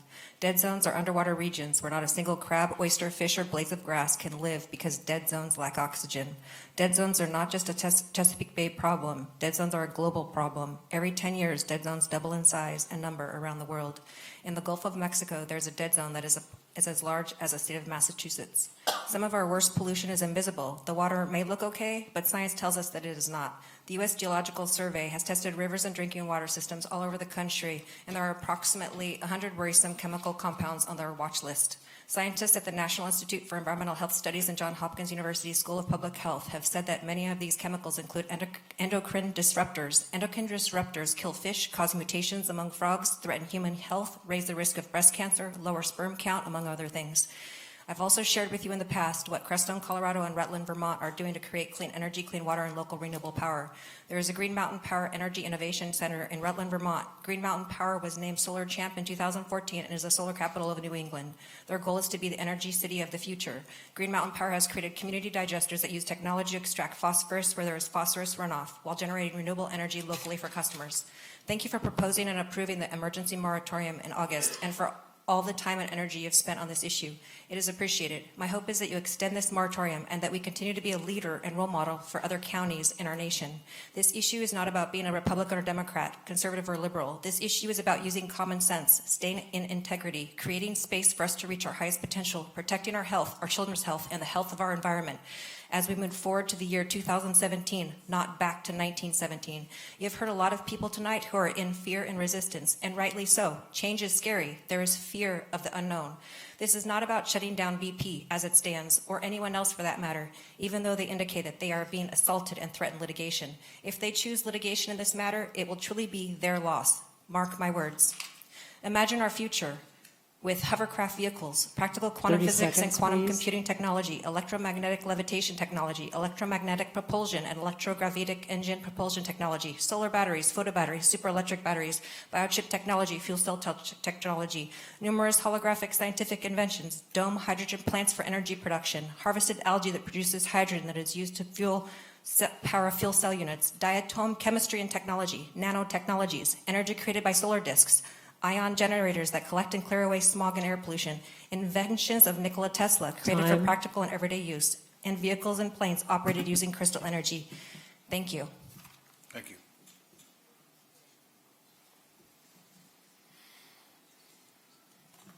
Hello there, my name is Adam Schaefer, and I want to thank the County Council for having this public hearing tonight. Looks like I'm going to have the privilege of being the last person to speak.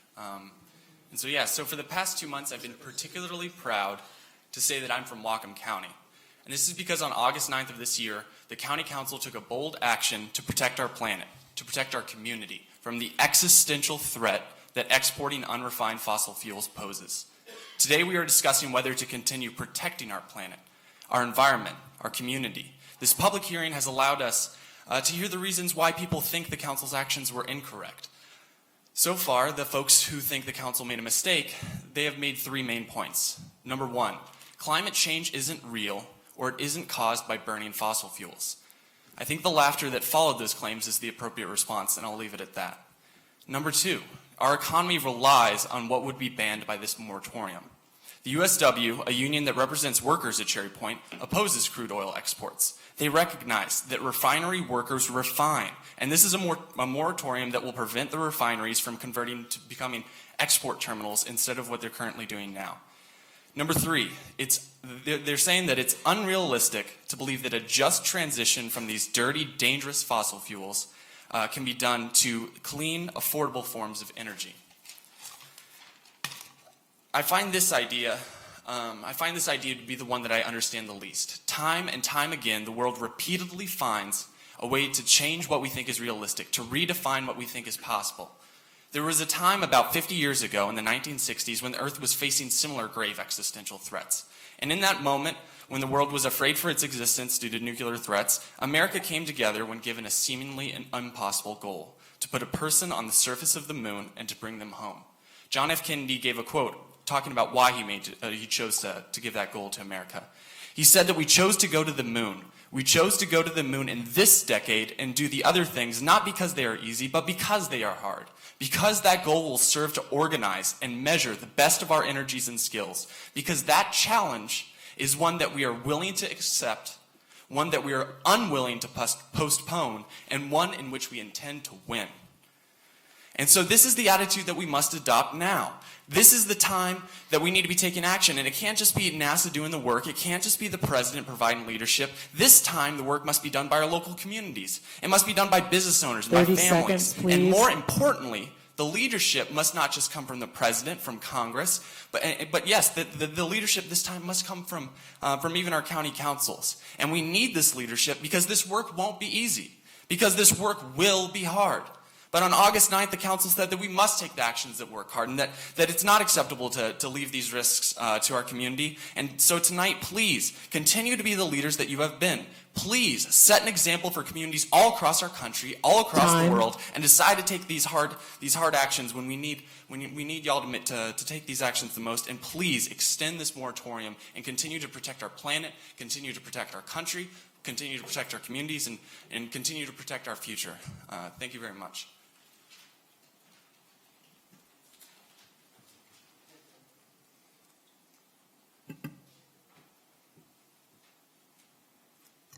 Hi, my name is Chris McGarry. I currently live in Ferndale, about 4 miles from the Cherry Point refinery. I'm a union carpenter with 16 years of experience, and I'm born and raised here, 5th generation. I really don't see a whole lot of these green energy companies lining up to put wind farms and solar farms in our neighborhoods and, take over dairy farms that have been moving away. Maybe part of the reason that we're not seeing that is because they aren't incentivized to come here. And by continuing this moratorium at Cherry Point, it shows that the industry's hands are tied. If we were to continue this moratorium, then it will send a clear message to other industries that the county will tie your hands if they see fit. Thank you. Anyone else like to speak?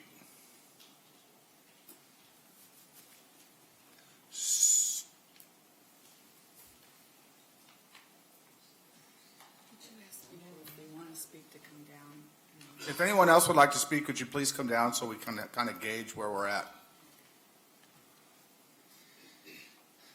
Ait Tungan, good evening. My name is Shasta Kano Martin from the Lactamish people, Lomi Nation. And I'm a citizen of Whatcom County, but my people have been here since time immemorial. And one of the values that we talk about is making decisions that impact us 7 generations from now, our children and our grandchildren and our great-grandchildren. And I didn't see some of my community members in the room, and I felt compelled to get up and speak from what my elders share with me. And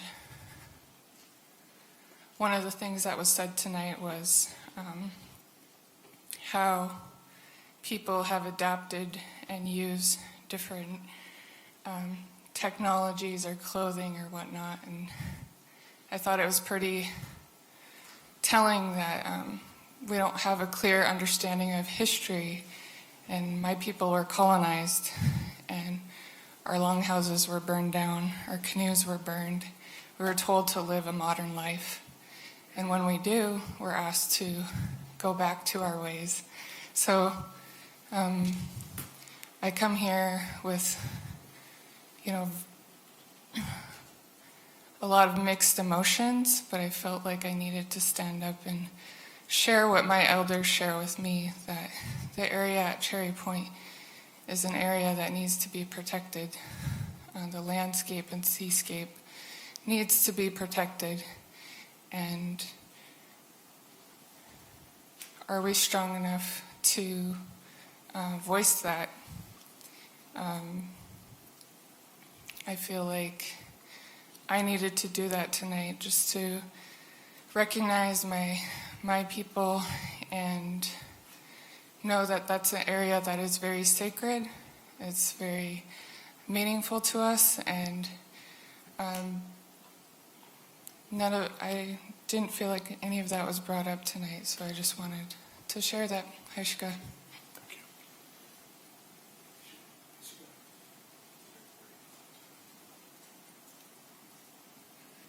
Good evening, Council. My name is Carly Detheridge. I live in Bellingham. As some of you know, in my day job, I work at Resources for Sustainable Communities, but I'm here speaking on my personal time. And additionally, I want to add that I formerly worked for one of our local members of Congress in their congressional office doing outreach. And I just want to say that I stand in support of the moratorium on unrefined fossil fuel expansions, as many other folks have said.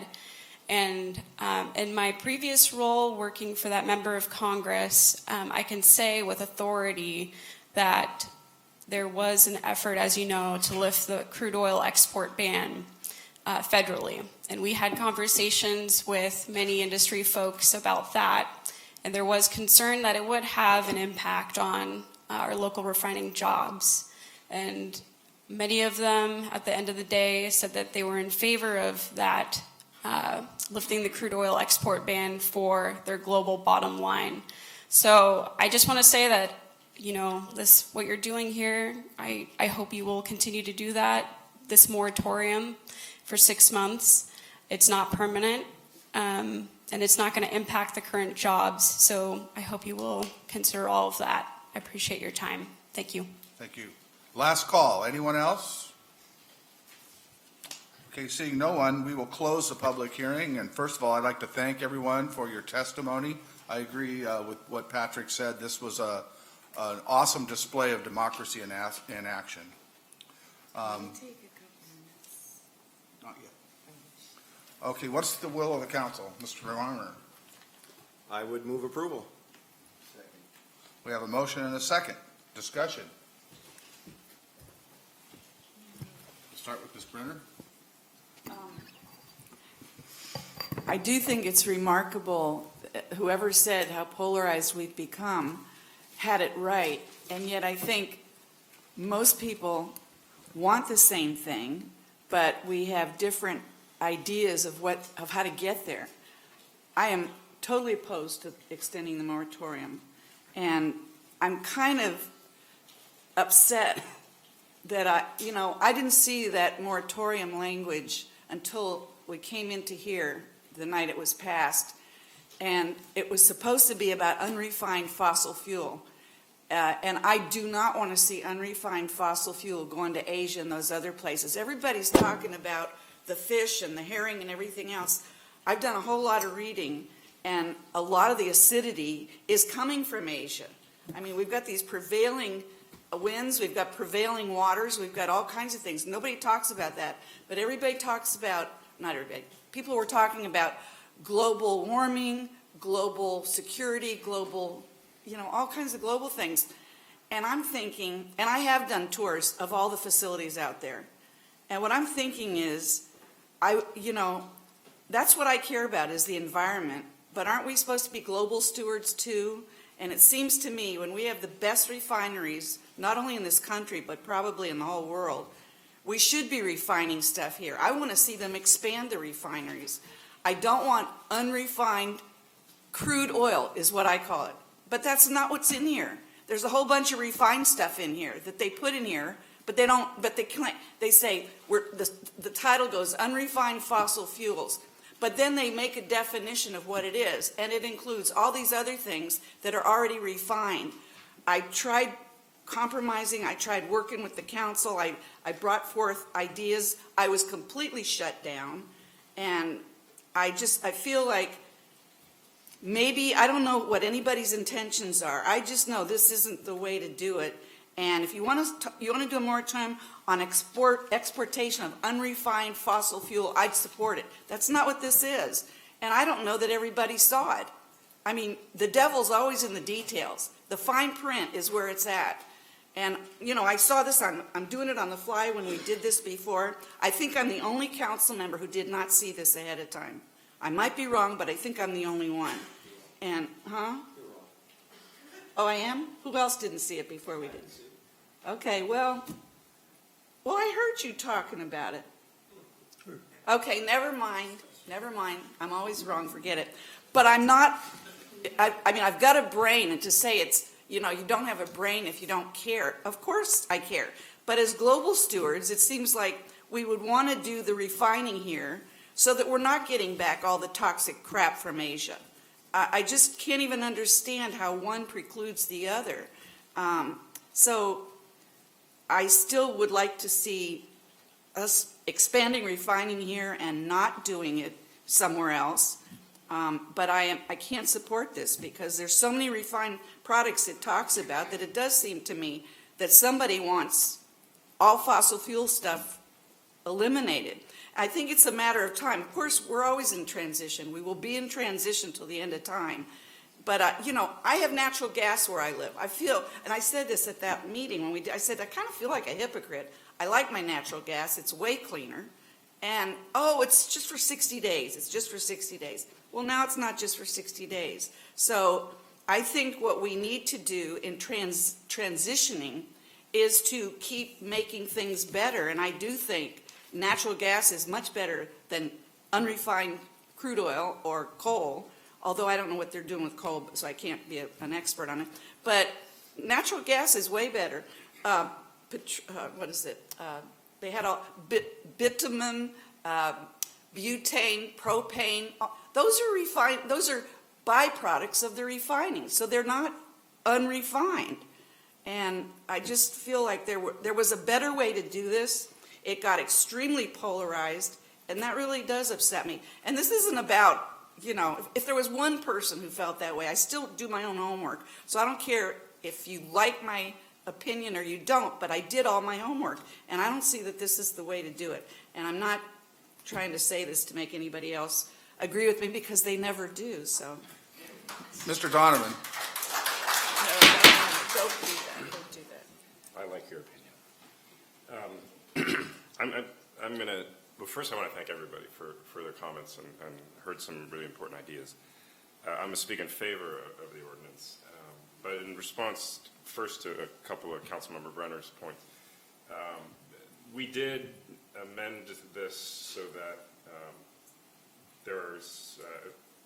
we're recognizing that byproducts from the process, the refining process at Cherry Point, are excluded from this. It doesn't go as far as what I know what you're looking for. But I want to speak in favor of the ordinance, which sounds different than a lot of the way it was described. There's nothing in this ordinance about climate change. I really appreciate the passion of everybody's testimony on climate change, but this is not about redefining the energy future of Whatcom County. It's not about us trying to reverse climate change. We're doing that in the small ways we can. But our council authority, our local authority, relates to public health and safety, protecting the environment.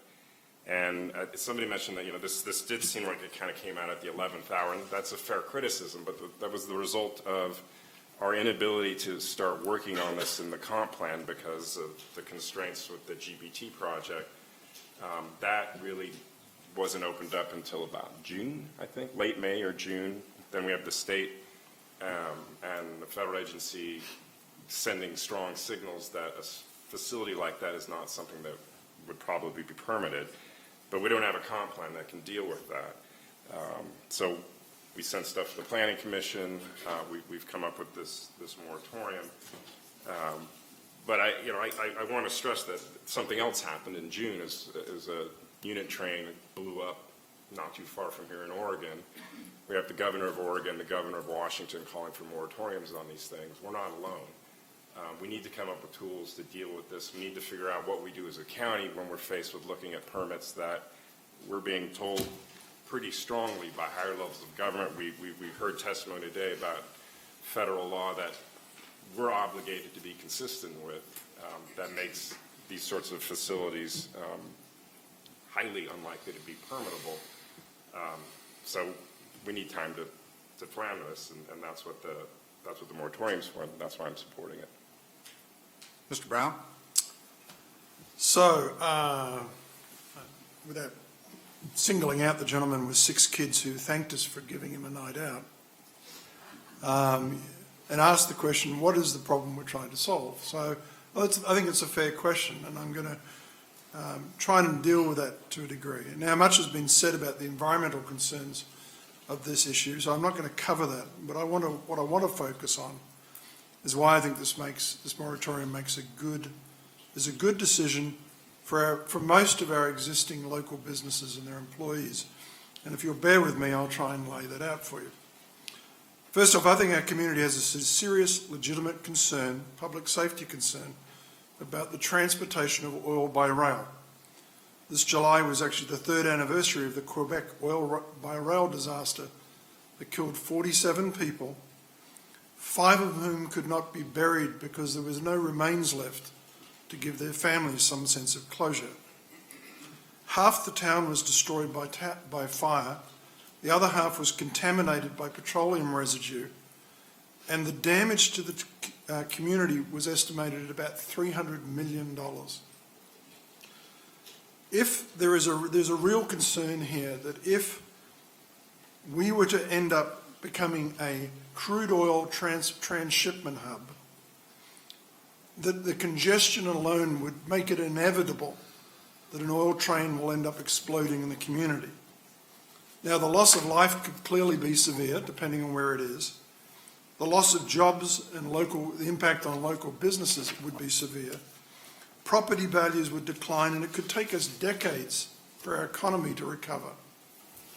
So this raises the obvious question about what is going to be the impact of this moratorium on the existing jobs in Cherry Point. And I want to make it clear, as an American businessman and an American environmentalist, that I believe our global and our local responsibility is to ensure that the refining of American crude is done on American soil under American environmental standards by American workers. I do not believe that a properly crafted moratorium will impact the existing jobs at Cherry Point. The refineries at Cherry Point currently export a significant amount of refined fossil fuels, such as jet fuel to Victoria. And my understanding is that the refineries have expressed no plans to build crude oil export facilities. There's therefore a moratorium that only restricts new projects related to the shipment of unrefined fossil fuels from Cherry Point should have no impact on the existing jobs. We also heard tonight that many people in the refinery communities around the country are concerned about the recent repeal of the export ban on crude oil. They're concerned because they don't want to see their jobs exported offshore, because the crude oil is exported offshore and refined in jurisdictions where there is poor environmental controls, and then find that the refined fuel is brought back into the country and competes with what we produce locally. Any increase in transportation by rail to supply unrefined fossil fuel transshipment facilities would, as mentioned before, result in an exponential increase in the congestion on the rail lines. And while the railroad crossings blocked for a few minutes to allow the passage of trains that currently move through the county typically present at most an inconvenience, many residents, workers, students, business owners and emergency service personnel are concerned about the impact if the number of trains crossing our roads was to increase dramatically. Perhaps the most recent issue of concern on this is the prospect of additional road closures like the recent one approved for Valley View Road. Now, I found this one really puzzling because while the county's 1884 right-of-way to construct a road across through what is Valley View Road was trumped by the rail's right to close it down, even though they built their railroad across the road 80 years later. So while we were there first as a county, the railroad was able to close it down. Now, the problem with that is, of course, the county could build overpasses to relieve the congestion. But an overpass will cost us between $20 and $40 million each. And that's a bill that the county residents would have to pay because under federal law, the railroad, I think, is limited to paying only 5% of the cost of a railroad crossing. So if the rail traffic increases dramatically, the impact is going to be felt by the existing businesses and the existing residents. And the only way for us to mitigate that impact is, frankly, to raise taxes so we can pay for the rail crossings so we can just get back to where we started from.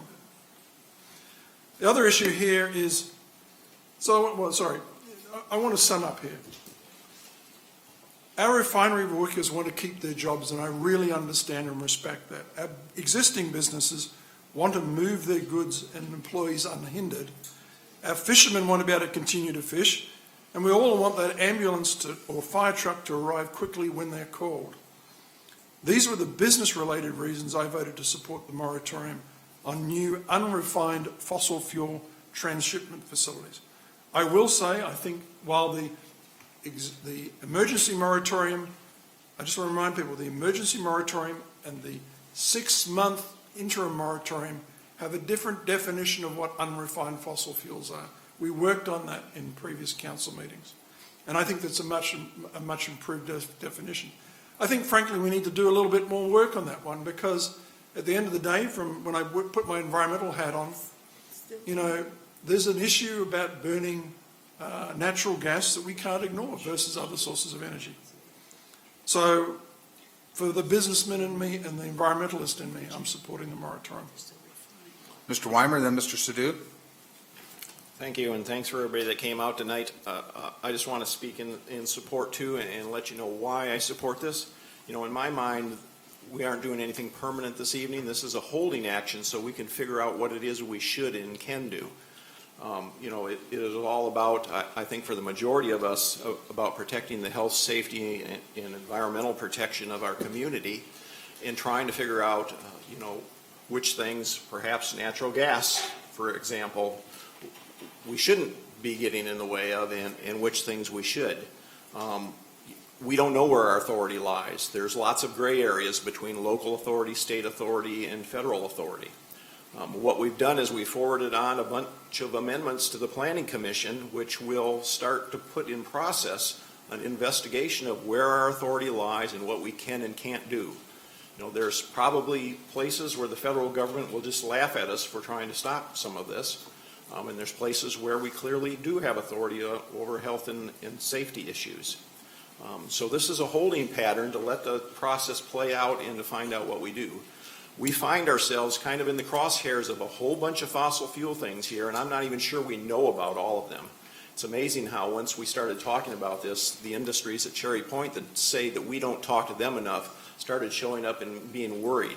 But they haven't told us, they haven't been very upfront with what their plans are out there too. So that talking to each other goes both ways. So I think we need to get to the bottom of a number of things, and hopefully as this moves through the Planning Commission we will. And the final thing that the amendments we sent on to the Planning Commission as part of this is just to kind of rewrite the comp plan to recognize what Shasta Kano Martin came and spoke to us about. The comp plan was silent on how important this area of Cherry Point has been for thousands of years to a significant segment of our community. So there, we put language in there just to recognize the cultural significance of that area, along with the economic industrial significance of that area. So it's a holding pattern until we get those things right. We don't have it right tonight, but we're trying to move this forward to make the correct decisions in the future. Mr. Sadoo. Thanks. I also appreciate everybody taking time out of their evening, coming here, and some people have left, but thanks to them as well. I want to state in a different way is that I love my country, and my first and foremost allegiance is to the people of the United States of America. I would like to know that exporting unrefined crude oil, how is that in the best interest of the citizens of the United States of America? You know, it behooves to petroleum industry also. We have started this discussion since August. We have heard a lot of peripheral issues, 2,100 jobs, $200 million, $800 million, best environment, everything. But nobody has taken time to explain that how will this benefit people of the United States of America, not the company profit. We deserve that explanation. You deserve that explanation.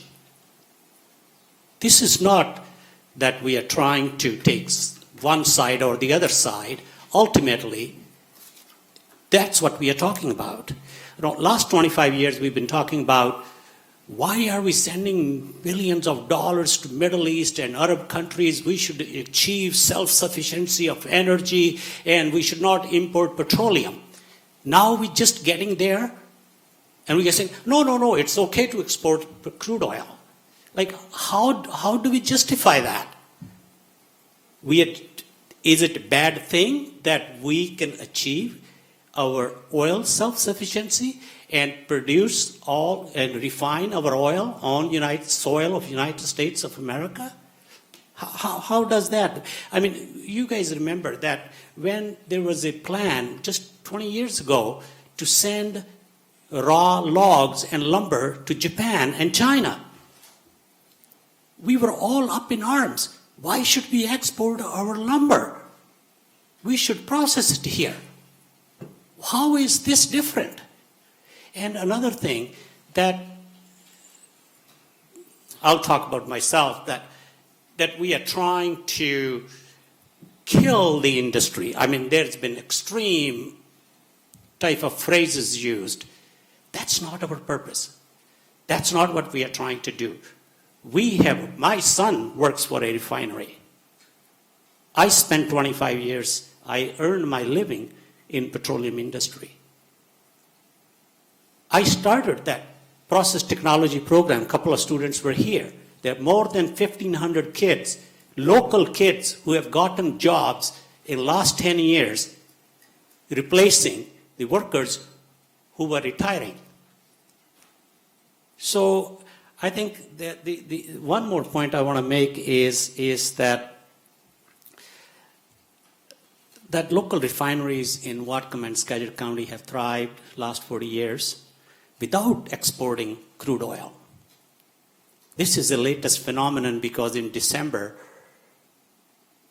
that Congress lifted that ban and this became an issue. And they can continue to do that. And I want people to think about that, not just go to the extreme on the very first instance. Process the information. All we are talking is very, very limited segment unrefined fossil fuels export. Any facility, any permit related to that, not that anything else. So I just wanted to say that I think it's a wise move for us to go slow, think through it, let the Planning Commission look through it. 6 months is not a long time, and this is an open, transparent process, and you guys are most welcome to come and express your views. Thank you. Mr. Mann? Thank you, Mr. Chair. I want to start by also thanking everybody that spoke and attended tonight. I was very proud to sit up here and listen to the passion and the care and the vulnerability that people demonstrated coming up here and sharing their feelings and their thoughts and their opinions. I didn't always agree with it or find it completely accurate, but I appreciated the passion and even more so the respect and the courtesy that people extended to each other, waiting in line and then passing each other in the aisle. I'm always interested to see how people on opposing sides are going to behave, and everybody was so good and kind to each other tonight, and I really want to commend everyone for that. It makes me very proud to sit up here. The other thing I wanted to express appreciation for is the industries out at Cherry Point. A lot of people made the assumption that we don't know that there's a lot of good jobs out there, or that they donate an incredible amount of time and money to the charities around the county. Of course we know that, and of course we appreciate that, and of course we're concerned about those jobs. Absolutely. I think there are a lot of valid concerns around the export of unrefined fossil fuels to be refined in other places. I think there is legitimate concern about that. We've heard excellent comments up here from the council members, excellent comments from the audience tonight. I think taking 6 months to send it to the Planning Commission, to have an open, deliberative process where we can address some of those details that Ms. Brenner brought up about what exactly is the definition of unrefined fossil fuels. That's important. That's what we were going to do. The 6-month moratorium right now is to make sure that while we are being deliberative and thoughtful and open and transparent, somebody can't come along and just get grandfathered in with a permit that circumvents the intention of this community to make sure our rules represent our values and our hopes for the future. So I'm definitely going to support this and send it to the Planning Commission, and I hope the community, all of you, stay engaged in the conversation. And then we'll see you back here next year as we either consider it or don't, or make revisions to it. And I'm sure that will be another long night or 2 or 3, and we will all be here to do that. So again, thank you all for being here tonight. Final thought? Yeah, sort of. It is. No, it is. Yes, it is. I just have to respond to the several council members who are saying, you know, how is it good for America to export unrefined fossil fuel, which is not everything that this is defining, and there's other things besides that. So if we're talking about refined products, how is it in the best interest of our country to export refined products? Well, then we're not going to get all the pollution coming back to us. I just keep thinking about that. And I appreciate everybody. I want to say thank you. I didn't even say thank you to people because I was a little over the top.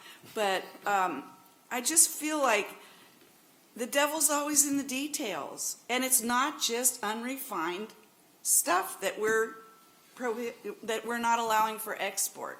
Now, there is this little clause, and it makes it look like, oh, yeah, we are. Okay, I'm going to read it. It says, not limited, includes but is not limited to all forms of crude oil, whether stabilized or not, semicolon. It also includes raw bitumen, diluted bitumen, syncrude, and I don't care about the coal, but methane, propane, butane, and other natural gas. Most of that is refined or byproducts of refining. But we put an exclusion. Well, they didn't put an exclusion in it. They only put an exclusion in it if it was produced at Cherry Point, the byproduct. Well, I would still rather have, from America, refined products going to other places rather than having it refined in other countries, which I know don't do it as well as we do. I just know they don't. So it seems like something, but, and I did, you know, I don't know. That's all I wanted to say. Because so many people brought it up that, well, you know, why is it in our interest as Americans, as environmentalists? I think it's in our interest to make sure we did it so they can't do it and pollute us. Okay, with no other further discussion, would the clerk please call the roll? Barbara Brenner, No. Red Brown, Yes. Barry Buchanan, Yes. Todd Donovan, Yes. Ken Mann, Yes. Satpal Sidhu, Yes. Carl Weimer. Yes. That passes 6-1 with Ms. Brenner opposed. I think we are going to take about a 10-minute recess to stretch our legs a little bit, and we'll be back at, well, let's make it 12 minutes. We'll be back at 10 minutes to 11. I know.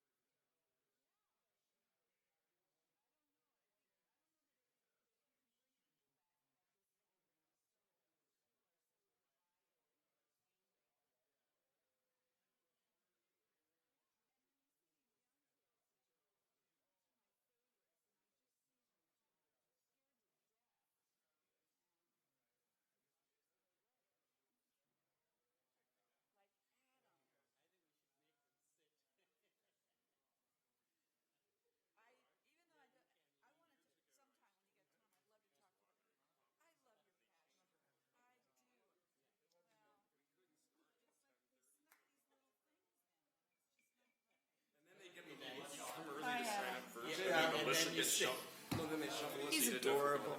He really is. Okay, we're back in session. And now we are moving to our open session. Oh, is there anybody left? Sorry, Jeff. Oh. It won't be long. Oh, that is. So anyone who would like to speak on any business that's relevant to the county council or county business. Or not. Or don't say that. Anything. Same rules, 3 minutes. You'll be told when you have 30 Mr. Chair, seconds. And please Mr. state Chair, your- just Yes. a point of order. Sorry to interrupt you, but just looking at our agenda, it shows 2 public hearings. Did we just do them both at once? Yeah, Yes. yeah. We can do that simultaneously? He did Okay, my apologies. He did declare that. I heard that, but I still thought we were going to do the second one, just Oh, please. open and shut. Really We're wanna going to sit rerun through of the that. first. I don't want to, no, but bring them all back in. Go ahead, Carol. All right, Carol Perry, Whatcom County. I know how long you've been here. I was here this morning as well in committee, and that's why I'm here now. And I wouldn't bother you at this point and punish you anymore. You do an amazing job of listening, and I find that listening is a very important skill. I want to address the ILA. I followed that interlocal agreement, and you will address it tonight according to the schedule. I want to address it in this way. It's about the channeling of money from taxpayers in the form of grants to projects in the county which have not been vetted or evaluated by Whatcom County, by you or the executive. And I want to give you 3 examples, current examples. If you remember back to the Pisner thing, I can remember the executive saying, and several council members, we don't know anything about this money or this project's coming into our county, and we've never heard of it before. This very night, out in the South Fork Valley, they're having a meeting at Acme, and $350,000 came into the county by way of grants, and through the Nutsack tribe, I believe it was.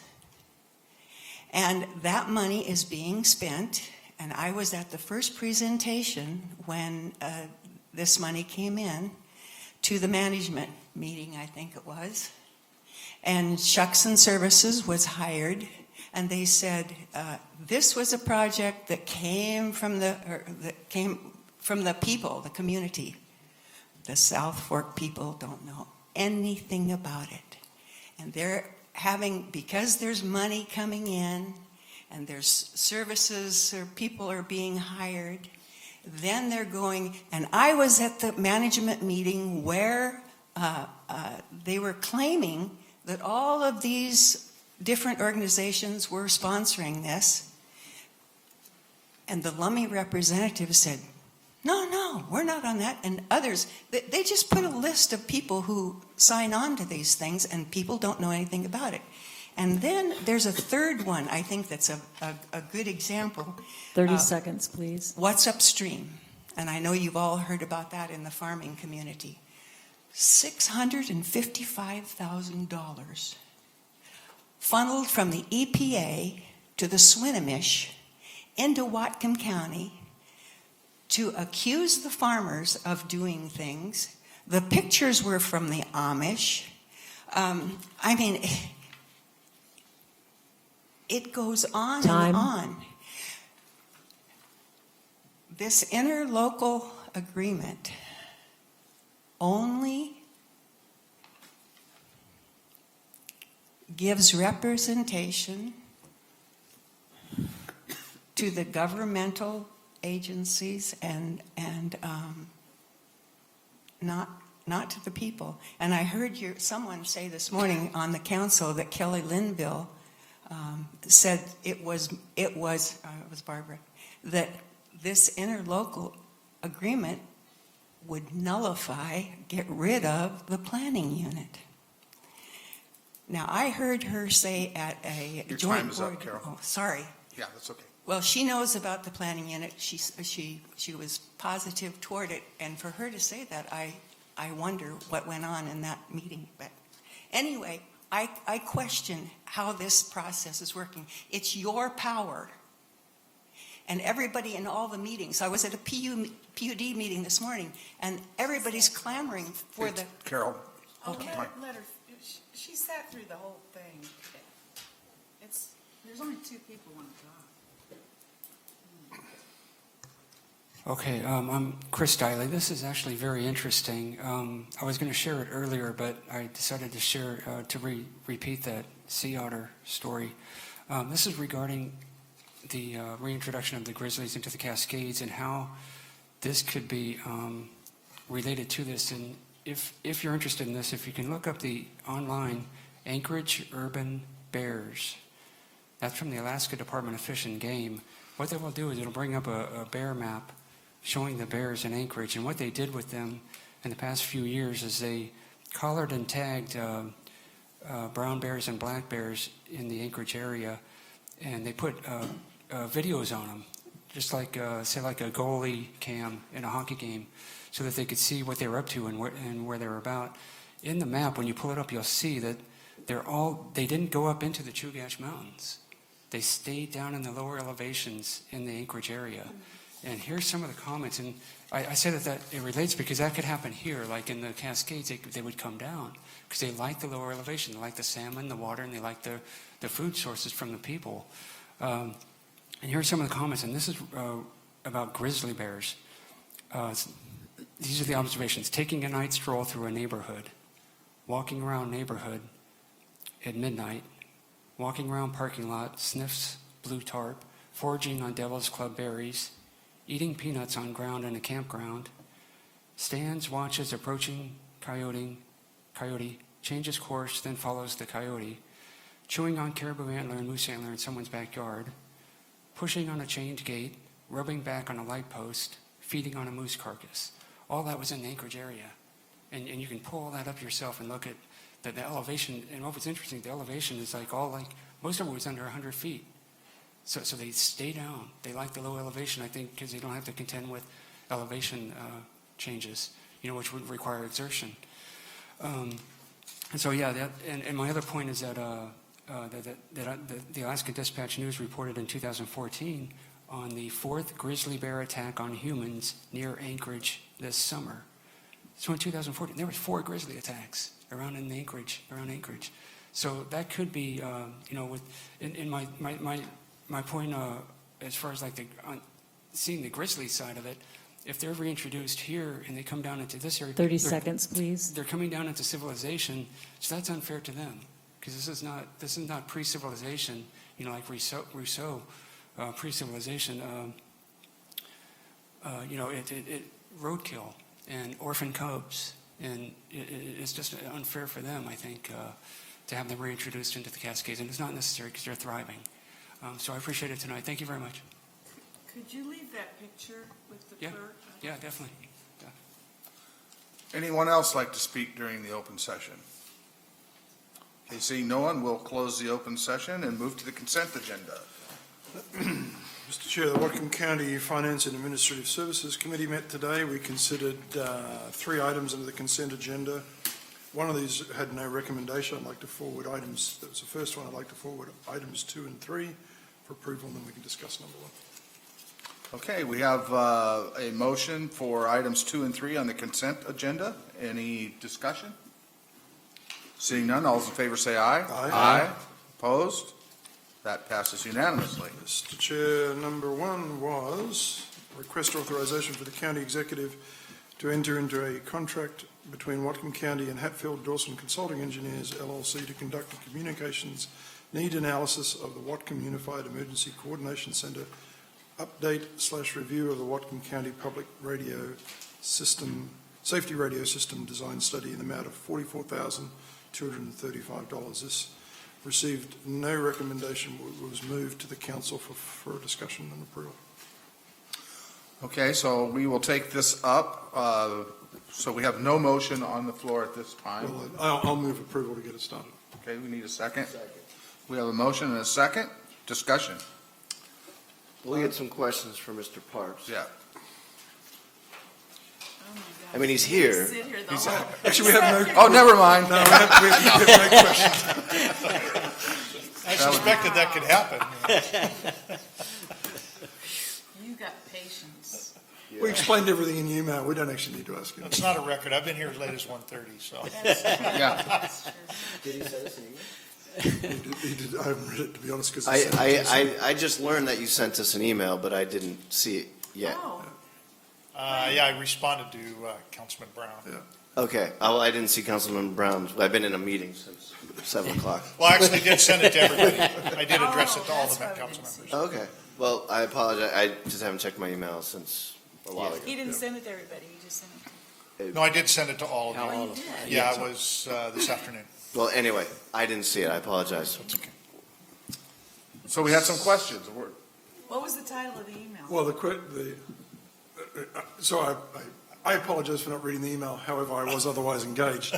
That's okay. But I think the question I had was, I support doing the study, but what I was going to with my questions was saying, we have this, the agreement between the other jurisdictions. I'm just drawing a blank on mutual aid. Yeah. Mutual aid.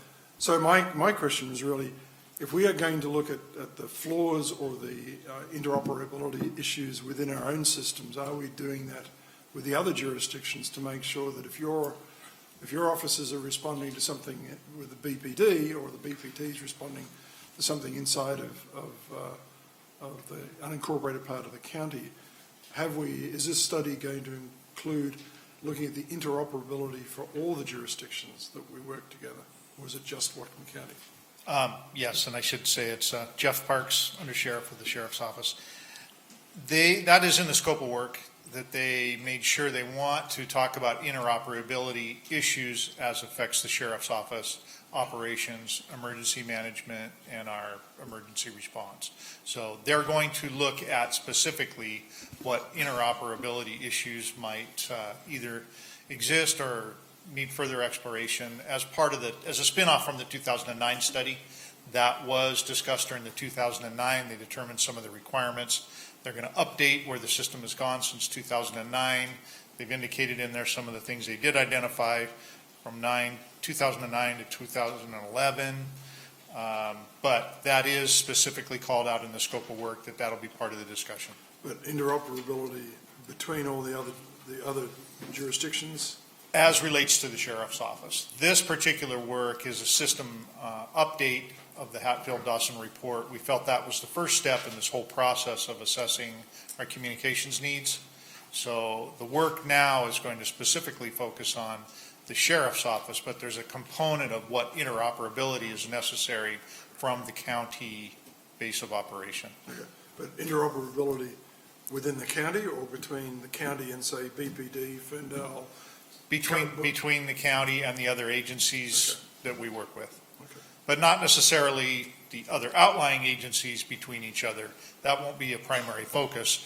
What we're asking them to do is look at the system that the Sheriff's Office and our Division of Emergency Management is using. So if I can, let me ask it this a slightly different way.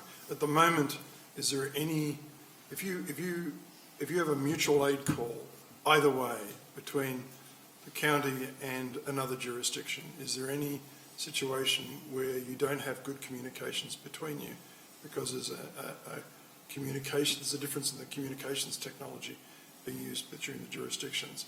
For example, if you have someone from the BPD who came out to, say, Acme to provide support for one of your officers, is there going to be any problems with their communicating? They have our frequencies, but of course, what we see most regularly is when you get into the outlying areas. So they'll talk about what the deficiencies are, take a look at those in the outlying areas. One of the improvements that has been made, and the reason I had Chief Edge here is he worked on this grant specifically, was the PSIC grant. You probably recall all the stuff coming across your desks at the time for those of you that were here for the contracts. And that is specifically an interoperability project that went in that uses some additional repeaters that now all the other agencies in the county have availability to those frequencies They can bring those frequencies up, they can go through dispatch, and it lets us, regardless of your radio frequency and your radio type, we can all communicate at once on the same, everybody's voice will come out of each other's radios, basically, to put it oversimplified explanation. But that has to be activated. It's called a crossband repeater system. So that has been put in place. That's one of the improvements that they'll take a look at that has been rolled out, but we still have other gaps that we need to take a look at. And the main reason is that, quite frankly, we've fallen behind. We're using a lot of analog equipment still.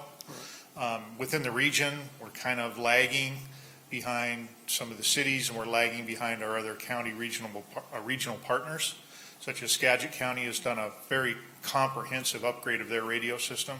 So we're concerned that we may not be on par where we should be regionally. When we talk about regional interoperability, we're usually talking about the 5 counties: San Juan, Whatcom, Skagit, Island, maybe into Snohomish. So that's the Region 1 Homeland Security for Washington State. And what about, say, RCMP,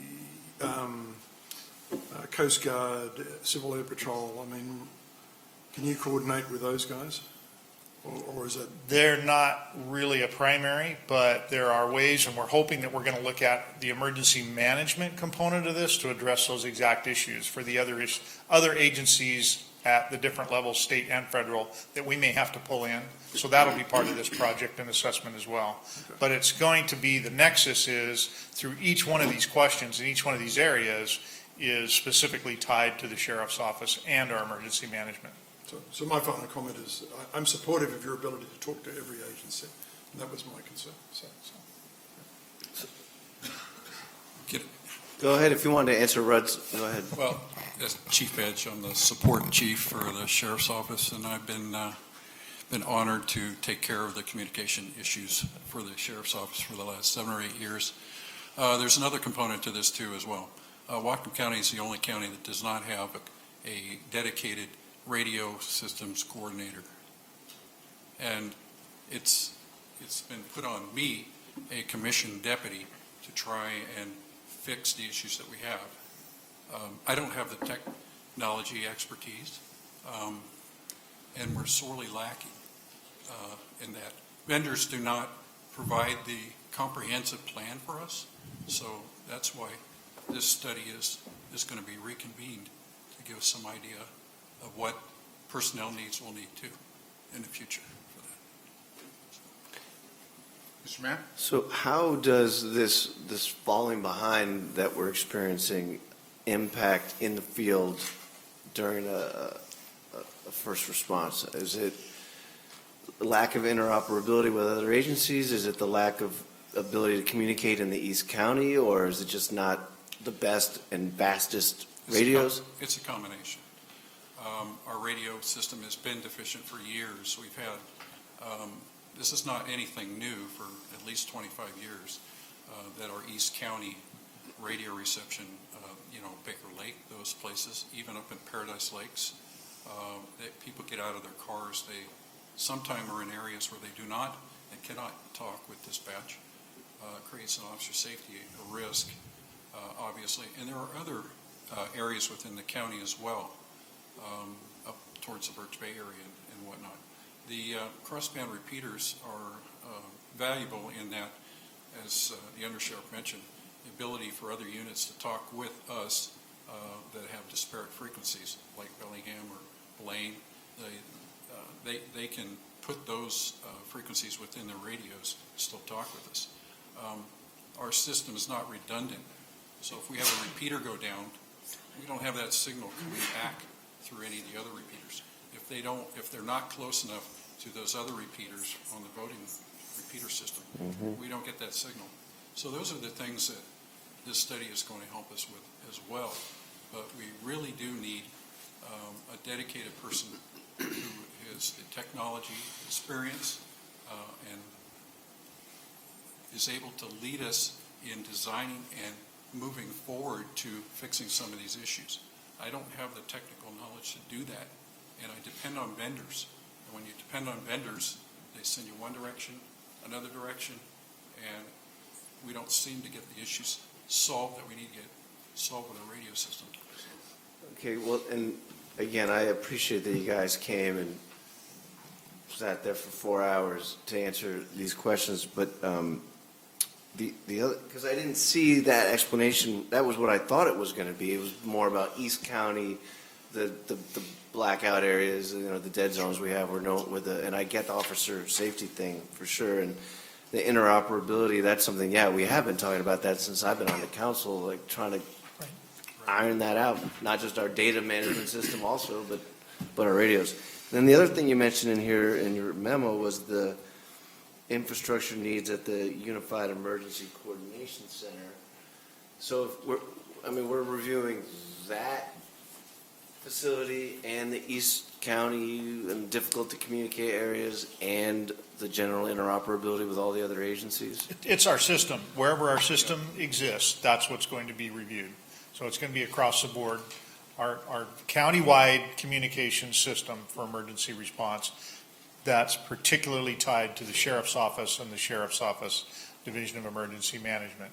And as Chief Edge said, we have not had the benefit of having a continuity of a planner and a technician, that somebody that has the background. They put people in place like that in Island County. They put people in place like that in Skagit County. We're following a model that they've rolled out successfully. We've gotten the job descriptions, the approximate cost. But when we sat down with this, with the executive, one of the things we came to a conclusion of is we didn't have a technical analysis yet.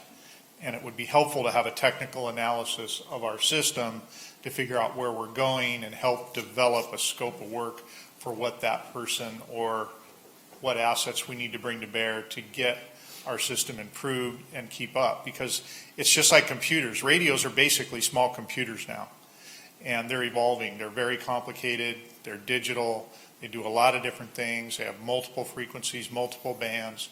We're talking about whether you're going to use data and on and on. It gets very, very technical. It's not something we can just be vendor dependent on and call Joe the radio salesman and say, hey, what kind of radio should we have in our car? You never really know. You don't understand what they're telling you half the time to start with, because you're not a radio tech. So we're very vendor dependent, which is a disadvantage. Just one good example is Public Works rolled out a great project to put out digital radios in their fleet. Well, they were going to flip over to a digital frequency. We don't have digital radios on that frequency at the time in our patrol cars, and we had to kind of ask them, can we call a halt to this till we figure out when you flip that switch how we're going to talk to each other. So the first impact that we came where really highlighted that we're falling behind, at least on the Sheriff's Office side, is the fact that Public Works upgraded, and we had a concern that our deputies couldn't talk to them in a snow emergency or whatever, flood or whatever other kind of emergency.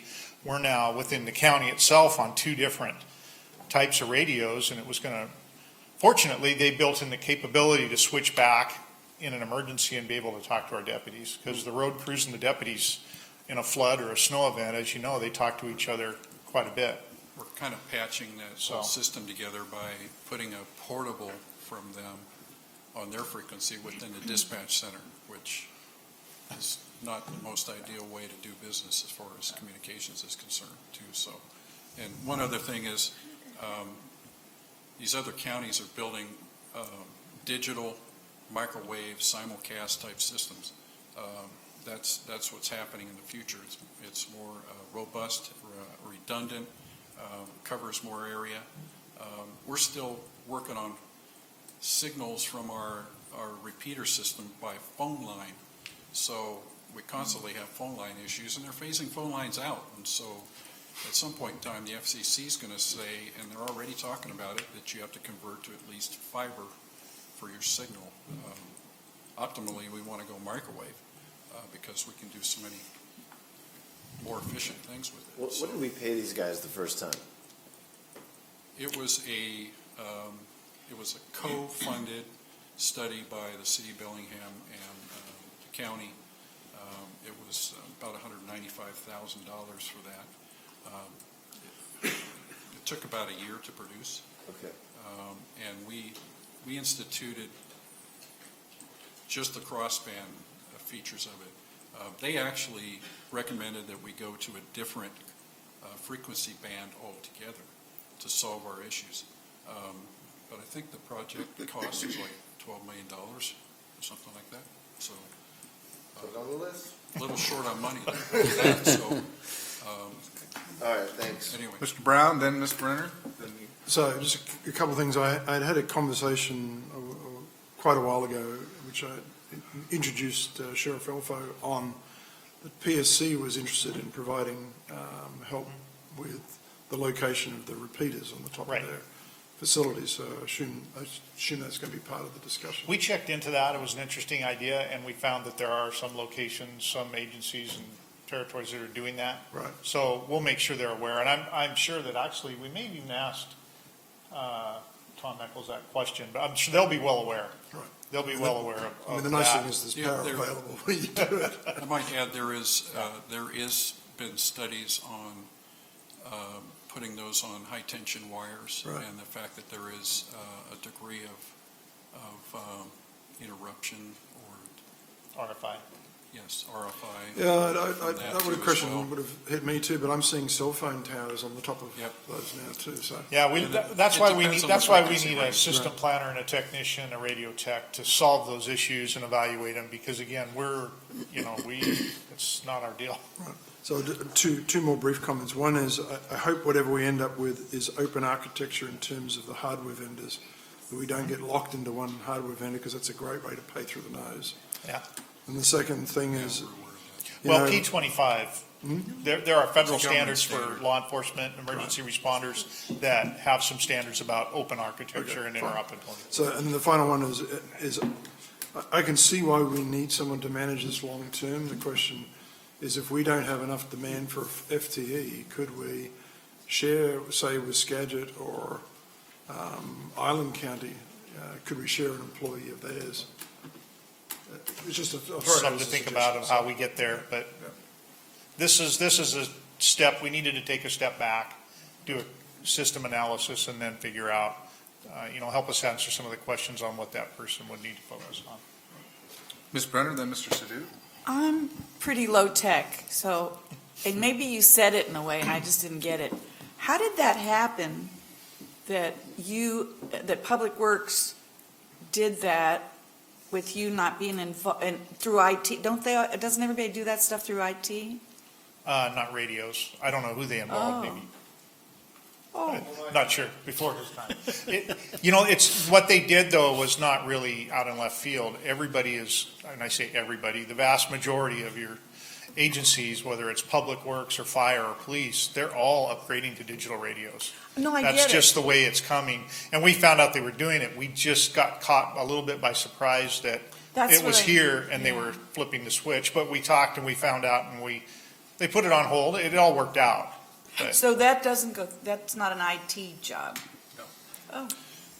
We understand the disparity between divisions and agencies and whatnot, but we are trying to improve how we communicate with each other when we go to start making changes in our own system, so we don't catch someone else by surprise. And so we're starting quarterly meetings and involving any of the stakeholders that have radio systems in the county to come together so we can talk about who's doing what and how's it going to affect other parties there. So that's something we weren't doing. That's something we're going to do. So maybe that'll help too as well. Mr. Sadoo. I have a couple of questions. One is that there is another request right next to it for $150,000 to buy radios, and here we are talking about the study. Are we jumping the gun that we're going ahead and buying new radios, put in your cars, and then we're going to do the study and they may come up with something different? I believe that's a annual authorization so that the ER&R fund has adequate access to appropriated funds to buy So it's replacement just, radios. you're not just going and buying It's these not radios? No, it's not our request and it's not an Okay. order that's being I just played. wanted to be clear. I thought that you're just going out and buying radios out there. No, but Be- we do have. before this study. No, but we do have. Okay. We already have a needs list put together because we do need new Okay. radios. Okay, that's understood. The second question I have is, myself and Jack are on the Northwest Regional Council, and the last meeting we had, and there is a line item for $100,000 or plus that they are for 4 counties, and they're talking about the repeaters, that they are old technology and everything. So the first question was, how come they are involved in communication? That's part of the Learn Board. That is Yeah. a regional. So yeah. what I'm saying. We go to those meetings. So the idea was that my question is that, are we doing this thing in a vacuum, or No. Is that money being spent would benefit or would not conflict with what you come up with? Most of that money is used for system maintenance and some upgrades.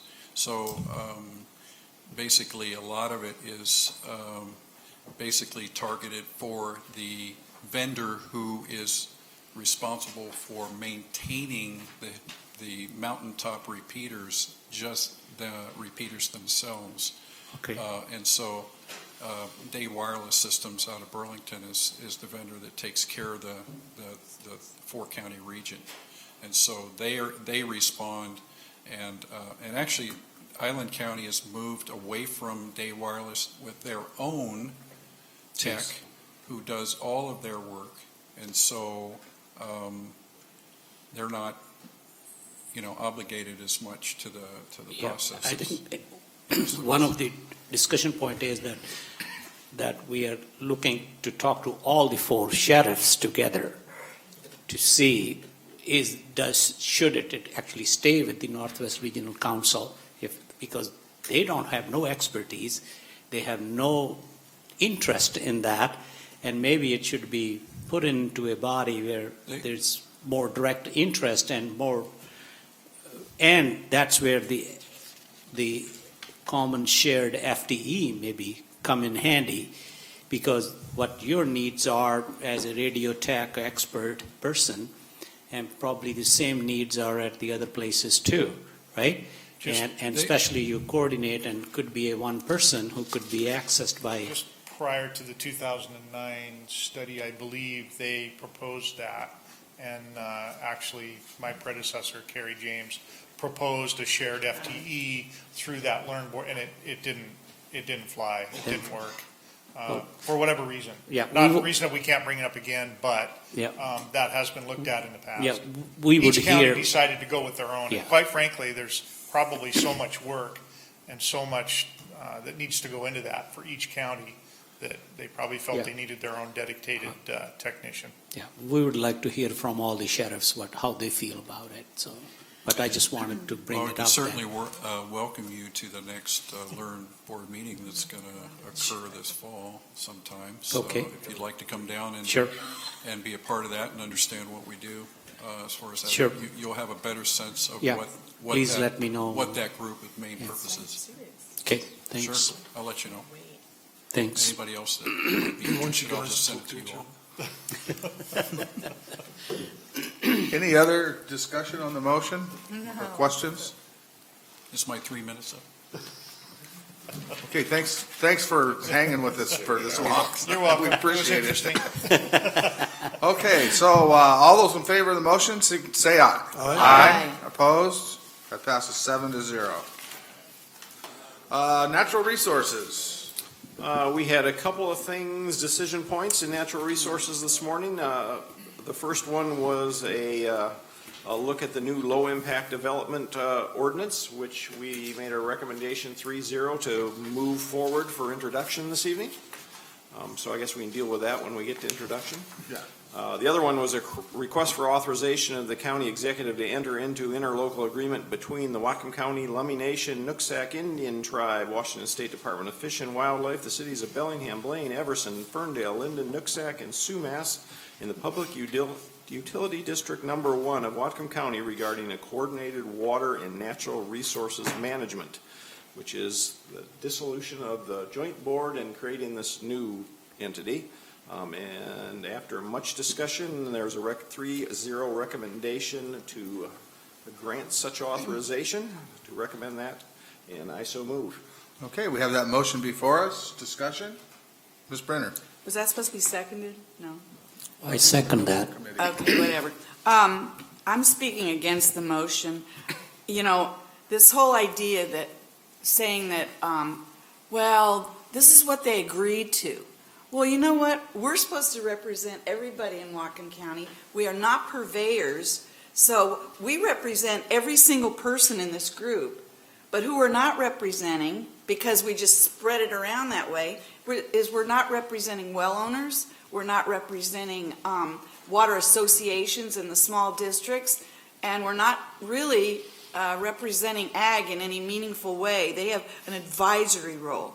And these are all water purveyors or water users, and they're big parts of the county. And I'm really disturbed that the whole reason we're not including some of these other groups is that, well, these ones didn't agree to it. Well, if I was part of these particular jurisdictions, I probably wouldn't want to have anybody else in it either. I'd like it to stay exclusive. Think about it this way. We represent everybody, so everybody's got one from us. Meanwhile, they get a second bite at the apple because they're either in the cities or they're the PUD1, but that's a water district, but it's not at all related to the other types. And, to say, well, this isn't like the planning unit. It ought to be more like the planning unit because this is about people's water. And we're going to be making some pretty big decisions, and we may not even be making them at all. It feels like it's being taken out of our hands. So I'm not supporting it, and I really wish you guys would. And there was at least one significant amendment made yesterday that we got yesterday. I think at least I moved to table it. It should be tabled to let people catch up on what's going on here. Okay, we have a motion to table. Do we have a second? Second. Oh, sorry. You already said it. You can't take it I'll back. second it. All right. Okay. I thought we were voting on it, sorry.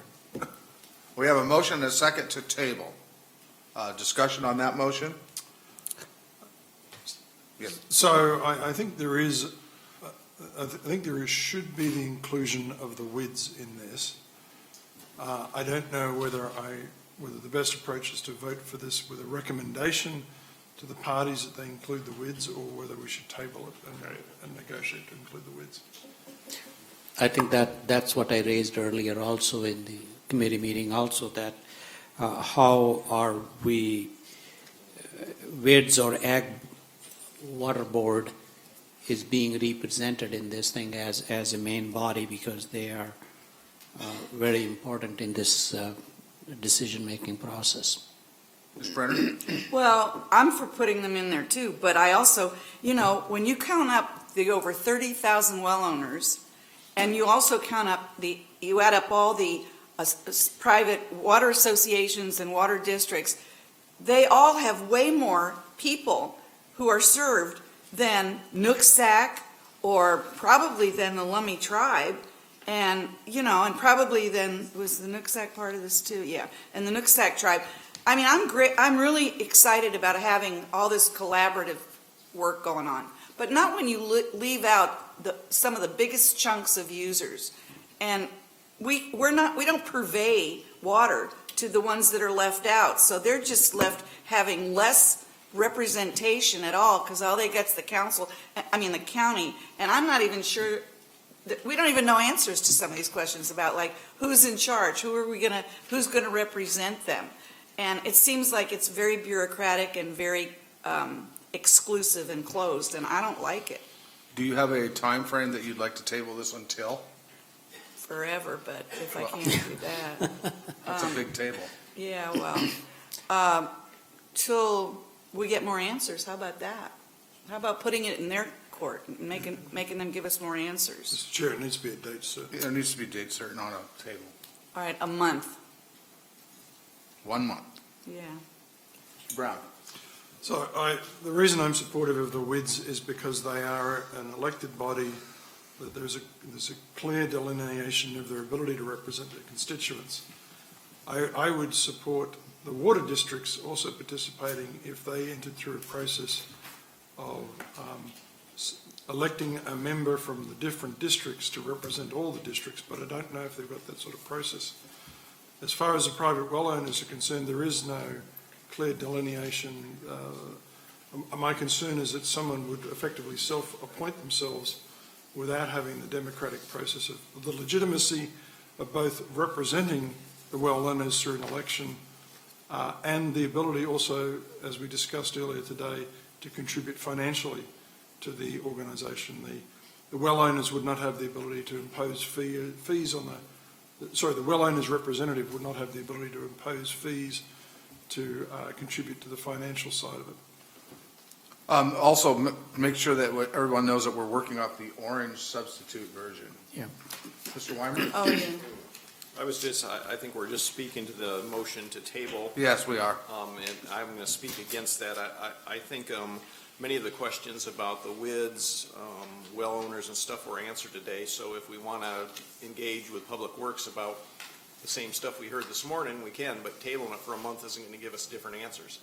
I mean, if we want to do that, I guess we can just kill it and say, give us a whole new idea. But I'll speak against tabling it. Ms. Brenner? Well, I want to make a correction, too. The water associations and the small water districts, they are elected. There's a board, and they are elected. And with the planning unit, I know you hate me bringing up planning unit, but the planning unit, they just rotated the person from different associations who would be on there. And I think it's really, this may not fit right, and I really think there are jurisdictions here, I know there are, who just don't want those other entities involved. That is so not fair. You got a whole bunch of people who are not going to be adequately represented. Instead of having 2 bites, they got 1. Us, maybe us. I don't even know. I don't even know if it's going to be us. So. Okay, keep your discussion, everyone, right, relevant to the motion to table. Mr. Sadhu?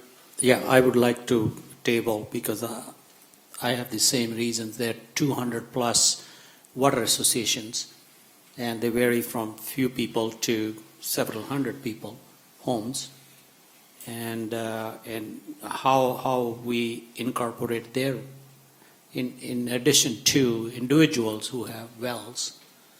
And there's 5,000 gallons per day water allocation to them. That need to be resolved. Somewhere, someplace, we need to look at the totality of water so that we can solve this issue. Everybody is hanging on to what they have, and they don't want to give up anything.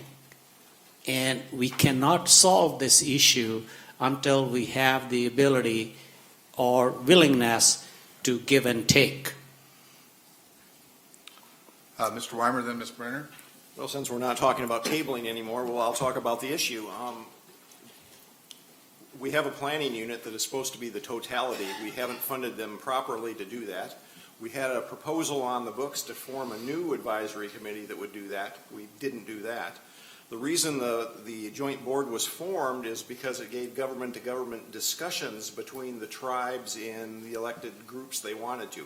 If we start putting all kinds of non-governmental groups in there, the tribes are going to walk away and we won't have them. And if we don't have them in the thing, none of this is going to get done. That's why the whole joint board was set up, to provide access to the tribes to what they considered government to government. If we start putting in all these non-governmental groups or all these little ones, if you want to put in all those little groups, I'm going to want the shellfish protection districts, the flood control zone districts, maybe my cemetery district. They use a lot of water. You sure of that? Yeah. I've seen the pond. Ms. Brenner? Well, he just brought up the thing about the 5,000 gallons for the well owners. If you don't include them somehow and then you just decide to make changes, that is the most undemocratic kind of government decisions I can think of. And they shouldn't be the scapegoat. It should be, if anything, it should be according to how many people are in the different groups, how much authority, if you want to go that way. But there's got to be a way. And one of the problems was, the well owners are a unique bunch of people because they are all individuals, but there's over 30,000 of them in the county. And we should not be making recommendations, decisions about them without at least, mailing to everybody who's got a well and letting them know this could affect you. Okay, the motion is to table for 1 month. Yeah. If there's any further discussion, you have to use that word in your discussion. No, I'm done, I guess, unless somebody says It's something not else. clear to me what we would table, what we would do in a month if we tabled it. That's not germane to this motion. No, no, but, Which, I can say, no, but No, it this is the reason for tabling it. What would happen at the end of the month? They want to discuss other entities being involved. and other options to make sure they are involved. Who are you going to be discussing it with? Us? Well, yeah, but I'd have more specifics about it. You because- would? Yeah, Oh, okay. Executive definitely. Laos. I've been encouraged by my staff to not engage, but I feel that I don't know whether that's due to the time of the evening or the subject matter, but I would ask that the council realize that this proposal has been about 2 years in the making. We've gone through many iterations of it. The last iteration was particularly the discussion related to involving the WIDs into the process. They sent us a letter, sent you a letter. Everybody took that very seriously. The tribal interests on the joint board were very adamant that they would not move away from the joint board and go to this collaborative board that gives you the decision on every dollar that Whatcom County will spend going into it. If the WID or the other important but not as direct governmental agencies. The Lummi Nation was particularly interested in working with the City of Bellingham, Whatcom County, the PUD, and the interests that they have worked with, but didn't feel that having the WIDs on the management board of this was appropriate. It was very clear that that wasn't going to happen. Henry Bierlink and the WIDs understood that. We went to the Small Cities Caucus where all of the members were at and had a good discussion last Tuesday. The WIDs were satisfied with being a what would you call an ad hoc member of the governmental caucus, felt satisfied that their voice would be heard. All of the mayors of all of the cities and the county executive and the PUD director assured them that that would be a good fit and that we would listen to their voice. And I believe that we'll listen to the voice of the well owners. I'm elected to represent them as you are. And as the collaborative effort gets moved forward is we need to run our decisions through the filter of all of the people in Whatcom County. But we're at a point right now is that all of us at this meeting, this last meeting we had of the joint board is that, hey, if anybody needs any changes right now, make them. Now, none of us could commit on behalf of our councils, but if any one of these councils make one word change on this whole thing is we start the whole process over again. So with that, I would just ask the council to take a good look at that. I believe it's a good document. I don't believe it's a perfect document, but I think it gets us away from funding a group with a block of money that once Whatcom County expends that money and puts it into the joint board is we do lose control over it. You lose control over it. You're going to make the expenditure and it's going to be gone. This new group says is we're going to collaboratively work on it. We're all going to try to do our best to fund it. And on a yearly basis and a project by project basis is I need to come back to you as per the purchasing policy and all of the policies that we have and ask for your permission and authorization for budget appropriation for it. I think it's a step in the right direction. I would encourage you to, if you're going to make a change, do it as soon as you possibly can and get us back going again. and we'll see where it goes. But I know Ms. Brenner is in disagreement with me on that, but I would really encourage you to take care of this piece of business and let's lead on what has been a difficult but productive process to get us to this point. Thank you. Is this about the tabling motion? Well, it's about what he just said. You let him go on and on. I want to refute what he said. He said, I represent the well owners. He doesn't represent the well owners any more than he represents anybody else in the county. He's supposed to represent everybody. Meanwhile, these other jurisdictions and other entities have their second, they have over-representation compared to what the well owners and the associations and the districts have, and the WIDs. Call for the question. Question's been called. Do we have a second? Second. Why do we have to have a second to call for the question? We do? Do we have to have a second? Yeah. Well, you did it, so who cares? I didn't call for the question. No, You did. You seconded it. Well, I did. Okay, whatever. But I don't think. Okay, all those in favor of calling the question say aye. Aye. Call for aye. Call for the question. Opposed? Yeah, I didn't want to call it yet, but go ahead. Okay, so the question's been called. All those in favor of a 1-month tabling of this item signify with aye. Aye. Opposed? No. Noes? That fails 2-5. Now we're back to the original motion of the interlocal agreement. Any further discussion? Mr. Donovan? Yeah, then maybe this is for Jack. I like what you're saying in terms of so we have more control over the funding of this stuff, but where do I see that in the agreement? I mean, there is language that says all actions of the board to be implemented through the individual parties to this agreement under a budget and financial authority thing.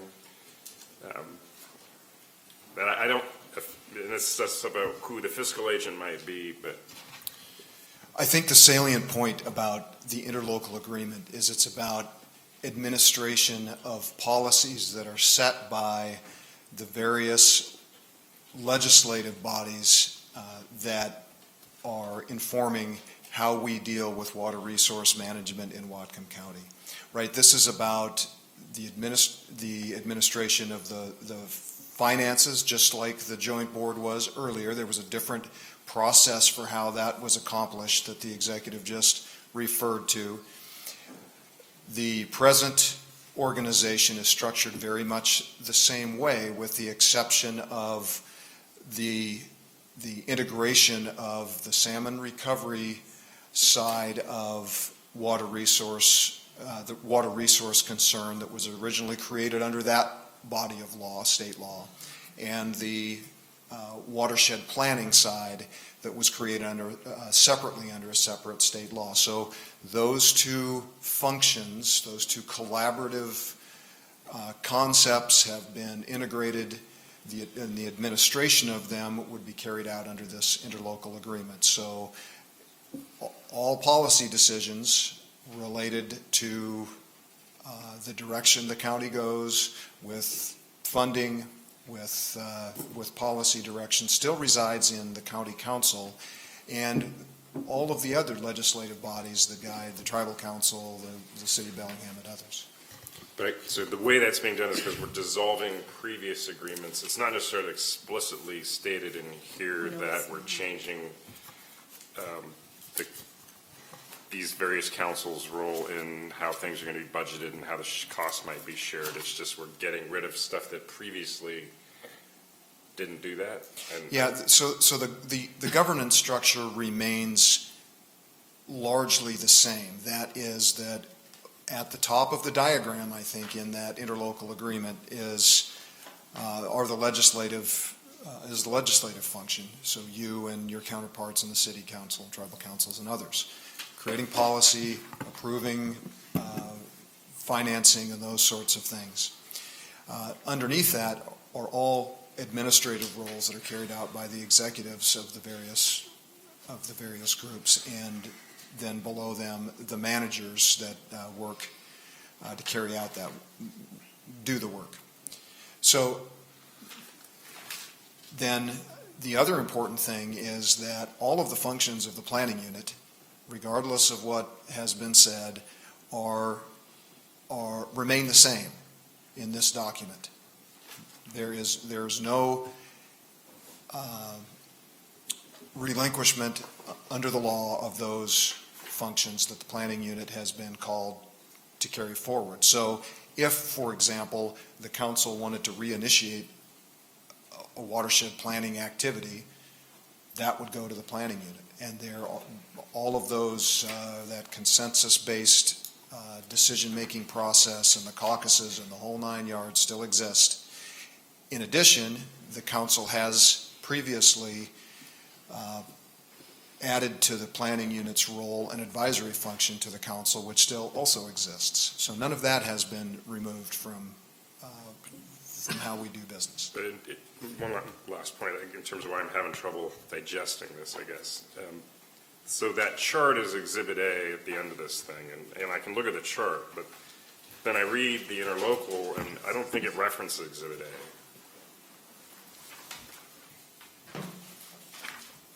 Please repeat the question. So we keep referring to this chart that sort of, shows, okay, the councils have these roles and we're going to be in the driver's seat. That's is that exhibit referenced anywhere in the interlocal agreement? I can't answer that question. I'm not actually sure. I just was. Yeah, there it is. Exhibit A. It's right on the back of the sheet. But in the actual interlocal agreement that everybody's going to be signing. Page 115 of your pack, 158 of your packet. Okay, that's what I need. Thank you. There we go. Okay.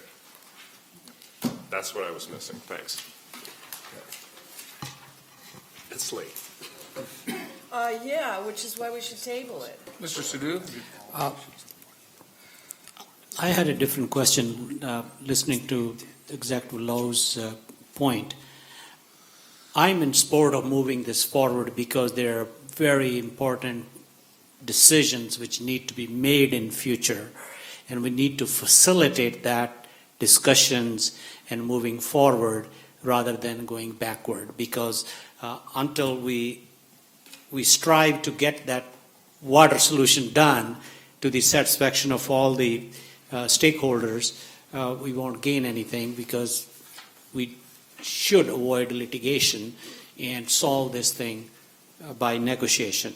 Now, but my point is that accepting that, we still need to take care of people with wells and the water associations. Now, what I'm hearing is that planning unit is still the same, because that's where they are represented currently. Isn't it true? That is true, and that's where they're doing their work. Yes. That's where.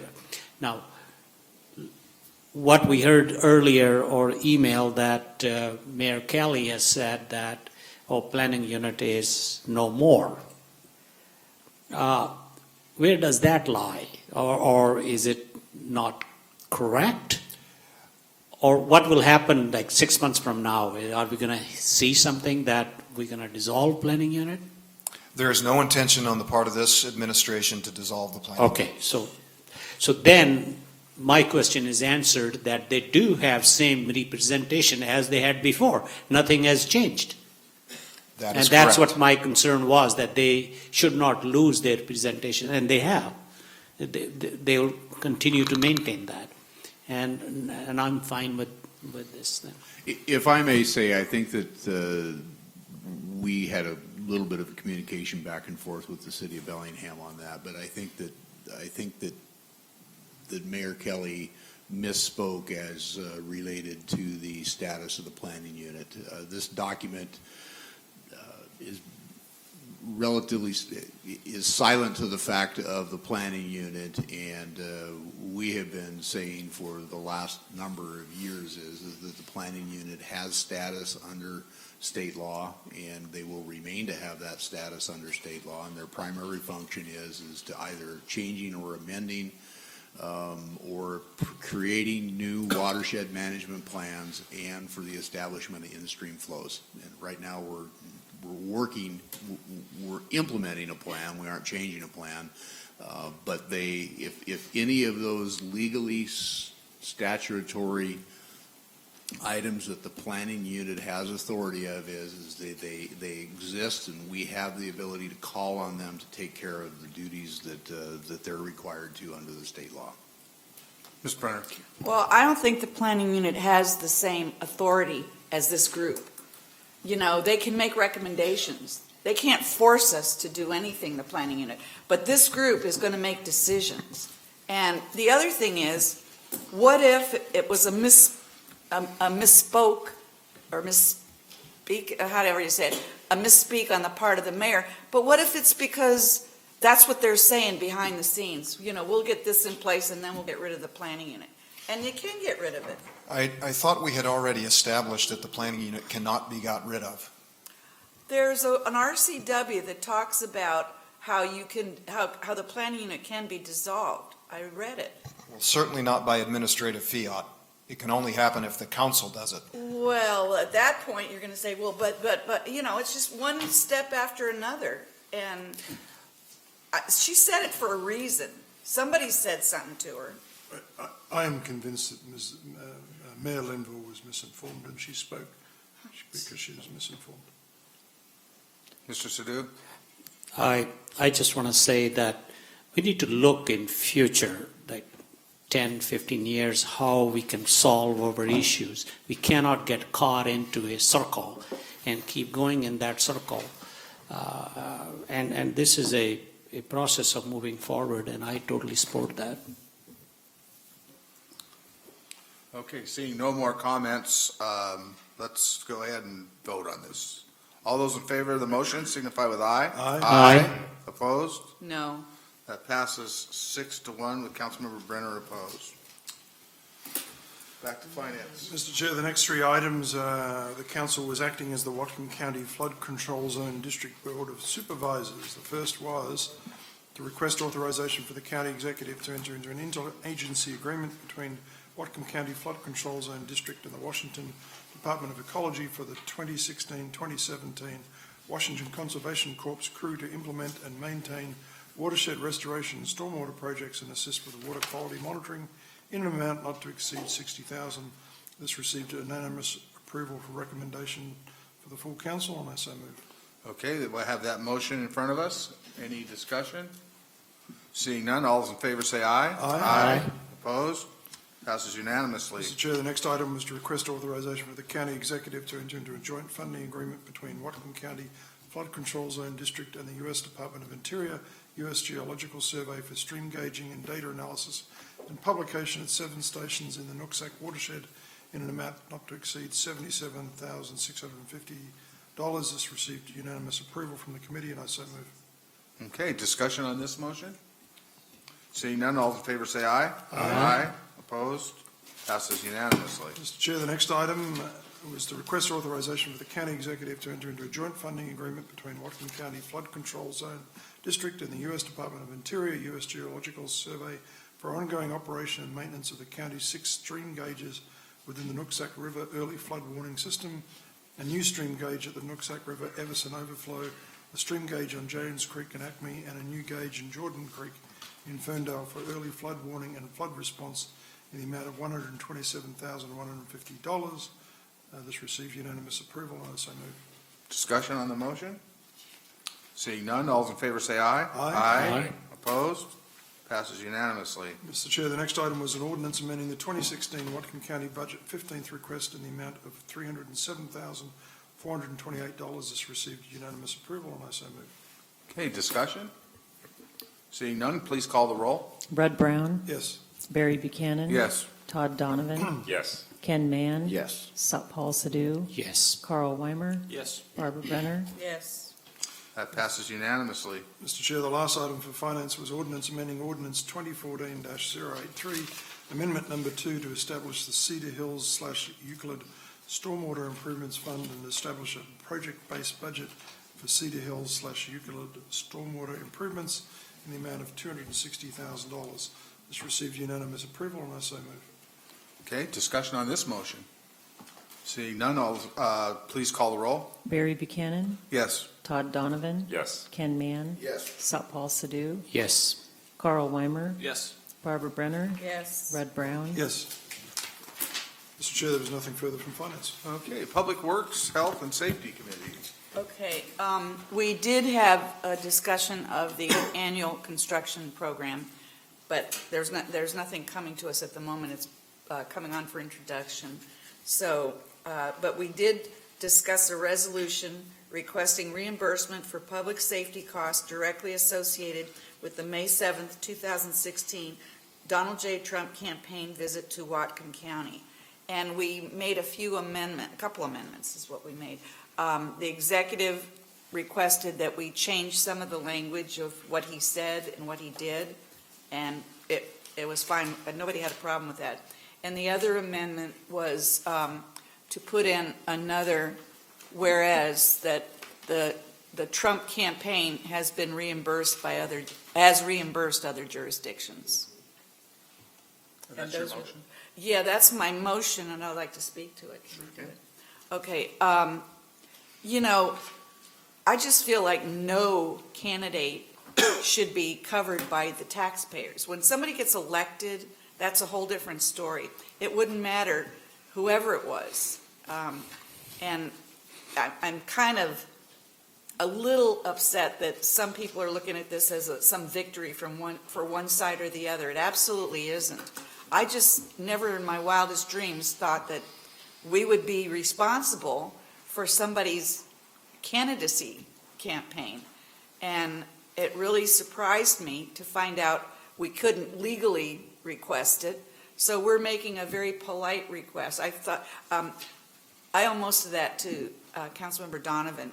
He made it very professional, very positive, and because other jurisdictions have received reimbursement, it doesn't hurt to ask, and I'm glad we're asking. Okay, we are working off the red substitute. Yep. That's got those changes you spoke of. We have a motion in front of us. Any discussion? One more point. Mr. Donovan. Yeah, just following up on what Councilmember Brenner said. We're trying to point out that the sheriff did what the sheriff needed to do, and the executive has been pretty forthright about why we can't send a bill formally because we don't want to have a hole in our invoice that may not be filled. And that the executive has spoken with Lyndon about changing the policies of theirs or the fairgrounds to and also mentioning to us, this is in the resolution, that we should be looking at our own code to make sure that when our permits aren't setting us up for these kind of expenses. But yeah, it's, and also to point out, there's been a lot of talk about the county spent $300,000 on this. This is just based on an estimate of what the county, not the city of Bellingham and other jurisdictions were involved in. So it's a much lower number than that, which is the direct costs for the sheriffs. So. One real quick. Ms. Brenner? Yeah, following on that, I just want to make sure people understand. Some things can say Whatcom County at the beginning, but they're separate jurisdictions. That I forget a couple of them, which ones they were. But fire districts. Yeah, the fire districts and all. They are not part of our government, monies or anything. They are their own separate jurisdiction. So they have the right to do it too. But we're doing it to try to recoup the monies that were spent by the Whatcom County taxpayers who pay county government taxes, not the other jurisdictions' taxes. Any further discussion? Okay, seeing none, all those in favor of the resolution say aye. Aye. Opposed? Passes unanimously. Next item is a resolution establishing the council's regular meeting dates for 2017. I would entertain a motion for approval. Move to approve. Do we have a second? Second. Okay, we have a motion and a second. Discussion. Mr. Brown? Have we looked at the NACO, WACO dates for next year? Yes, And how does this calendar fit in with that? with the conference in Washington DC. I'm not sure of the NACO conference. We're fine. I'm not sure about the other one that you're asking about. Sorry, not WACO, WASAC. I'm sorry about the state one. I didn't check that. I just checked the conference, the national conference. All right.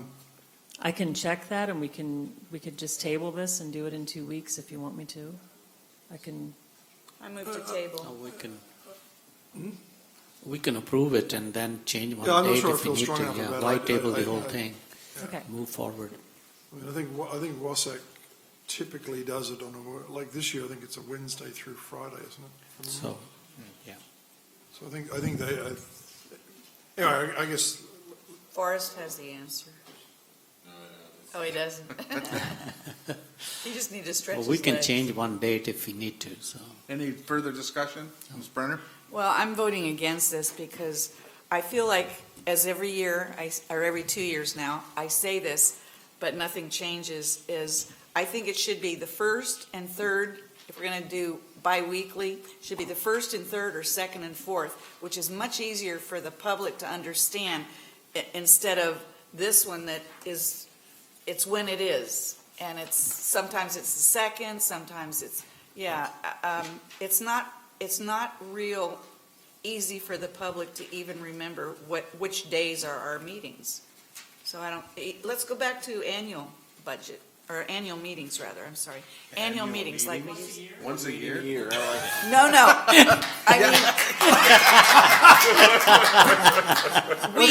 I mean weekly.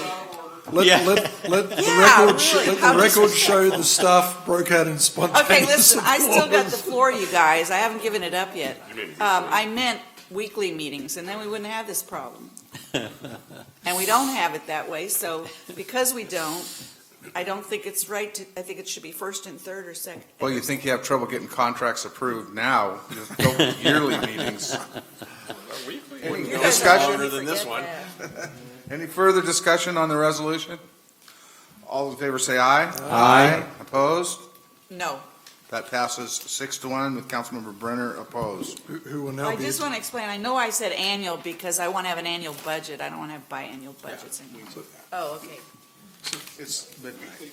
It's midnight. You're allowed 2 to 3 errors after midnight. Oh, good. How about- Okay, next up is executive appointments to boards, commissions, and committees. The first one is request for confirmation of the county executive's appointment of Stephen Jackson to the North Sound Mental Health Advisory Board.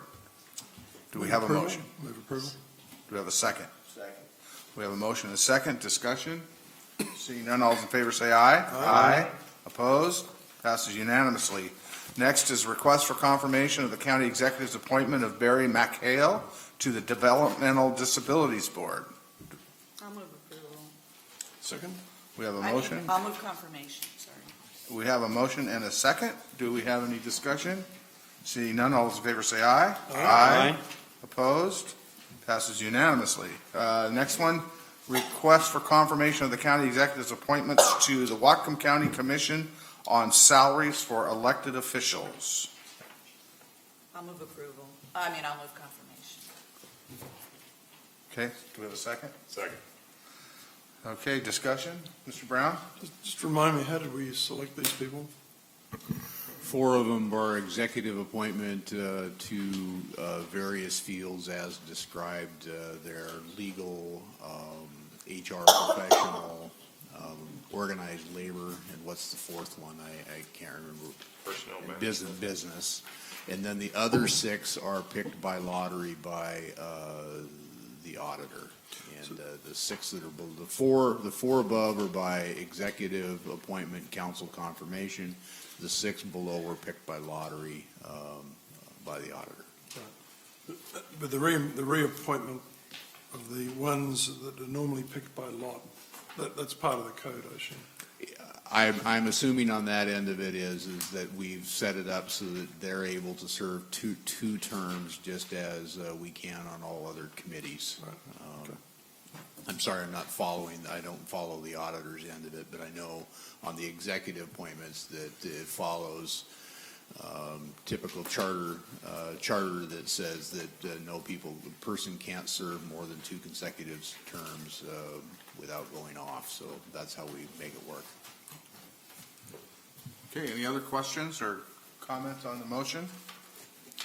Seeing none, all those in favor say aye. Aye. Opposed? Passes unanimously. Mr. Chair, just a correction on number 2 that we just did before this. Okay. The first one, the North Sound mental health board is North Sound Behavioral Health Organization now. And I think it's advisory board, isn't it? well, there is no North. I'm pretty sure this is a North Sound Behavioral Health Organization because I'm pretty sure I was at the meeting where I met this guy. So. So they changed their name? Yeah, we changed the name and radically increased the scope of what we do. It's mental health and chemical dependency now, so it's under the name behavioral health. I appreciate the clarification. You are correct on that. The name has been changed, and I don't believe that we had that documented in our office yet. So if up to you guys, but if the clerk could show that it was the Behavioral Health Organization, that would be appropriate. Thank you, Mr. Mann, for that observation. Sure. Ms. Brenner. I have to keep saying this. I really believe that substance abuse is a symptom of a mental health issue. I don't feel like they're separate, and it really... Okay, we're not going to go down that road. I know, but it just keeps bothering me that everybody wants to, put a pretty little name on something so they don't have to deal with what it is. But they're combined now. I get they're combined, but they're still called, you just said it, it's mental health and substance abuse. It's not... That's what he just said. That's combined into behavioral health. But he said, and mental health is a symptom of mental health. so Substance abuse is a symptom of mental health issues. Good night. Well, it Yes, Mr. just bothers me. On my executive summary, it says to the North Sound Mental Health Advisory Board, and on the letter from Perry Mowery recommending this, is he did identify it as the North Sound Behavioral Health Organization Advisory Board, and that is the correct board that we are appointing this person to. Okay. And thank you for the support of the confirmation. Mr. Brown? Related but slightly different subject, and I wanted to bring it up after we'd done the confirmation because I didn't want to suggest that this was being triggered by the individuals. What background checks do we go through for any of the people that we appoint our boards? Do we do any sort of background checks? For what? Do a reference check on them, but we don't do a background check per se. If you're talking as if we were doing a legal review of their qualifications, not to our boards and commissions. And I'll just throw it there, we may want to consider that, particularly some of these positions are sensitive, involve decisions related to children and so forth and stuff like that. So. As it relates to if I don't know of any of our boards where they would have any direct contact with any of the clientele that we would possibly serve through the health department or so on and so forth, but point well taken. I know that if we do get into areas where there's confidentiality, as of course that ups the bar just a bit in terms of how we would go through it. So appreciate your comments on that. Mr. Donovan? Quick question related to that. We a while ago, the issue of citizens versus non-citizens came up, and we had a discussion about for boards and commissions. If there were no other applications that we would potentially consider a non-citizen. We had this discussion. I don't remember what happened. No, you just leave it open until. No, the discussion was triggered because they had a member who was serving on one of the boards who was very highly respected. Excuse me. Deemed to have a lot of local knowledge, but they'd never become a citizen. And so the problem is that they couldn't continue to serve on the board once that was It's in the Whatcom County Code, they got to be a citizen. But is that that's my question. Is that a code thing? Maybe this is a discussion for. Forrest Longman, legislative analyst. I looked into this. It's in the code. It references the charter, but the code could be easily changed to allow non-citizens to serve on boards and commissions. Okay, that was my question. Yeah. Okay. We are moving on to introduction. Oh, do you have a comment, Mr.? No, I'm just... You can't leave yet. I'm going home. Oh, look at him, backing into stuff. Okay, introduction items. Drive carefully. Move approval. We have a motion to introduce. Do we have a second? I'll second. It includes the violet. We have purple and yellow. Purple. Purple. The yellow references the purple. There you go. Okay, all those in favor of? I just had a question about one. Yes, go ahead, Mr. And I may have Knapp. missed this because I was out of town, but the state building code one, is that actually a substantive discussion that was in planning committee, or is that just something we do automatically just to adopt it, and it's not actually, there's not a lot of debate to it, or changes we make or anything like that? We lost our public works guy. How about we don't know? Did you have this in planning committee? Not No. recently.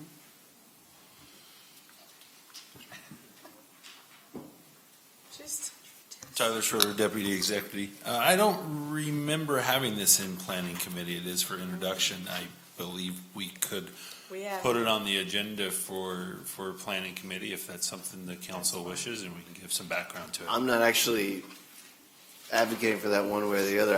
I don't even know what kind of latitude we have to change anything. It seems like it's a matter of course. We just automatically adopt it, but just given that we've been talking about the fire codes a lot lately and how we don't like them so much some of the time, maybe it's an opportunity to take a look at it. And Just therefore, doing it at night on TV is not always the best place for us to have our freewheeling work session type discussions. Or it could Not at be midnight. in Public Works. It's building and code. I mean, Whichever building committee. code. Yeah. Oh, you want to have it in your committee? Yeah, right. Yes, please. Would someone like to pull this out? And Yeah, I would move we pull this and put it in Public Works Committee. Okay. Want to second it? Second. Okay, we have a motion to pull this and put it into Public Works Committee. Discussion? Seeing none, all in favor say aye. Aye. Opposed? Passes 7-0. Now, the other 6 items that we have a motion and a second. Is there any discussion on those? Seeing none, all in favor say aye. Aye. Opposed? Passes unanimously. On what just happened with the Title 15? Or We Chapter sent it to 15? committee. Send it to committee.